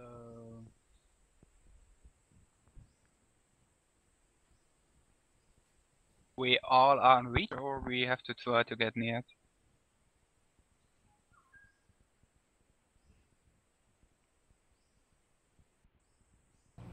Huh? Oh, you guys. Oh man, they didn't even explain how the hell you guys attack it. I think you attack it with the riders, with the actual attack from the bird itself, or from your guys' hippogriffs. Like you guys are riding on the hippogriff to attack it with your hippogriff. Okay, so what is the attack of a hippogriff? So yeah, I don't use my longbow then.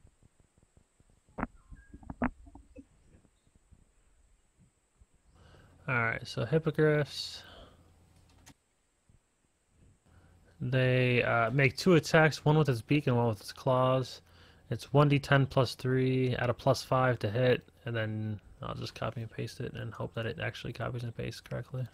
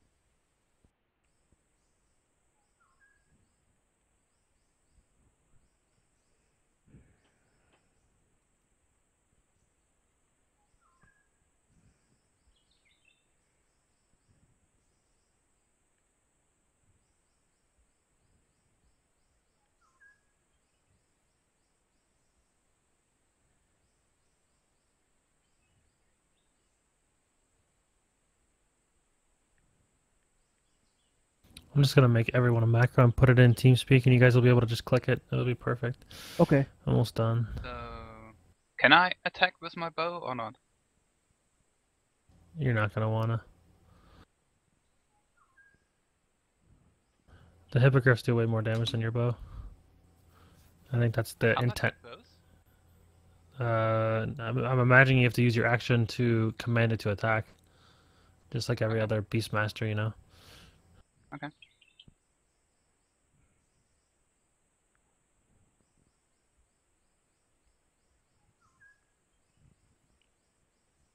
So it wouldn't be better for me to try to use guidance on it for the first turn? Give all these awesome hippogriffs advantage?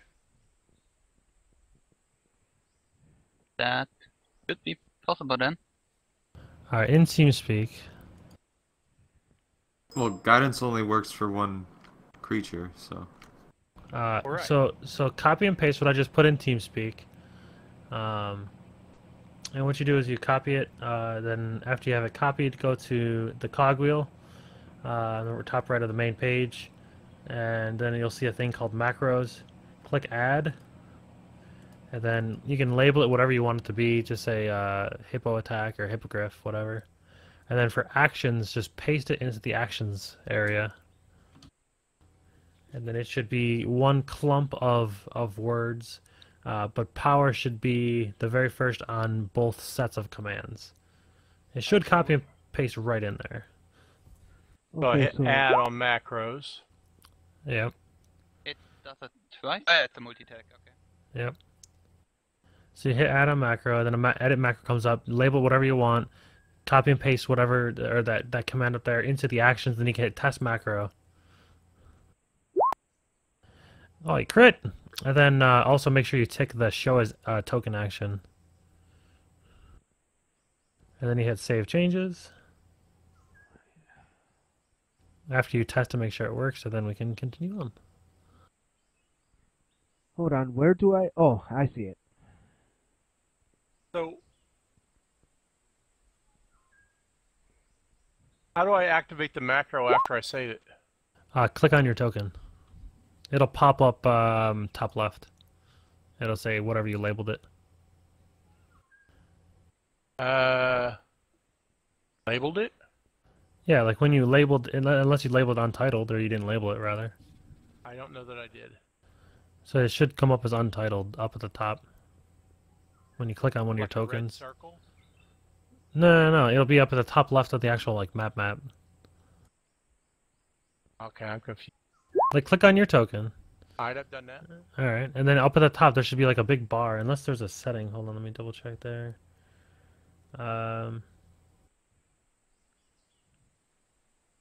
And you made sure to click on the option show as token macro, right? What? Open up the macro again on the right hand side of the So bar. I'll try it again. So I paste it, and then it says And then name. name it something. Yeah, you can name it hippogriff. Okay. And then there's a thing that says show as token action. I see that now. Yeah, check that, then hit save. And you can also hit test macro to make sure you did it right too. On the right hand side there. Yep, there you go. Then hit save changes. Well, so I don't know. I'm sorry. You did it right, didn't you? Well, Rico's. I thought I did. I added it. I hit add token. I'm just saying, whenever I click my token, I see my 25, my 18, and my 13. Right, it's higher than that. Top left. It's like on the map. It's Yeah. outside the map. Yeah. Oh, I thought you were saying it's on my token. No, well, it shows as token action, but it only shows when you click on your token. That's why.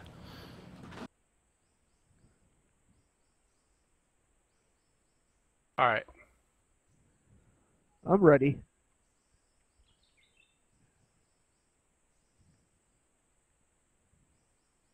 All right, so hippogriff goes first. I'm sorry, the thingy goes first. Manticore. Yeah. At least that's what they called it. Yeah, he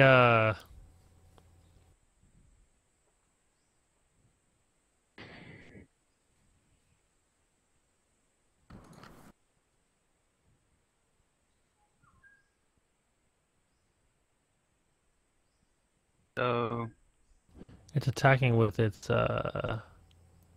tail spikes. who's in reach now from the Manticore? Everyone or?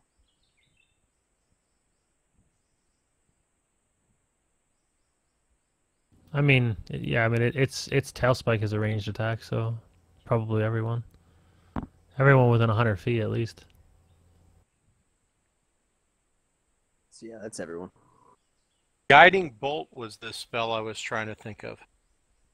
Oh, I see what you're saying. Well, that's only on the next attack when it hits. It's not all for of them. me.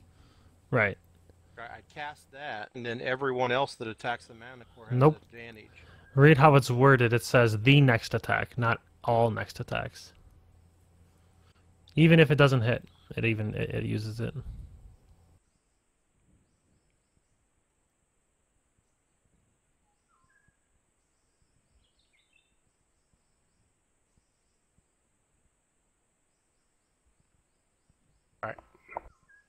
All right, so he's gonna do his attacks here. User disconnected from your channel. Rip. So this one's on the hippogriff up front here. Let me see what the hippogriffs have as hit points.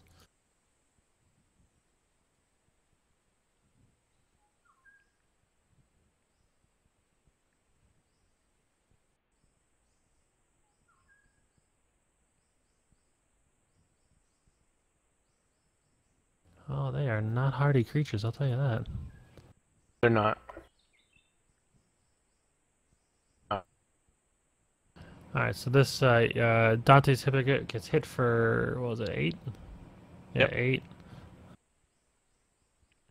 And then another tail spike goes to this hippogriff over here. To the left. Oh, that's a hippogriff. I need... What's Is it their this one? HP and AC? Armor class 11, hit points 19.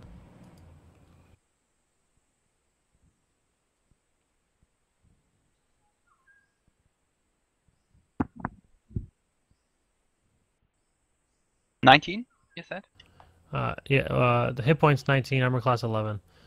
So this guy over here gets hit for...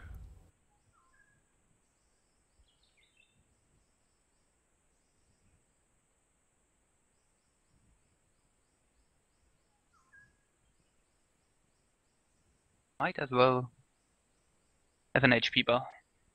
Yeah. And then Varen's, yours is getting a hit for 8. Wow, these rolls are insane.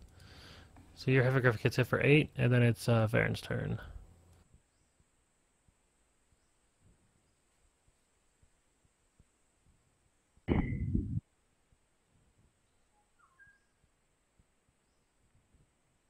Yeah, okay, then. So you guys are attacking back. Do I get advantage? Oh, okay. No. So I guess 1 hit. And I have to fly over.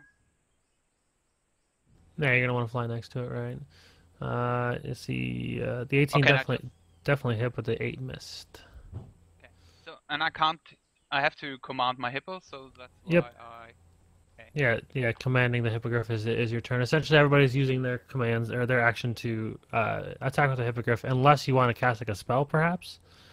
You know, Guiding Bolt's definitely a good cleric spell. It does a lot. It probably does more damage than the Hippogriff, unless the Hippogriff hits hard. Can I swoop? So can I attack and move away again, or would that? It's an attack of opportunity. Okay, no, then might as well stay there. I don't know. Yeah. All right. So.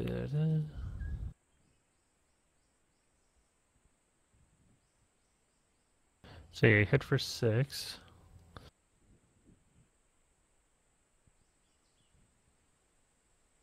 I try to be on top, above him. So. Right. All right, Rikos. All right, I'm gonna move up and attack at his face. So get nice and close. All right, first attack misses, but your second attack gets a nice gash in him for 11 hit points. And then Dante's turn. Yeah, I'm done.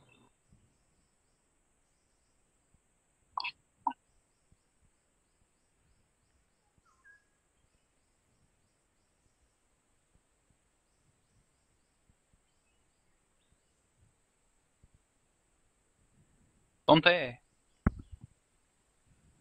I did a regular attack because I'm not sure I can do the somatic component of my spell while I'm writing a hippogriff. After I thought about it. Hands free, right? Hands free. Look, Ma, no hands. All right, so both of your attacks hit for 12. Is the 24 a crit or not? No, they're +5. You only need one hand to do somatic components, so.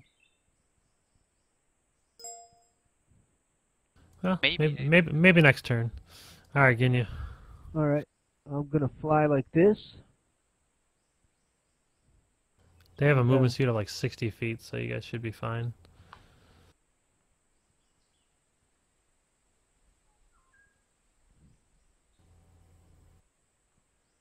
Yeah. One of them hits and one of them misses. Yep, you hit for 8. And begins to bleed a little bit. Then it's the rider's turn. They're gonna swoop in. A block right over there. Turn them around. Get a nice surround on this thing.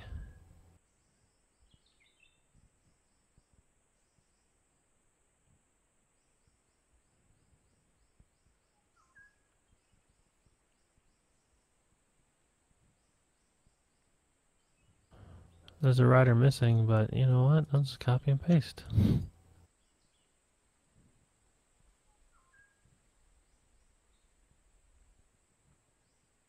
User in your channel timed out.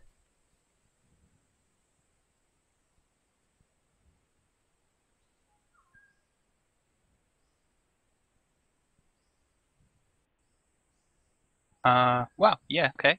Sure. Oh yeah, all different angles above it, below it. All right, so one attack there, 6 damage there. We say we just, I don't know, execute him mid-air. That one's a nice 23 damage. Oh, that one drops it. It's dead. Drops down to the ground. Too many. Yeah, you guys got too many people. It's just Manticore can't do it. All right, success. I guess the hippogriffs weren't designed to attack it. It doesn't say, so it kind of makes sense. Dine on poison flesh tonight. Ooh. I'm a dwarf. I'm resistant to poison, so bring it on. If this thing starts to drop, I don't know, I try to... How big is a manticore in comparison to a hippogriff?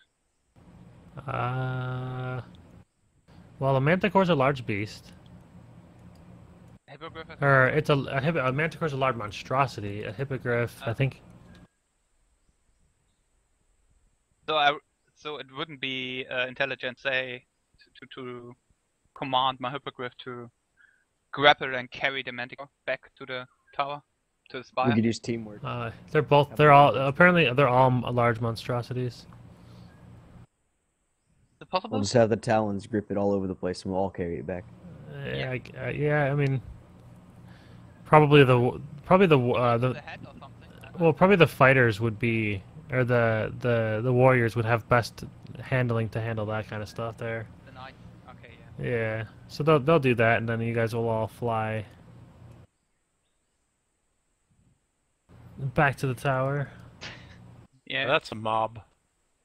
Oh yeah. I guess that was... Overkill's underrated. Yeah. Yeah. Longer than it should have. I can't get in. Yeah, as I put dynamic lighting up to block the torch's light. Okay. There we go. Ports are open, fellas. Fuck it. Oh, whoops.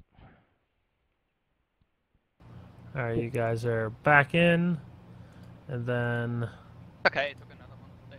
land your hippogriffs right in there. Land them in there. Alright.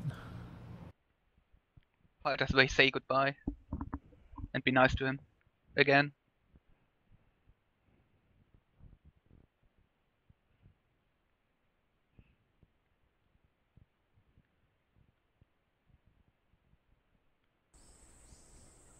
Alright, they drop it off in this empty stall over here. Then,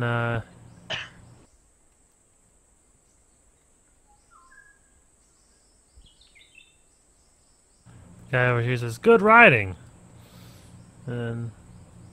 I like that. Yeah. That was quick. We destroyed him. To be fair, it would have been probably longer had the natural 20 not have been a natural 20, because you needed an 18 or higher to even find it. Yeah, but the fight itself. Yeah, well, one round. Overkill. Yep. Not even a full one round. Yeah. Almost everybody got to attack. Might it be more fun if everyone wasn't allowed to use the hippogriff to attack? I don't know. To me, it just makes sense. Yeah, sure it is. I mean, these things are stronger. Alright, so then you guys go back to the feasting hall. Whoosh.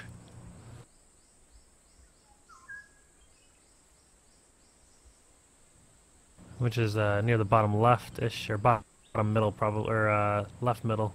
And I gotta take a pee. Yep, Okay. I'll be right back as well. So, let's see 50. Or whatever.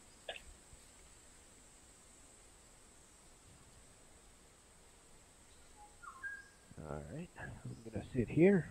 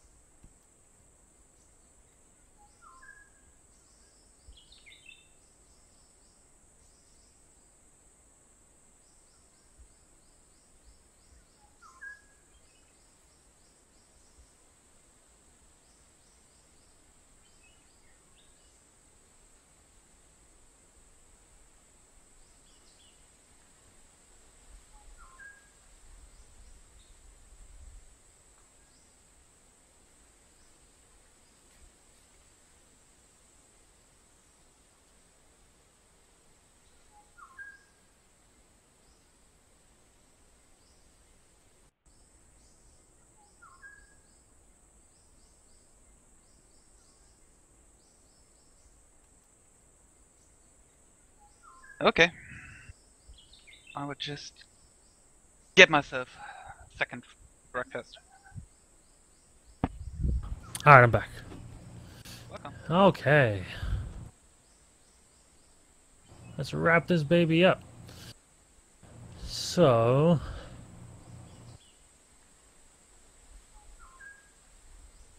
He said, so the king, or the Lord welcomes you back, and he says, "Ah, I see." And you guys bring the head up, and it's like, "Ah, you guys did wonderful." He says, "Who found them?" And Dante did? yeah, he's asking who found the hippogriff or the Yeah. manticore. One of Yeah, our well, men, Dante I'm the did. one that spotted it. I didn't actually get the killing blow like that. He says, "Ah, but he's like, but that is." I said, "Whoever finds it and brings it back." He says, "And you guys did it. That's wonderful." He says, "My ring is yours," and he hands it to you. Thank you. And he says, and because you guys did so well,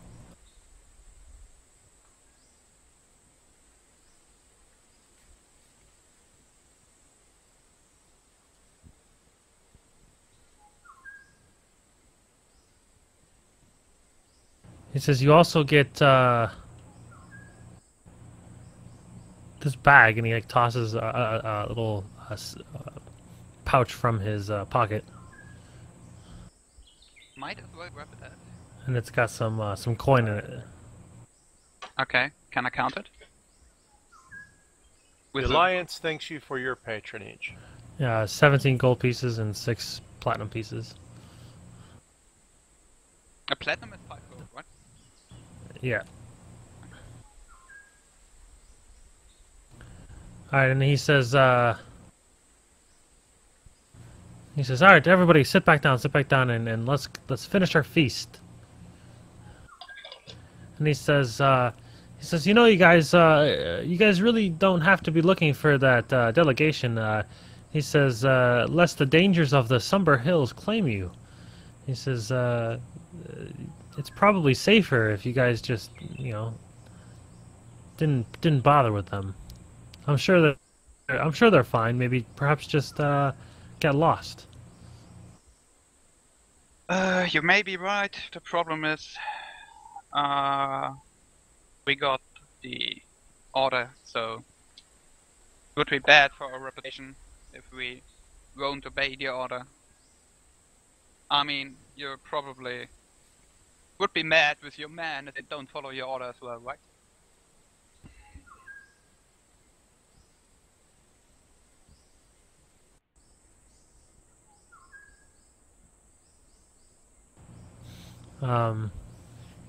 He says, "True." He says, let's continue our feast."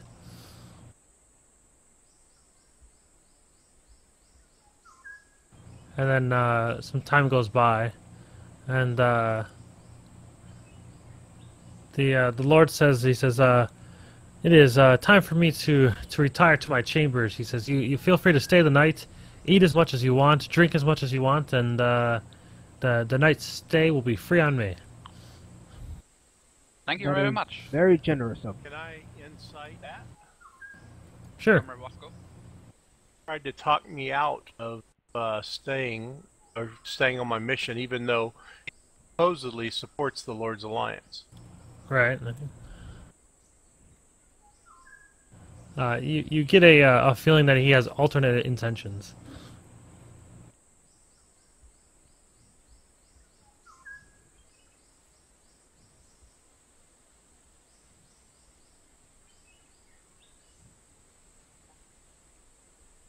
I don't know, guys. I don't know that. Well, kind of need to have another meeting away from these guys. Yeah. So the Lord walks off, and he goes off there. And then if you guys need a room, get a room. Let me see if I can find you guys some room.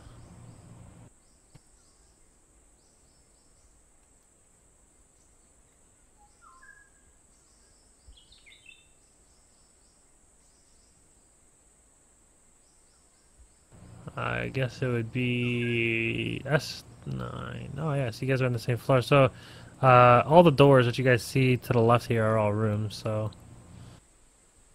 Where? Around the giant, yeah, dynamic lighting. Look for there's like little blocks, like I'll let me here. go past the door. Right. Oh, Okay. So, that one. no, either one. Yeah. If you guys want to pick the second one, that's fine too. The dynamic lighting is preventing you from going through it, but yep. There you go. There we go. Yeah. Pretty So much. anyway, so when we get in there, I tell them that Yeah. I You guys are being quiet, right? basically in a hushed tones after I close the door, I don't think that he's being completely honest with us. I think these are the same guys that attacked us earlier, or at least they appear to be. Been overly hospitable, in my opinion. What do you guys want to do? I think you're right when you say that these are the same guys that attacked us earlier. Yeah, But, but why would they attack us first and then A be few nice moments to us? later, you hear a knock on your door. Yes. She says, "Did you guys lock it or just shut it?" No, I don't know that we would have the mean to lock it unless it came hard. Right. Yeah, it would be a Probably lock. don't So, have keys. the door begins to open, and Savra comes in, Yes, ma'am. and she comes in. Oh, and she shuts the door behind her.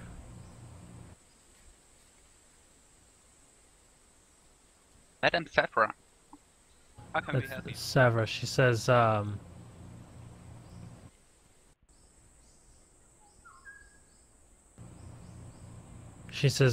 she seems very delighted about with your deeds so far, and she says she wants to confide something in you. She says she knows that the Feathergale Knights, they have a secret mission with the Master Air Elemental to annihilate Waterdeep's enemies.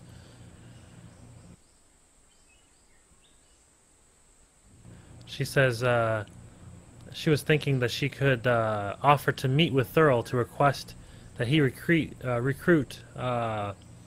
you guys into the Feathergale Knights. She said in doing so,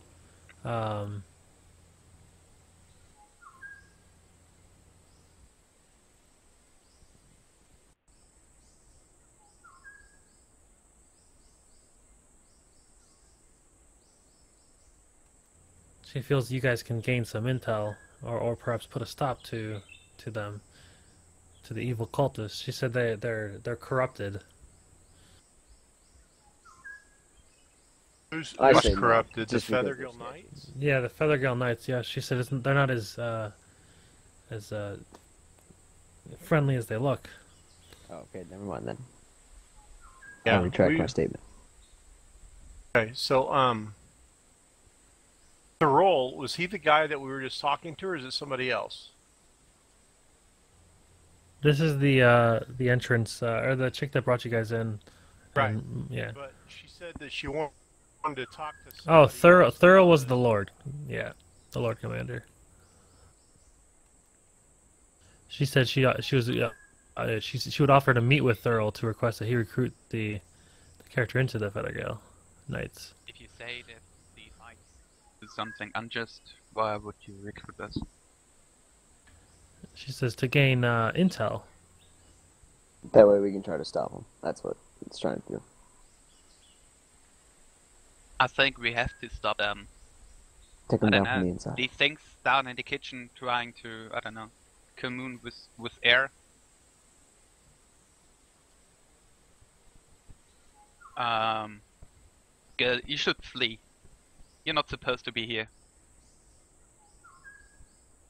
These guys are no good future for you.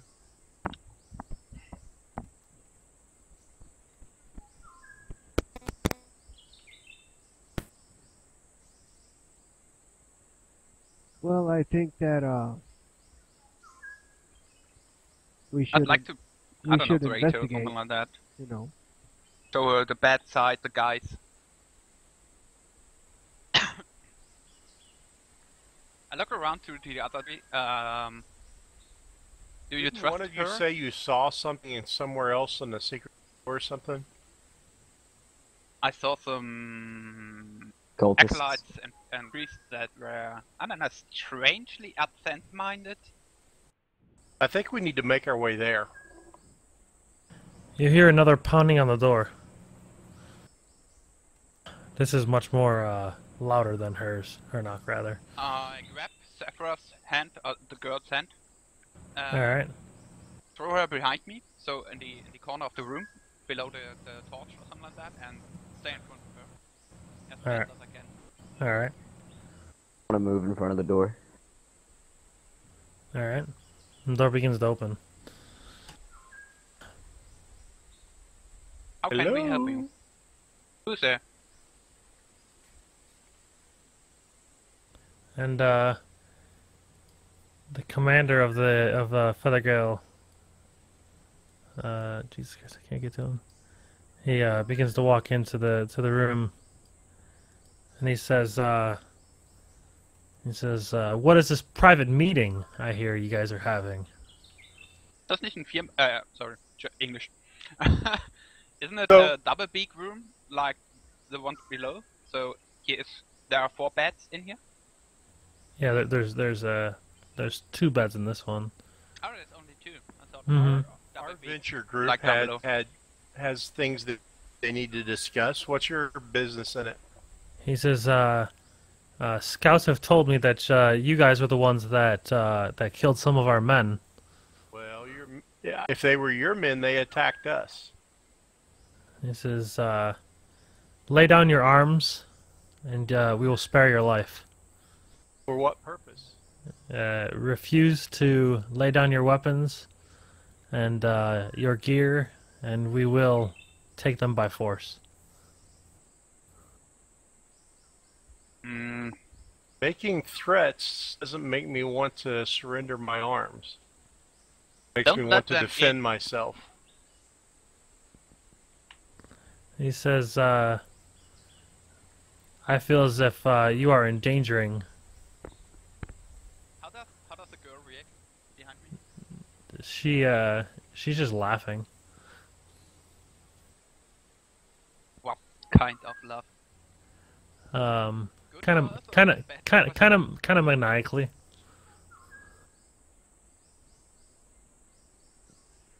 All right. I think my weapons. I think I'm gonna go bear. And you hear a semi-possessed demonic voice come from your loved Savra, and she says, "I would suggest you do as you're told." Can I knock her out? I mean, you can try. Yeah. Then I'd like to pummel strike her twice. I don't know. Should I just roll my daggers or? Just roll a unarmed attack. It'd just be a 1d20 plus your proficiency modifier. Well, I mean that's a problem. Knocking somebody out requires their hit points to be 0 in this. Can't I decide to do non-killing weapon damage or something like that? Right. It's a non-lethal blow, but you have to decide that as her hit points reach 0, essentially. Okay. Yeah. So. I want that. I will attack her and do none. So you'd be attacking her until her hit points reach 0, and you would just tell me in a non-lethal way. Essentially, you're trying to drop her hit points enough to knock her out. Is all that really means. Yeah. If that's the thing, then I would do that. I mean, I already checked the laughing, and it was kind of disturbing. So. Well, yeah, and plus you're hearing like a fairly possessed. It doesn't sound like her normal self talking and laughing. It's kind of like a almost demonic or airy voice. I'd say it's more airy than. I just wanted to save her from cult. Like, I don't know. She's going nuts. it sounds more airy than demonic. I guess I won't get a surprise round, but yeah. How do we do? What should I roll? You just I mean you're attacking her, so it'd be just your normal attacks. Okay. And then everybody else would roll their I guess my initiative.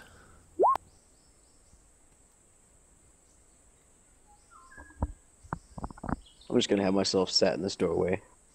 That way I can hold them out as long as possible. That's a good decision. Alright, hold on. Here we go. That's my, Oh, great!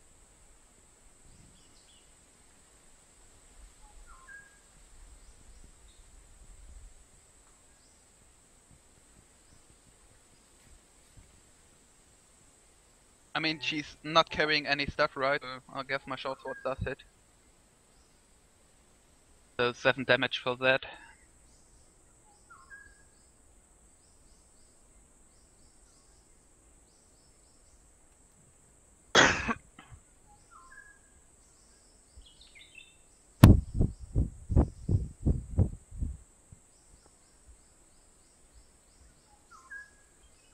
Can't hear you, Matthew. Yep, I'm rolling initiatives right now. Hold on.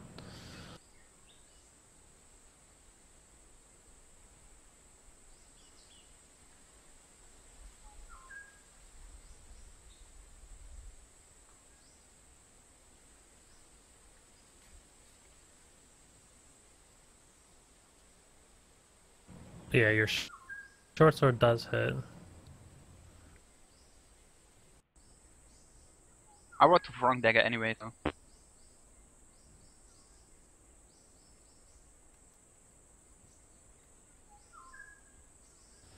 Alright. So the attack for 4 or no, 7.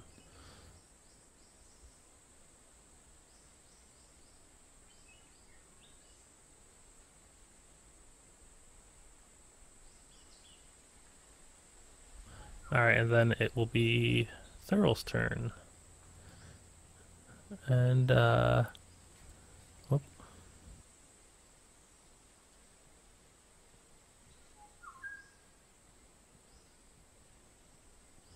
He's wielding a great sword.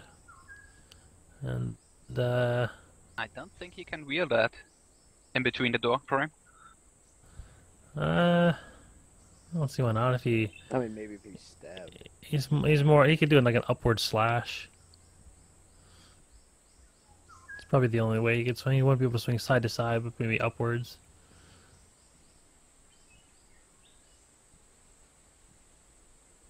Don't know how big a door frame is. Oh, actually, I know exactly what I'll do. Oh, this is genius. His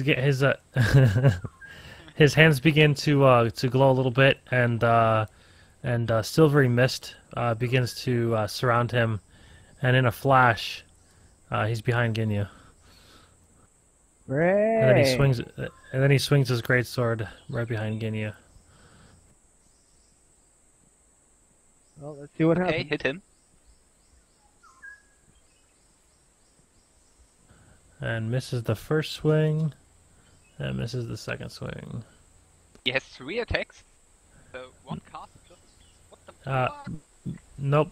Well, bonus action, but yeah. One of them was a bonus action. Wonder what it is. Alright, Dante. Dante will try.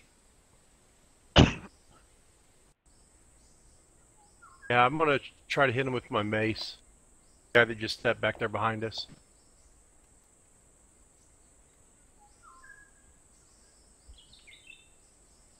Actually, probably got good save. But I probably missed. Yeah. Yep, that's a miss. Done. Alright. Okay. Then might as well attack again.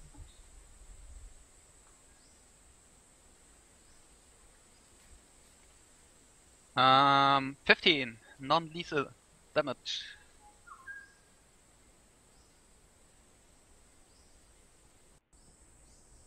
That was a really good roll.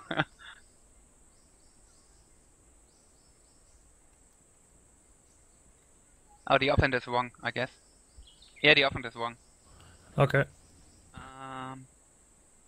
It's still damage. Well, it'd be without- two. No, it'd be two three damage. Yeah. Yeah. Sorry. So it'd be My sheet 4. has- So no sneak attack, but so it's 12 total 12 damage. damage. Still? Okay. I think the birds chirping is killing this fight right here. This needs to be much better music. Hold on here. Yeah, some bunch of chicken or something like that. Not manical laughing. Let's see here.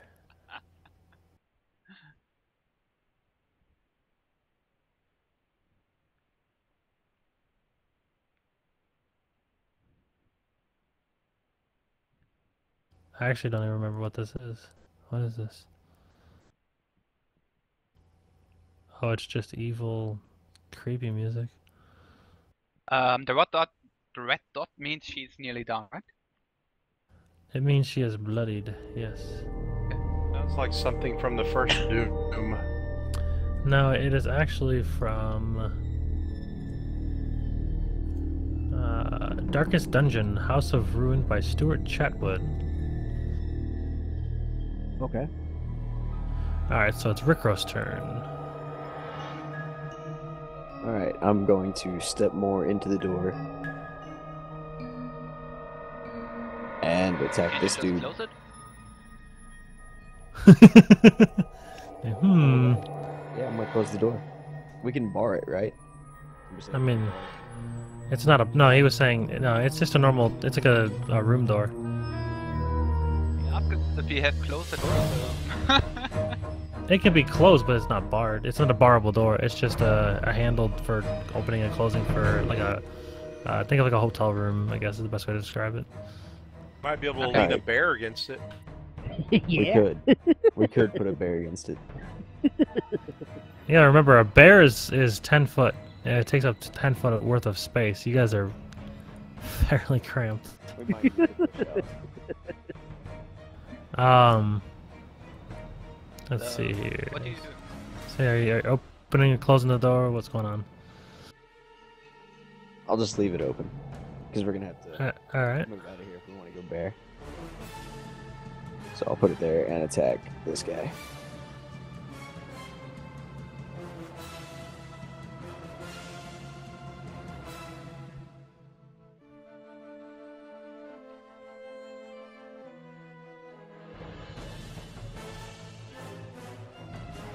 Alright, so 18 is a hit for 11.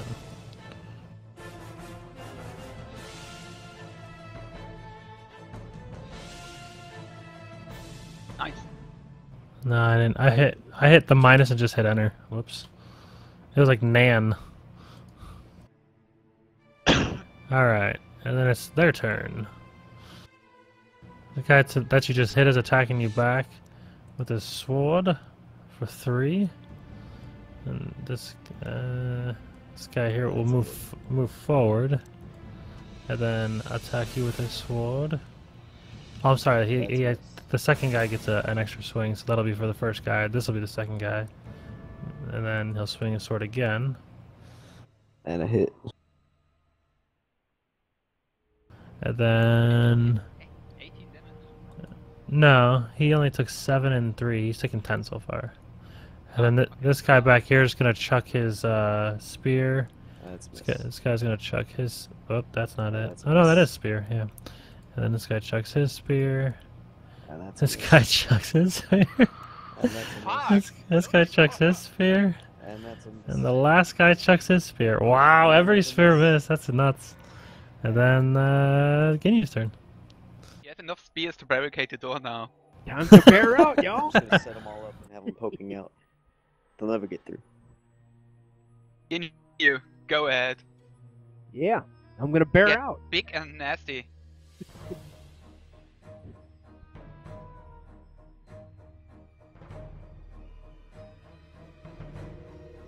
Beam me up, Ginyu. I need my bear.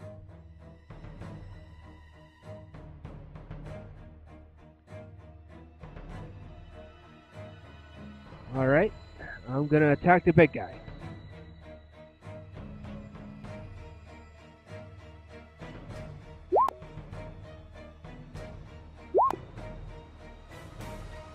Alright, 10 and a 15 is a miss.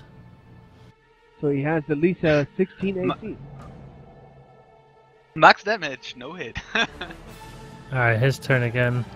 He turns to the bear and swings with 2 giant swings with his greatsword for 19 hit points of damage. Alright. What? Bear has 11 as AC. You said 19 Whoa, damage? okay. 19. How do I do that Guess with the bear had the like something like 14 or something like that. how do I do that with the You token? should just be able to click on the bear token, it'll pop right up like normal. Okay. And I just enter minus 19? Yep, minus 19 and then hit enter.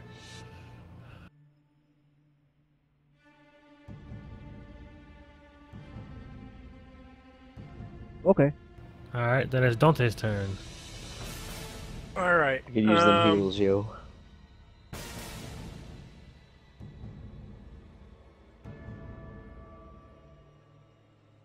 So, Go ahead. well, yeah, I'm thinking. Guy down, I forgot the guy's, who's the person that's in the door? Oh, that's Rick Ross. Rico Suave. Rico. Are you below half? Yeah, I've got. Oh yeah, he's got 3 health left. And the bear is I only below, have 13 is hit below points. half or not? Yeah, don't worry about the bear. Well, but I can only heal Recros up to half with my divine ability. And then I was gonna cast a spell on him. You understand what I'm saying? Well, you can't cast 2 spells at once. No, I'm only If I'm casting one correctly, he spell. I'm could using the cast- bonus action of my divine ability that allows me to heal 15, but only up to somebody's half. Oh, okay. Yeah, the bear's at 15 out of 34. No. So he's just slightly below half. So, If you ever cast 1 spell during a turn, the only other spell you can cast after that. So if you cast a bonus action spell, you can only cast a cantrip after that. so I'm not casting a spell. Okay. No. I was explaining. Yeah, I was just explaining that to. Yeah, okay, didn't know that. I'm using Thought a you could. divine. I'm using one of my divine abilities. Which is a bonus action, right? Right. So and casting 1 spell. Right. All right. Music's loud to me. I don't know. Yeah, you can in the cogwheel on the top of your normal main page. There's a master volume button you can turn down. I just have it to where I can hear it just fine, and then you can change it however you want it to be. I guess I can't figure out how to turn it down. In the cogwheel where the macros were, if you scroll Okay, down. Is this in TeamSpeak? No. This is within Roll20. Okay. I And see then- a jukebox something. No, yeah, all the way to the cogwheel where the settings were for the macros. Uh-huh. If you scroll down past where it says My Settings, you'll see Master Music Volume Level. Okay. And then there's a slider. All right, that's much better. All right. All right,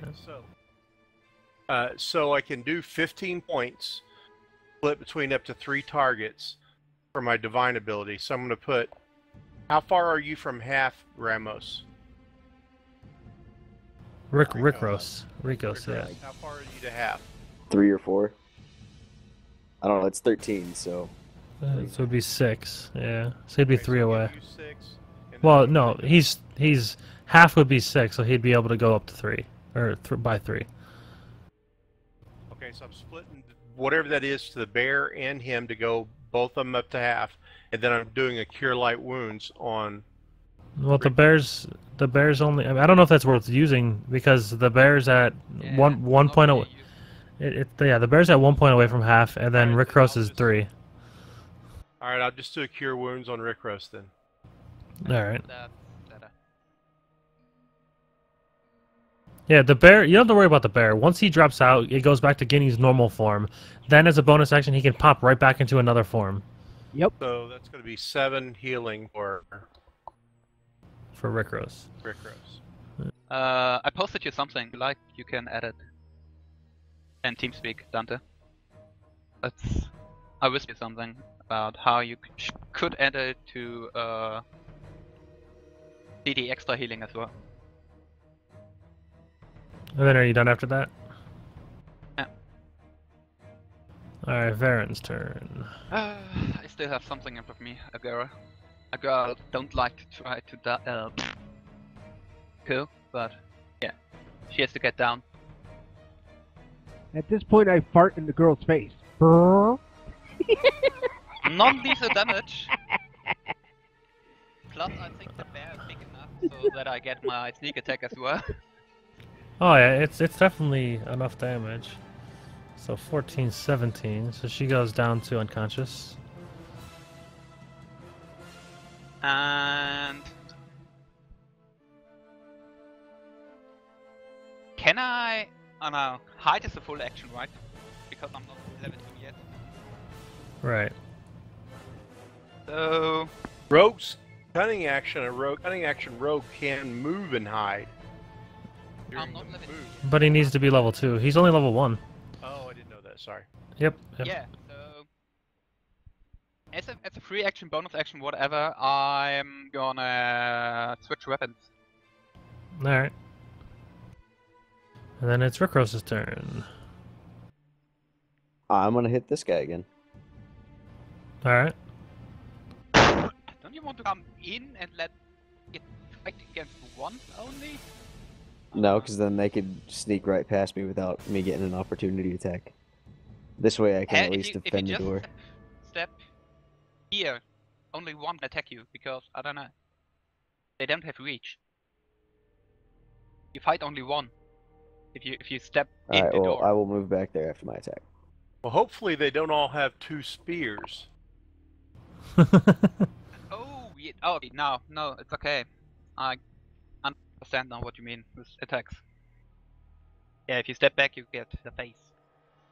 Alright, 5. Make -5 there. You hit him for 5, rather. And then I'm done.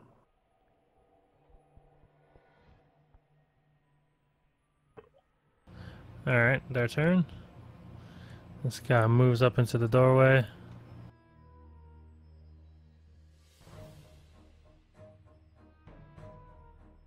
Attacks with his sword. And I miss. Then he backs back out of the doorway, Attack! provoking an attack of opportunity. Oh, my bad. Wasn't paying attention. Oh, it's fine. Oh, you can do a mask. You can play again now. Keep it up. Yeah, I'm just gonna keep it up. Nope. You only have 1 reaction per round, and a reaction is a attack of opportunity. God damn it. No, I know. it's a group, not individuals. Yep. That's what I was. Oh yeah, the flail. So it hits him for 9 damage. That was a pretty good hit. Oh no, that's a miss actually at 15. Yeah. Okay, so he has at least. They have at least 16. So this guy comes in. Highest the number of reaction you can take? I have no idea. And then he runs back out. This guy runs in, swings. Oop. I think you're dropped at this point. Yeah, I'm dropped. Alright. Then he moves back out. This guy moves in for and he actually knocks you out. He doesn't actually drop you. He attacked you with non-lethal damage essentially. And this guy over here attacks you as well. Or Dante for 8. Then he jumps he moves over to this. Yeah, it moves over to the side a little bit. Trying to grab my token so I can drop it. It's not letting me. It's not bringing up the menus to lower my. There it goes. And then this guy runs up behind here, and then attacks, and then runs back out. I attack him. All right.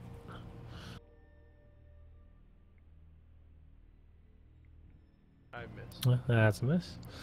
And this guy runs up. Attacks with his sword.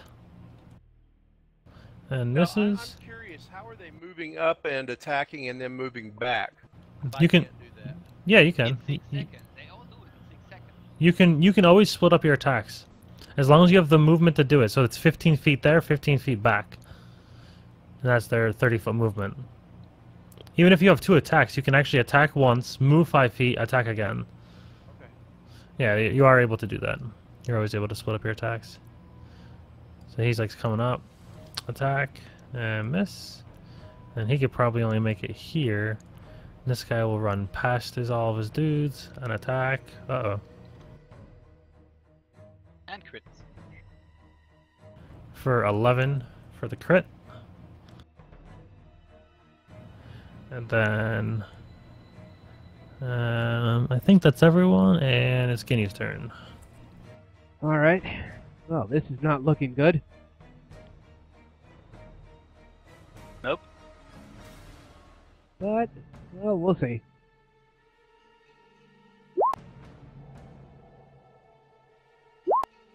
So 9 damage there. Then a miss. And then it's dudes over here. Swings his great sword. For 24 hit points of damage. Rip bear. That's knocking you out of bear form and then continuing into your normal hit points for 9. Okay.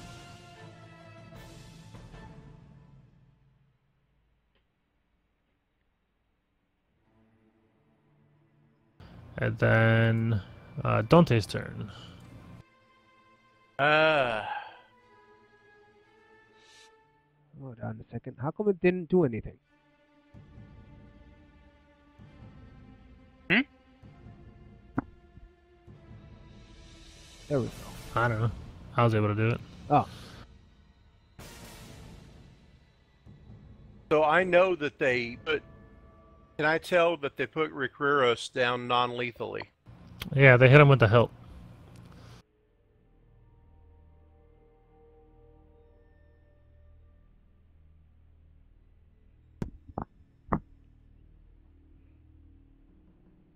I'm going to use my last level 1 to put guiding bolt on their big guy. All right.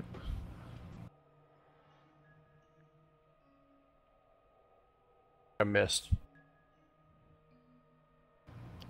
All right. I always feel like guiding bolt's such a broken spell. Does so much damage at level 1. All right, Varen. I don't know, something behind you. Yes, I will Oh yeah. keep what dancing. I don't know. All right, that is a hit, and sneak attack for 6, and 10 total. All right, Rikros, you're knocked out. Their turn. This guy's gonna move forward, and then attack Varen for 7, and swings again for a miss. This guy's gonna pile in here. Attack Varen again.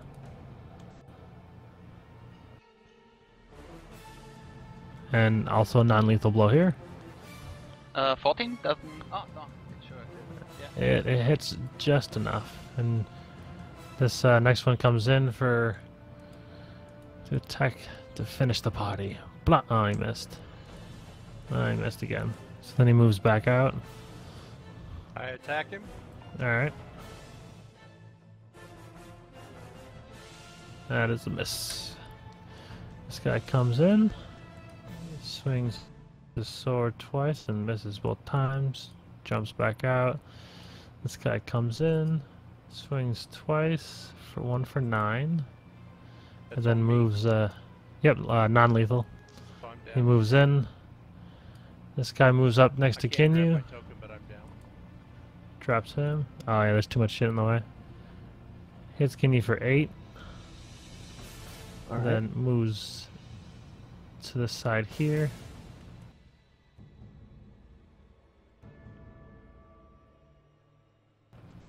And then this guy comes. This guy comes in and attacks you. Hits you for another 8. It looks like. Who, me? There you go. Okay. And then this guy, I don't know if he can actually. Oh, yep, he can. And then swings again and hits you for 9. Non-lethal. Well, we're all knocked out, so now what? All right.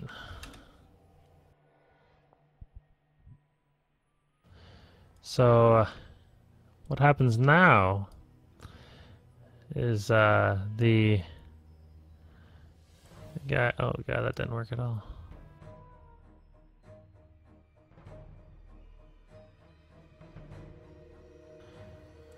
I'm taking a little trip. Yeah, that was fun, right? Oh, the fun has just begun. They carry. Everybody grabs a body and they carry you up the stairs. They take you to the roof. Let's fly again.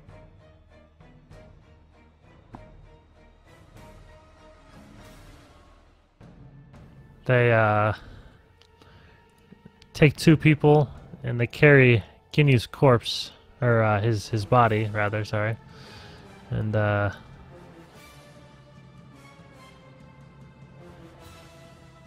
get over to the edge. They grab your body and they say, "For the air elemental gods, we give you this tribute." And they toss your corpse off the cliff. And then the same thing goes for Rickros, tosses you off. Dante tosses you off. This is about a 400 to 500 foot drop or so.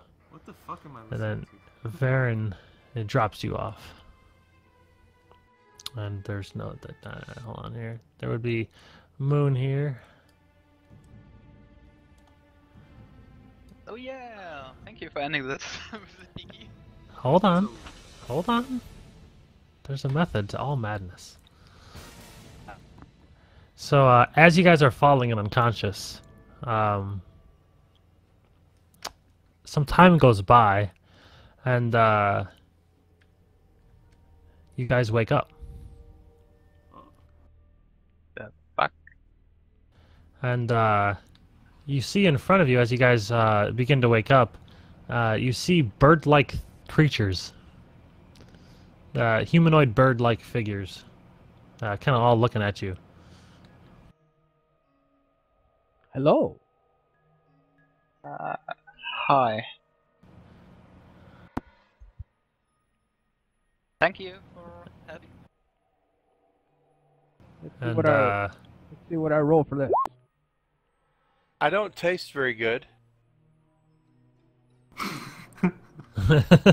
Are these beasts or bird-mans or I don't know? you guys would probably, yeah, you guys notice recognize them as Arakoas. Okay. Oh, these are synthetic creatures. Mm-hmm. So I guess I can get rid of the death music. All right, excellent. Back to Forest. And they say, we see you were getting tossed off a cliff while we were flying by, and we figured we couldn't let you guys fall to your death. You guys didn't appear to be flying at all. It was more of a dead drop at that point. I prefer falling with style. I don't fly, I falled.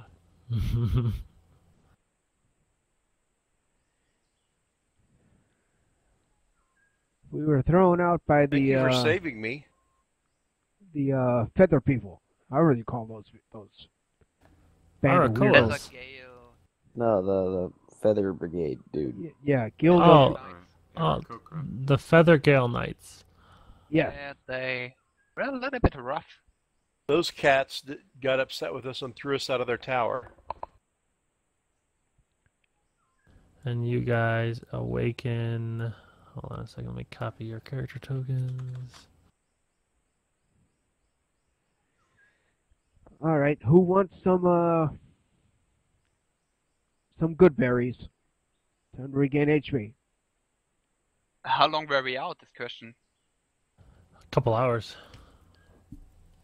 Well, I actually it would take. You all would roll D4 to see how many hours it takes to wake up from unconsciousness. A D4? I don't need long. If you crit fail, you never wake up. Oh. No.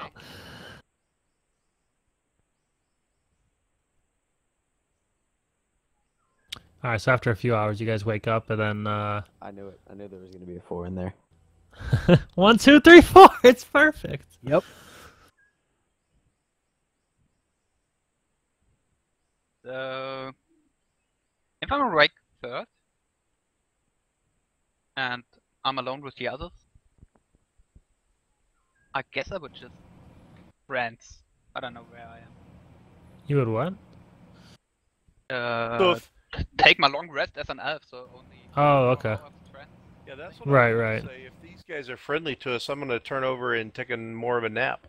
Right, yeah. They say they will take care of you. They said rest up, and we'll talk in the morning. Oh yeah, full HP. I like it.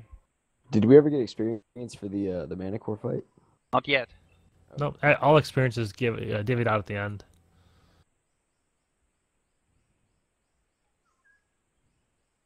I guess we haven't. I don't know how to say it in English. An open bill. Yeah. You mean for the quest? No. With the Casagate night for the future. Oh, okay. Yeah, eventually, after we wake up from a long rest and stuff, I tell these guys we're looking for missing delegates from the diplomat. So you guys gonna put yourself back to full hit points?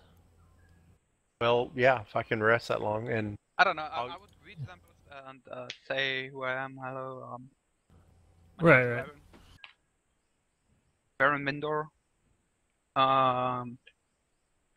We were looking for some missing delegates from Water Deep. That should have come through here somewhere. And yeah, we were picked up and yeah, backstabbed by these Pasagale Knights, airheads. Want to say so?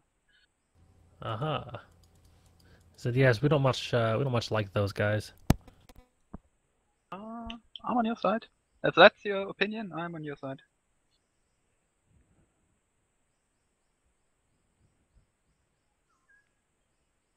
you guys look tough.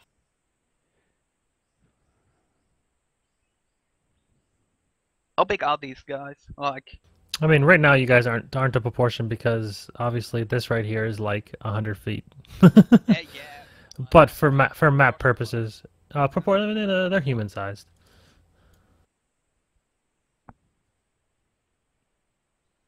And we are somewhere in the wilderness, or? Well, you guys are currently in a depression on a ridge near the canyon floor. It looks like 5 Aracroas have set up a watch post hidden within brush. They have. That's not the layer I saw through the spyglass, isn't it? No, this is not the area.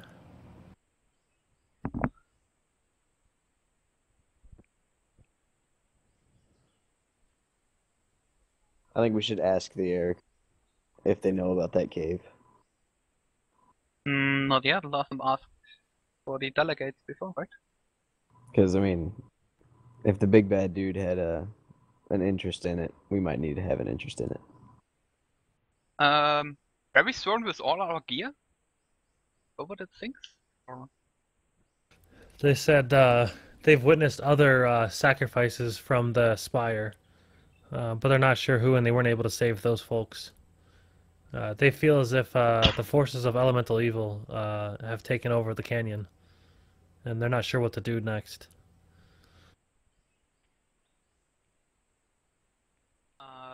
I guess they attack you as well. Yeah, they're not friendly to each other. I don't know if you we can help you with I don't get them out of that tower and attacking them if you'd like. But first we need some rest and I don't know. Yeah, Dante, you can Get go a back bit to full as well.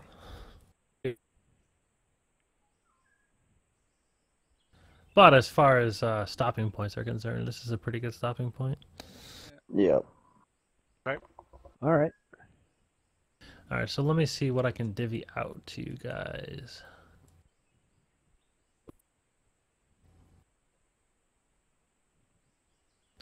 Well, you guys got his ring. That's kind of nice.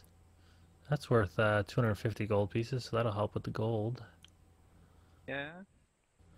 And then the We killed the experience. Manticore. Yeah, with the Manticore's got to be worth something, right? Yeah. Maybe the quest even.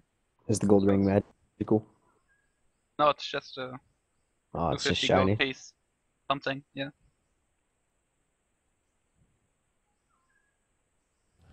Well, it kind of sucks though because I have to divide the experience points to the fighters too, or the riders. Okay. I think. Let me see if it says anything about that.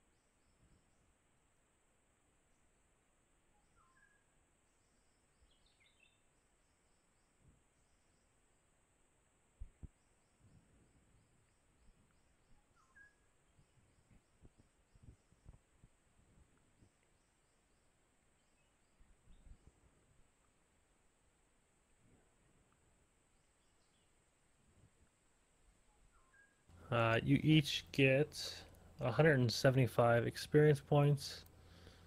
Nice. Level up.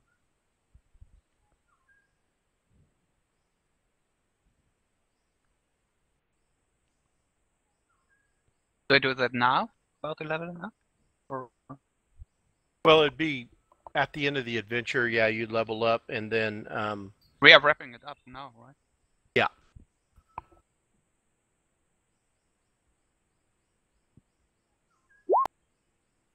And then you also get 62 gold pieces, 5 silver each.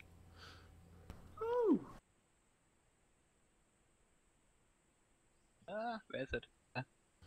There is still more to this section, because near the end of it, I mean, there's still a lot of experience points to gain from it.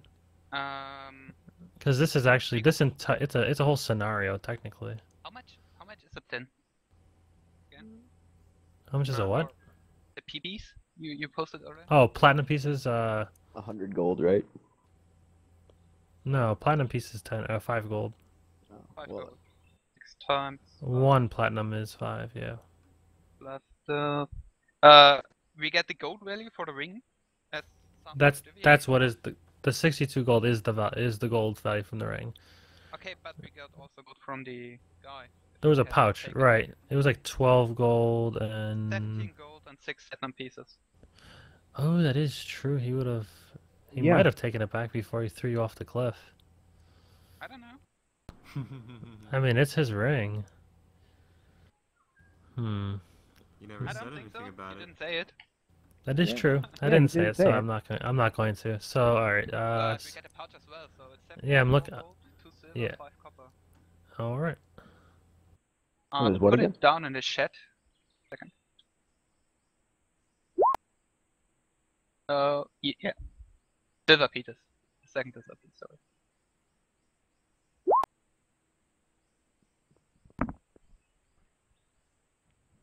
To go.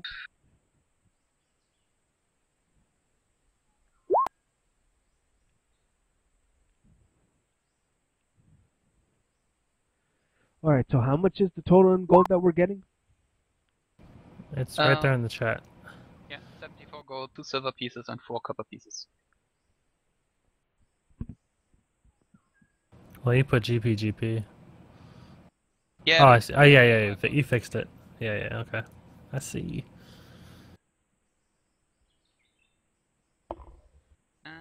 All right. And let's see. Because he didn't say otherwise. He didn't want it his longbow. Like I said, I can't give that to you. Like, you can't record it. Essentially, like there are cause, or maybe during the Fallout breaks, there's like some excuse that has to be made that says you can't take it. The only way you can have it is if you buy it with the gold you've just got. Right. You could say the Arakoas maybe have a bow that you buy for 50 gold if you want to buy a longbow. Yeah, I would like to switch from shortbow, semi-shortbow, and get a longbow. Was that 62 gold plus 74 gold or 74 gold total? No, 74 gold total. Okay. So if you wanted to buy a longbow. 50 gold pieces. Right. I'm just seeing how much they'll buy your shortbow from you for. Typically it's half of the value. They always buy for half. Yeah, shortbow, so they do 12 off the 50, so you'd spend 38 for a longbow. 30. Not 5 silver? 37 5 silver? Yeah, 37.5 if you want to be exactsies.